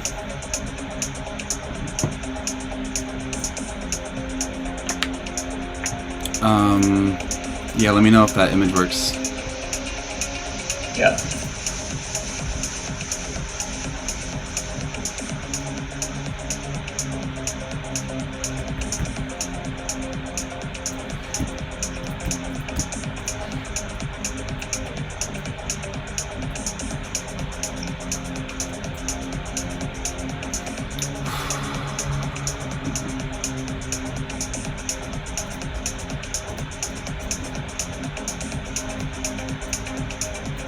I mean, there's definitely some funny stuff happening with the rendering, but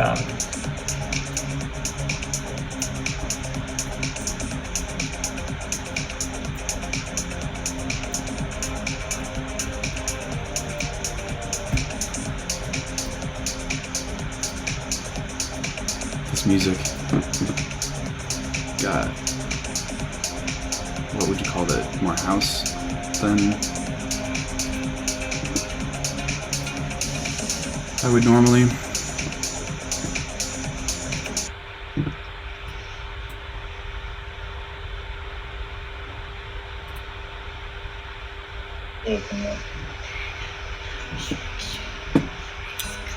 We should be doing a screen share with you, John Kyle. I want to see what you're doing.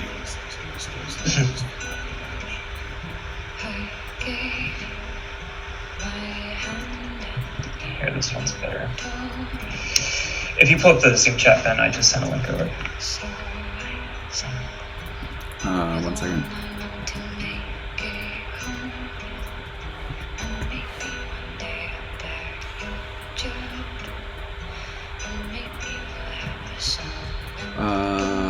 Yeah.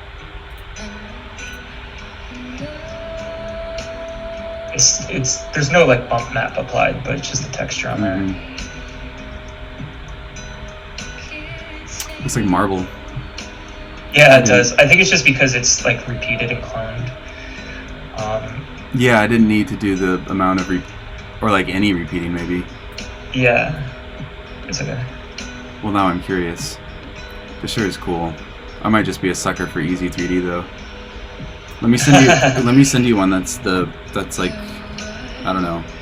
Sure, maybe and if you more. also want to kind of like set the levels so that way it's pretty harsh, you know, like true black to true white, and then I can adjust the sort of blending in here.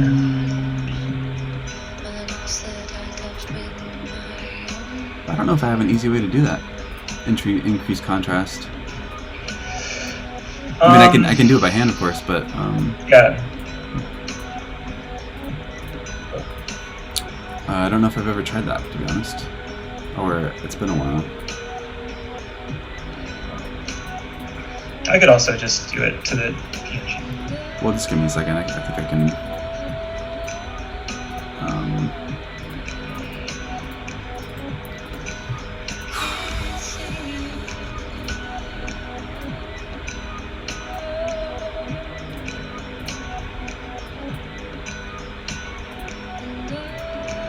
Yeah, I don't think that Spline has support for like bump mapping. It's more for just kind of like cartoonish, sort of like, you know, simple geometry stuff.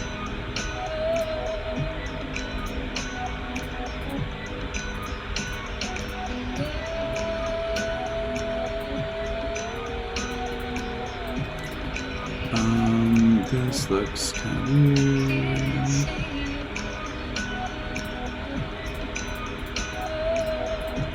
Let's just say this is good.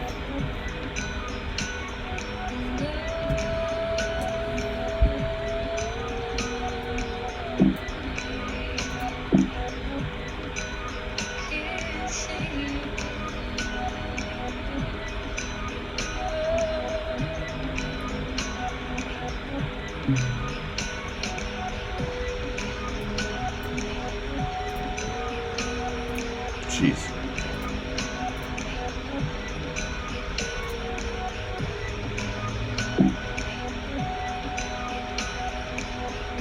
Almost there.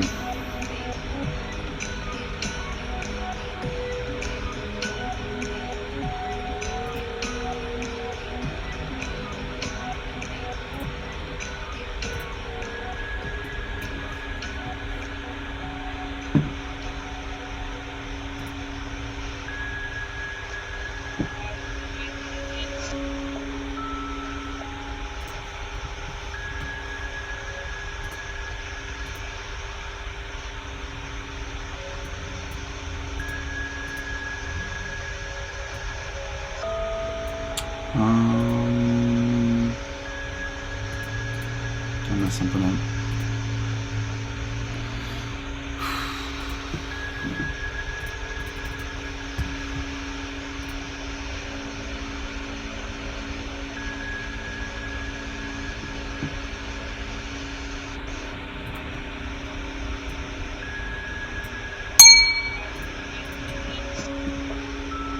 Okay, that's in the Zoom chat.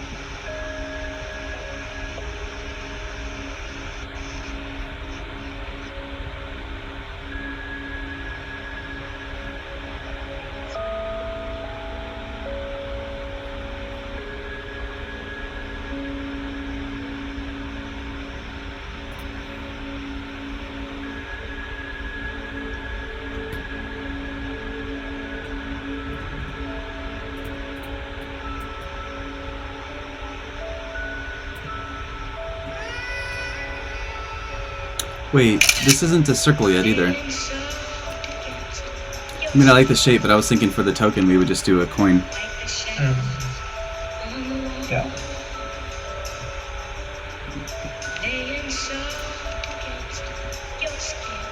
And then the brand tie-in is just the fact that it's made out of metal. And then of the same bevel and like quasi-material as the logo.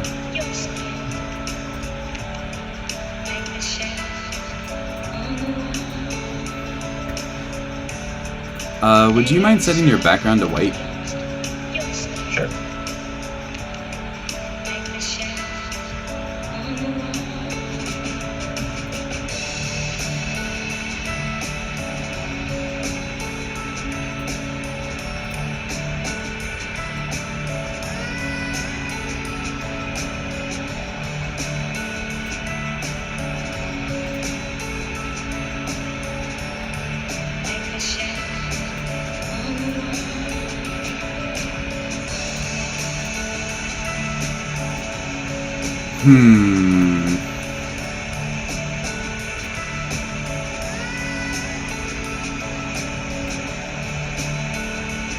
You see any good movies lately?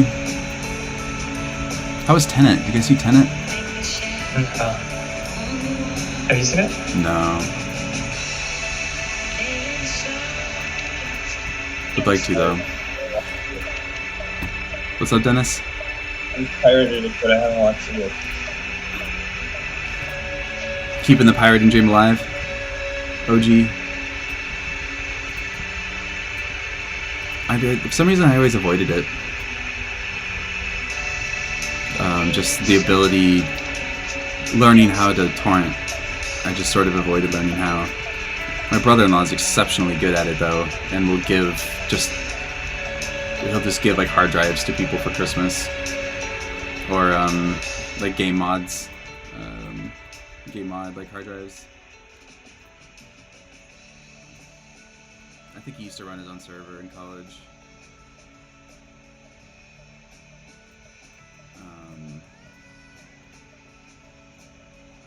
Alright, so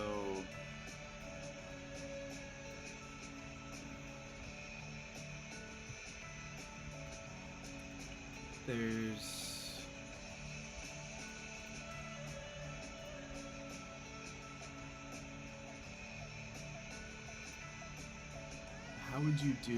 how do we both have a cool token and also show the absence of a cool token?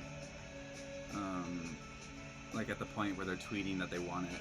Like how can we show like our best coin, because that's the part where you want to put your best face forward whenever possible. So let's say that we have a coin that looks like a cool metal thing.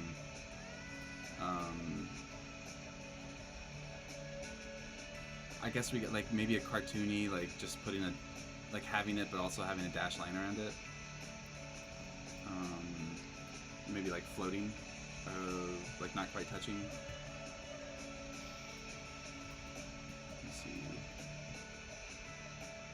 Let me see.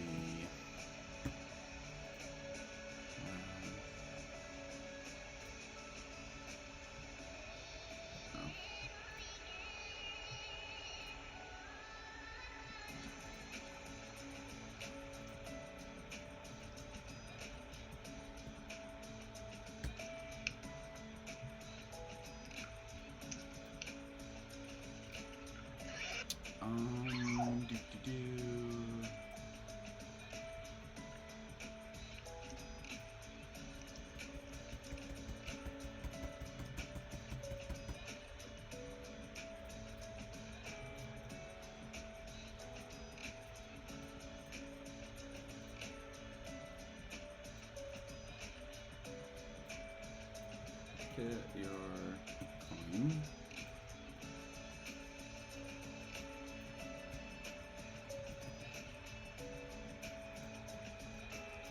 And then coin requested / pending.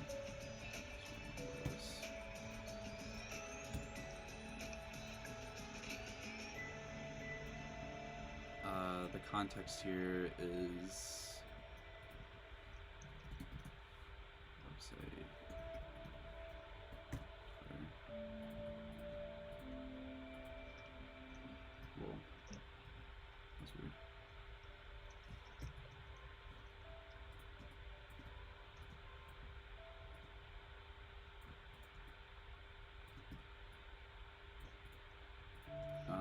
and then email. When someone receives their, after they've been on the wait list and they get their token, I assume it's an email that they're going to get with like, hey, your application has been accepted, here's your details. Or what's the point of contact between? They'll receive a token on their address. They'll receive a token at their address. Is that something that people have? I mean, I would imagine they're getting like an alert through their native means. I think we'll probably just like reach out to them directly, like, you know, concierge style, like white glove. When they see their wallet, when they see this having landed in their wallet, I would imagine there's maybe like a URL that they then know that they can go to burn it. In which I'm just trying to think about where this. So I've got this, like, I'm going through this flow. What is the context? Where do they see the coin when they've received it? They're gonna go to / something, and concierge style, they get a notification and then you tell them there's gonna be like mirror.xyz / somewhere, and then on that right, it's a website. It will be a website where they see the token they've received. Or also, and Yes, also, is there, when they get it in their you'll go wallet, is there an image? I don't know. Is there an image that comes with the wallet transfer that you could have like a little thumbnail of the property? I think it would be something like you go to the mirror site, just like the root domain, and then you can click to log in with your wallet, and then we check to see if the token's present, and if it is, then you can proceed with setting up your publication. Right, you would hit like login. Or Something I mean, to that if your effect. wallet's already approved for that page or something, you would just automatically probably see a page that was dedicated to the fact that you have the token and it's ready to be cashed or whatever. So it's like, we ping your wallet, you have it, now we can show you a specific message, and that message is your fucking. Yeah, it's like you have to kind of bring up, something to authorize with your wallet. Like if there's like so MetaMask, for instance, right, where like it displays like a modal within the browser, right? You like grant your permission, and then it would kick you over to a page, and you would see this process happening, right? And then once it's complete, then you can proceed with setting up your publication.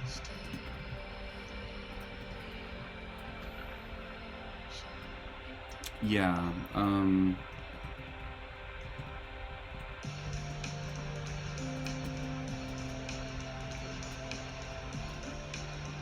The coin looks really cool in Spline. Yeah, it's kind of fun. Did you? Is there another one? Yeah, Oh, yeah, look at so this. Chef.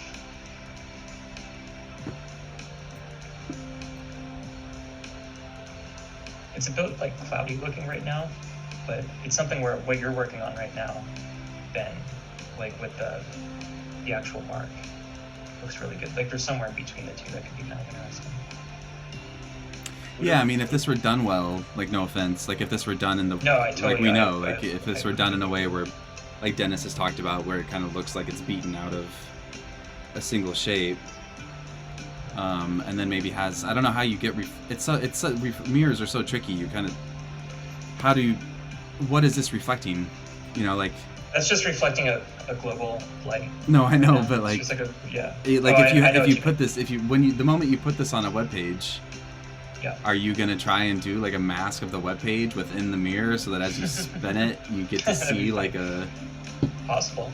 It's even like this question of like, within like material and like a mirrored surface, sort of like reflecting the environment around it. Like, I think that could be a fun thing to kind of audition.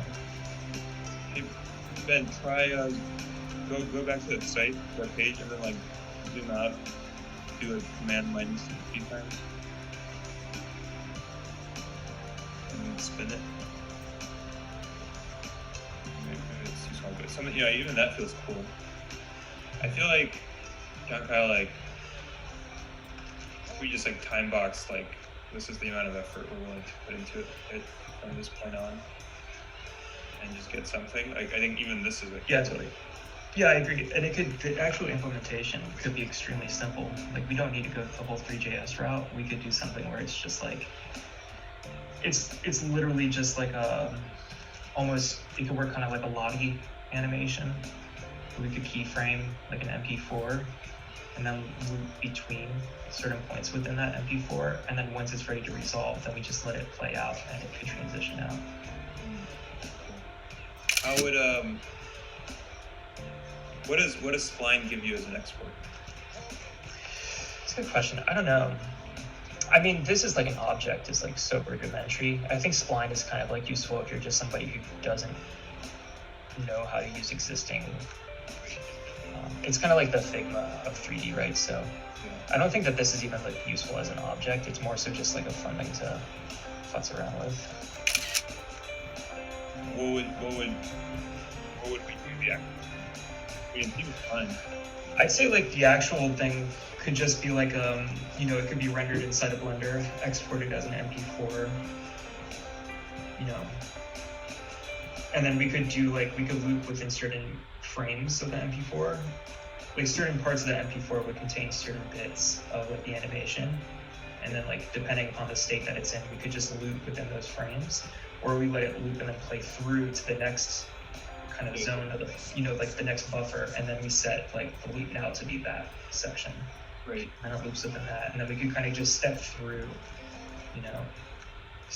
it until it completes, and then it kicks you to the next step. We need someone like Steph. I think Steph would be great for it, yeah. Yeah, that's cool, Ben. Like even like it would be cool if it goes in the slot or something silly like that. That's sick, dude. I love that shit. Like that's great. Like I think that yeah, that's really good. You didn't even realize it was a slot until it went into it. You know what I mean? Yeah. Or like the shading, like it just looks like a horizontal line or something until it kicks into like isomorphic slot mode. Yeah, Like, I don't know what I was thinking here. Pretty tight. As much as like, how can we do something to the coin that doesn't change the coin? Yeah, but I mean, I think this is like a brilliant solution. It's like it's a coin, but there's a slot, so you're automatically thinking the coin goes in the slot. Well, to be honest, I don't know. Maybe I'd love to step into your head and see like what animations are now playing in your mind. But for me, I had been thinking of this line maybe, like when you say redeem, like let's say there's a really nice button over here on the right with some copy above it, and it's like, okay, I'm ready to burn it or whatever. I've been playing with it in 3D the whole time, like 3JS type thing or whatever. But at the moment I hit redeem, this line like kind of like sci-fi style just kind of like slices through the page, then opens up, and then it like chinks down through it, and then just closes back up again. That's what I had in mind, I suppose. But I think what you guys are saying too is it could be like a line's already there that you don't know is going to be functional, or I guess the line could even follow it around to some degree. Yeah, well, you know, like in like video games, there's like this like kind of floating like this. Dude, I only play Flight Simulator. You know what I'm talking about? Like there's kind of just like it's like implying. Yeah, totally. Something could happen. And even that could be the loop in like the video for the tweet. Yeah, exactly. I don't think it has to be anything like super crazy. Like I think the shadow kind of thing, and then if there's like this space that opens up with it and goes in, it's kind of fun. I mean, it's funny. I think we should call it at 8 just because I gotta travel tomorrow morning and I need to do some prep before bedtime. But it feels like it's funny that the breakthroughs come in 5 minutes after. Always how it is. After 6 hours of getting your head against the wall. Yeah, cool. Let's call it. I will. I'll either do the finalizing the logo stuff tonight yet, or I'll do it tomorrow. And then I will give you guys this so that you have it for a reference. I'll try and clean it up a bit just to make this. I mean, I don't know. We'll see. There's this process that I'd started to kind of list out of like step, but whatever. I like, just for what it's worth, I actually really like where it wound up. I think, we've got this. I think what's like, here's maybe let's just do like a quick thing of what we've learned where it's like mirror brand lessons from stream, like single object, no frame, you know, like that. I feel like that kind of thing for me at least was very instrumental in thinking about what it is. It's not like a constructed mirror that you buy at the store. It's more like an object that has mirror-like properties. And I think that kind of simplicity, I suspect, will have established something like an ethos that you could glom onto for your builds. Like, are we more things than we need to be? Is it as primitive as it could be? There's sort of this like handmade, beaten out quality. Like, I don't know, what's a better way to say this? There's like, what is this, like blacksmith style, or like, it's not that it's blacksmith. It's more like that it was crafted through effort, or I'm just thinking about like the beatenness of it, like the fact that this isn't a polished, perfect surface. It has like a history or a story. It's got like I think a story is a nice way of thinking about it. It's not industrialized. It's not industrial. Yeah, right? Maybe it could be industrial, but it's been used, so it's been made personal. It's like Levi's. It's worn in. Oh, it's patina. This isn't. I don't know if this is patina necessarily. To me, this is more because patina is something that develops over time. You don't really want that from your mirror necessarily. I mean, maybe you do. I mean, they do. I guess vintage mirrors do have like a beautiful aesthetic.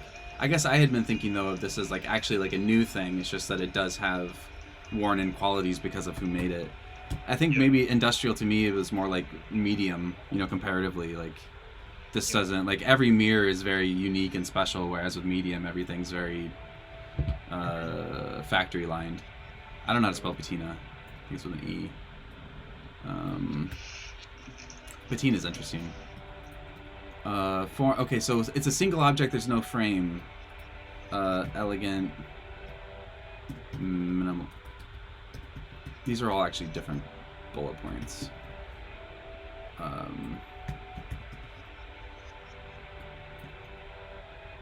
Form implies a story.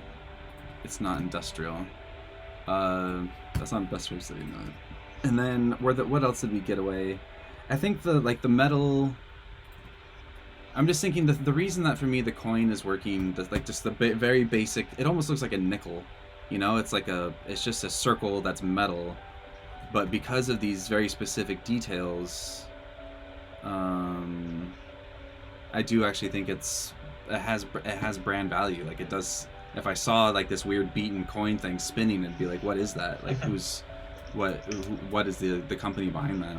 Or person, I guess. Single object, no frame, elegant minimal form plus source, worn,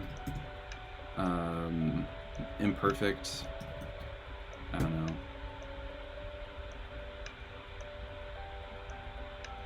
know. And then there's an open canvas. Like the nickel thing is interesting. Like the nickel has detailing on it. It's like an open canvas. It's undetailed, unblemished. That's at odds with worn and imperfect. Anyway, I can maybe I'll try and reduce this down. John Kyle, did you have any thoughts here to add? Like I feel like we actually, just by virtue of pulling on it in various different dimensions, maybe found like a point of gravity and listing I it out this could be idea useful. of it, like reflecting the environment that it's sort of displayed in. You know, this kind of reflective property.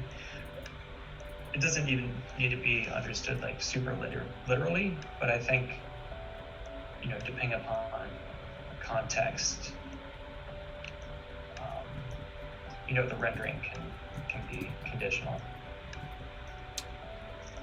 Reflective of context. I wonder if reflective of context maybe doesn't. I just typed in cartoony because I like two things that did hit fairly well for us, I suppose. Like I feel like when we did this dashed line, maybe you both kind of muttered approval, or like that's kind of cool. And then also when there's just this final thing with the line and opening up beneath the coin, there's a levity. There's a levity that is fairly new, but I think is also seems to be hitting a note. That's yeah, well from my end, I definitely agree with that. And I think it's like the interplay between those things. Yeah, it's like, like when you create like some kind of just visual tension between something where like the harshness of like a reflective surface, but like use it in a way that feels light. It's just kind of fun. Yeah, it's like if you have a room full of intellectuals, like of the long form writers that you guys aspire to for the platform, the ideal environment isn't necessarily listening to or reading their words as much as it's like going out for a beer and talking to them or being stupid. There's gravity to the topics, but the way they're approached or interacted with doesn't have to have necessarily the same weight. Like the topics are weighty enough. Like maybe we could have some levity about how you interact with them, or something like that. Yeah. There is a need. Yeah, I think that sounds accurate. It also reminds me of your approach, and like specifically with what I think you're doing with the interface, where it's like by way of having multiple ways of entry to starting to write or just like to fuck around. It's not the typical like here's a giant page that you have to fill right now. It's kind of what's the word? Not rebellious.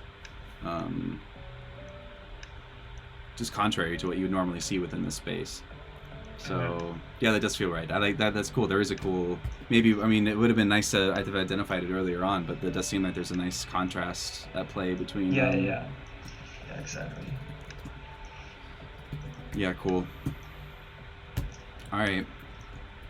Well, nice. I'm glad it it pulled around, and then you'll get your. I'll figure out how to make this final logo version. I mean, I'll also just try and find the old Twitter version. Maybe I'll just find that file and then fix it up a bit and apply it to the new ratio, so that you've got like a final format on that, and give you a couple different sizes. Maybe I'll hit you up in Slack tomorrow just to see what the different sizes are, is in terms of like, do we want different detailing or not? But And these metal ones are super cool too, just to get vectors. I mean, I think like we'd love to just have, for the archive, like vectors of. I mean, if it's even easy for you to send us Illustrator files. yeah, of course. I think just we want to have it. I think like at some point, like in a year or something, it'll be so cool to throw up a high res of some of the old stuff, and like we'll do a screencast going through. Even it'd be awesome to have you back on and go through some of the old stuff, even like this stuff. Like we don't want to lose all of this, I hope you don't delete your stuff. No, believe me, I've got ridiculous files. It's funny. It's like my work is like one of the few things in my life I've really invested in terms of like building value over time. And I've told my ex, like, if I ever get hit by a truck, I'm not really gonna have much to leave you. But here's the password to my computer, and just give it to someone, and maybe they can extract something from my files. Start selling them on some sort of digital marketplace. There might be an audience. Anyway, no, I don't delete my files, thankfully. I should, but this should have been lava. What was I thinking? Why did I make it water? Alright. Well, cool. So we'll talk tomorrow. And thank you guys. Thanks for your patience. No, this is fun. I mean, I think that we covered a lot of ground. Yeah, man. Uploading this 5.5 video to YouTube is going to be a real test of my connection.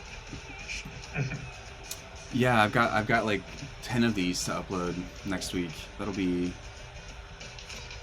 We'll see if I actually get through them. All right. Later, fellas. Cool. Hey, John Kyle, can you send me your coin, just in case? I guess I'm not necessarily gonna mess with the coin anymore. I was just thinking for tomorrow, but because I really want to increase I really want to increase the contrast on the texture. Yeah. But Yeah, totally. Yeah, I can send it to you. Yeah, send it to me. I'd like to have it anyway. Although also now I can make a circle. What am I talking about? I know that much in fucking spline. Okay. Yeah, and then under the material option, you can create a texture and choose an image. All right. I'm sorry. We were heading out, and then I screwed up. I screwed it up. All right. I'm gonna hang up on the Zoom. Cool. This is fun. Thanks. All right. Thanks, All right, guys. take it easy. I'll see you online. Yeah, later.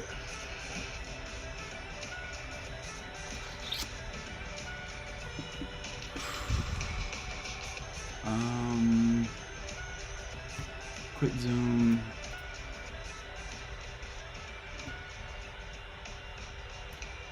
Quit Figma.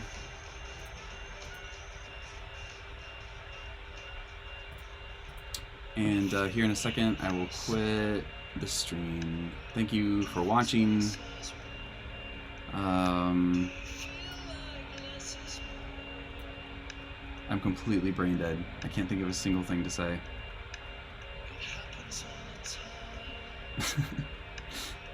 That's actually accurate. All right. Goodbye.